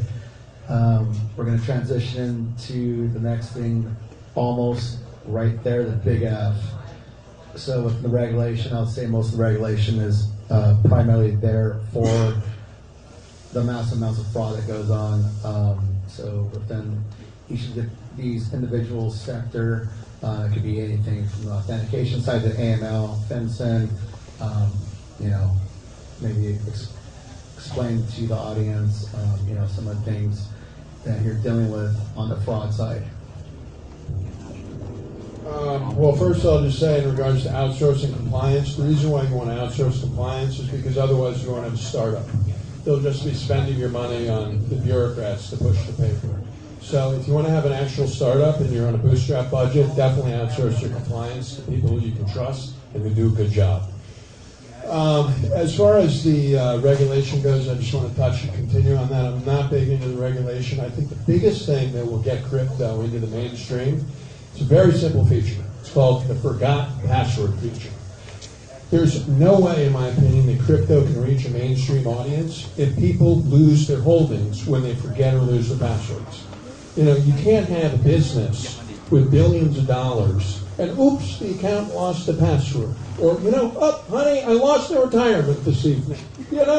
So once they figure that out, I think that'll help get crypto much more widespread adoption. far as regulation goes, yes and no, good and bad. You know, I'm really into the innovation and people doing things. I think, you know, we had Enron on the New York Stock Exchange, right? So things happen even in a regulated environment, but regulation does tend to stifle innovation. As far as the fraud goes, I've dealt with fraud, and so I've dealt with that in terms of ACH chargeback fraud, and you know, all I can say is it sucks, man.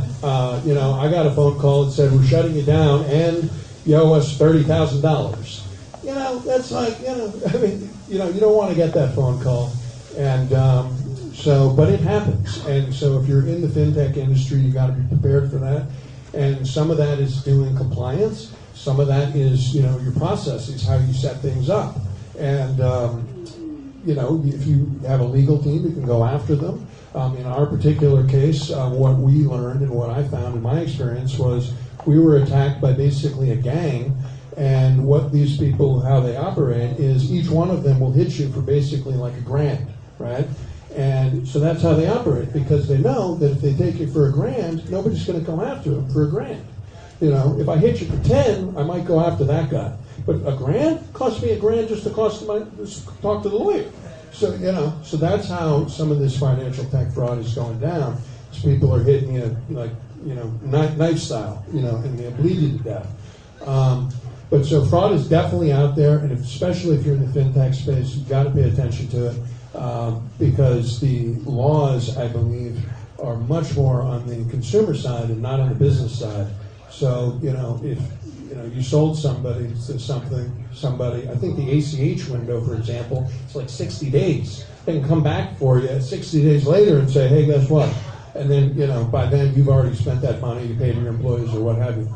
So you've got to pay attention to your processes and how you're set up for fraud.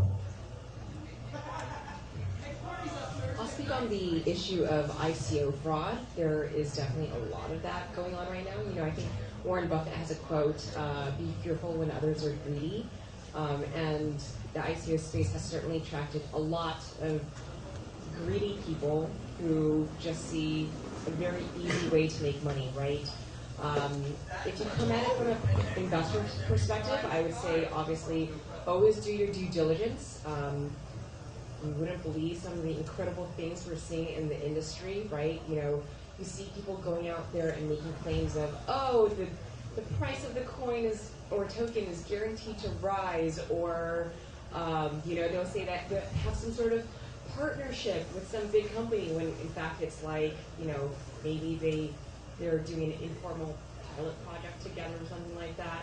So, you know, lots of exaggeration. They'll say, oh, we're going to list on an exchange by X date, when in fact they have no such agreement to ever list on an exchange. It's very difficult to get listed on an exchange. Make sure you compare the white paper to the actual terms of the smart contract, right? We're seeing a ton of smart contracts out there where, you know, whatever representations made in the white paper do not reflect what the smart contract says. So if it says, oh, our pre-sale people or our advisors have a 3-month holding period, that's not put into the smart contract. These people can dump it whenever they want, right? So you want to make sure that they have a professional smart contract auditing firm, that the terms in the smart contract actually reflect what is represented in English on the white paper. I don't have a ton of stories about fraud, but I'm just looking forward to what blockchain technology can bring to the world with respect to reducing fraud and relying on trusted, unalterable data. And you know, it amazes me how we give our credit card or checks with our account numbers right on it, and we have to trust that this intermediary is not going to do anything wrong and take that data, or that even if they're good, that their systems are not going to allow some hacker to get in and take the data. And I think that digital currencies and blockchain technology will go a long way in helping that and allowing people to control their data and only have to give what's necessary and not things that people don't need to see. I suppose back in the day in the banking, fraud was is a real problem. And I think probably you and myself at Lloyd's and you at Wedbush, we've probably done lots of AML courses, those online courses that we just sit there. Yeah, it's the most dreary course you could ever do, but it's really important. And I think one of the biggest things that comes out from it is just really be aware about KYC and applying a lot of common sense to doing checks on your customers or people who are transacting on your platform. International transactions obviously attract a lot more potential for fraud and risk than others, and domestic. From some fintech startups we've seen some horror stories have been, customers' account numbers and bank account numbers being stored on Google Sheets. It's a good idea. So just apply a lot of common sense to this, and if you can avoid touching people's personal information, such as social security numbers or bank account numbers, please do. Just let somebody else who's regulated and can handle all that for you. Yeah, that's what we do at Paisley. We are in payments, so we have to worry about it. But we don't store any bank credentials. It's called sensitive authentication data. All of that goes passed through to our providers. But we do have to create our own business logic to make sure that we're keeping an eye on fraud. I mean, the way that we're doing that is through tiering. So you can send this much when you're a new customer, and over time you can send more and more, and through latency as well.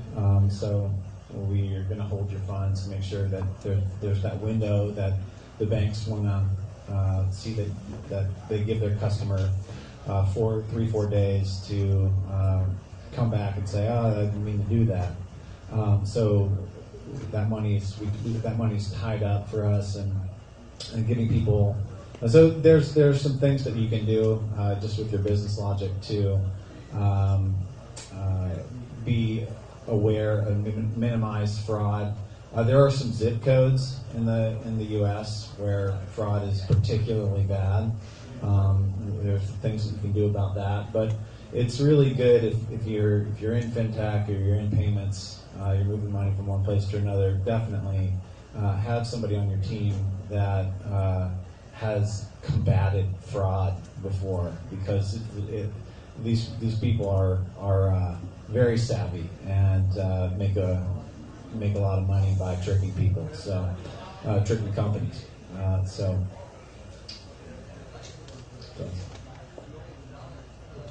think we're done. I have to run. Is there a...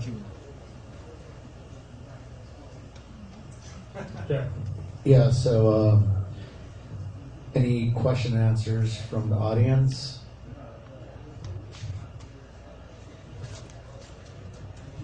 This is for Howard. Thanks. We're on your platform. It's Frank Banks from Zen, by the way. So I had a question about, obviously with the ICOs, a lot of the draw has been the early liquidity. And so, we agree with you on the SEC compliant path, but there's then that issue of what happens in terms of liquidity. Are you guys going to try to address that? I understand that you guys are already are you registered as an alternate trading platform already, is that something? The question is that part of the ICO process and that part of the industry something that you're looking to try to get into in terms of being an exchange for the tokens? Frank, thank you. So it turns out the good news is that the security tokens, even if you lose them because you forgot the password or whatever it is, you're good. You're good. You're actually very, very good. It turns out in the securities industry was a company, a certain type of company called a transfer agent. And the transfer agent holds a record of who owns the security. So if someone steals it from you, then you just cancel the coin and just reissue the coin to the person who owns the securities. Great news for the industry. Most people don't even know about that. Okay, so in terms of trading these securities, I mean, you're issuing securities, I suppose. We're working on it very hard. We have a patent we filed. There's a patent office for it. It hasn't been awarded.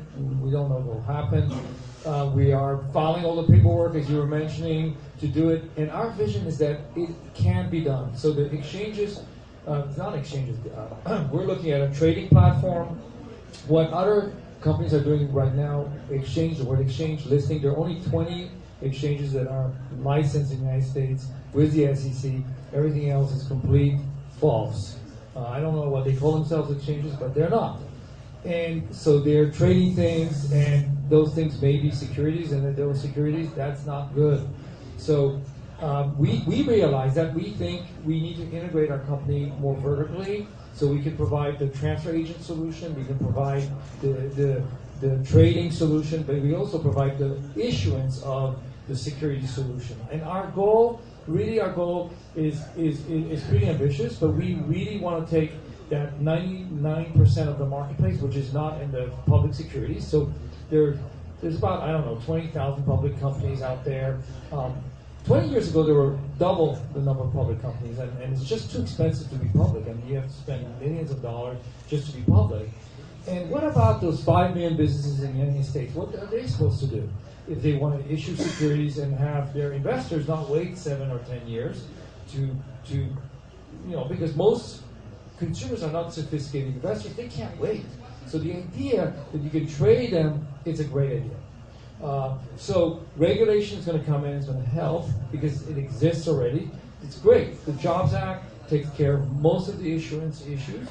And it turns out the SEC created this thing called the alternative trading system, which solves, hopefully, all the secondary market issues. So without any new laws, any new regulation, we can do all of it, except no one's really thinking about it, which is shocking to me.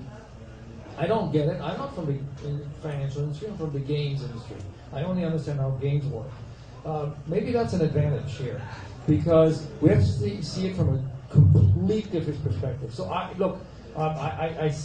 hear what you're saying. We need to solve that problem. Any other questions from the crowd right now? P0's doing it right now already. Yeah, I know. There's a couple of them out there right now. There's a couple guys I know that are kind of doing it already. But any other questions? I asked this question earlier about the ICOs, raising capital, etc. And they were talking about the utility tokens versus the security tokens. Can you guys kind of talk a little bit about your thoughts on either one and the legality issues and the SEC issues we already had? There's a false dichotomy out there right now that a token can be either utility or security, but they're not mutually exclusive. You can have a security token with utility features. So the fact that it has a utility is not what matters. What matters is, whether or not it's considered an investment contract under the Howey test. And for that, you have to look at a lot of things, the liquidity aspects, the manner of sale, so on and so forth.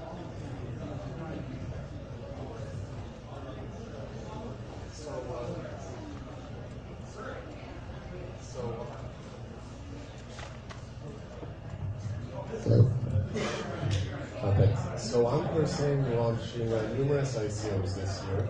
We're ready to launch in a few. One you would be interested in because I think it makes your bank obsolete. But we have, so I'm looking for VCs, so I'll be talking to a couple of you guys afterwards. And so one question that I have is, if you come across multiple groundbreaking ideas, should I ask you guys just one of them to try to pitch you guys one of them, or should I pitch you all of them if I think you guys would be equally interested in all of them? So I'm just going to say that, the way startups have evolved traditionally, we've seen over time that it's very difficult for founders to work on multiple projects at the same time.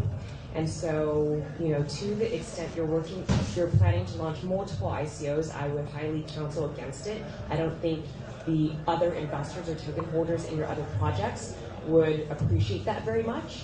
The other thing is a lot of VCs do not invest in ICOs or tokens. Their LP agreements prevent them from doing so. Some VCs are starting to or have amended their LP agreements that allow them to invest in tokens, but most of the VC community, I would say, is still not quite there yet today. All right, well, we're going to Want me to give a VC perspective on that question? Okay. Have you got time? If you don't want to, but yeah. Just make it quick because we have to start. One idea, not three, because if you're coming to me with 3 ideas, it means that you haven't really set on one, and I'm kind of thinking you're just like hedging your bets, and we do enough hedging as it is, so you don't have to do that. And then, it's difficult for us investing in ICO-backed companies because we want investors in your company that have helped your company grow and done things for you and made connections for you, and not sure if all the ICO investors do that for you. It's a tricky one. One idea, probably not ICO backed. Sorry. All right, everyone. We're going to wrap it up. If you want to ask more questions, some of these people will be here for a bit. But thank you very much for being here tonight.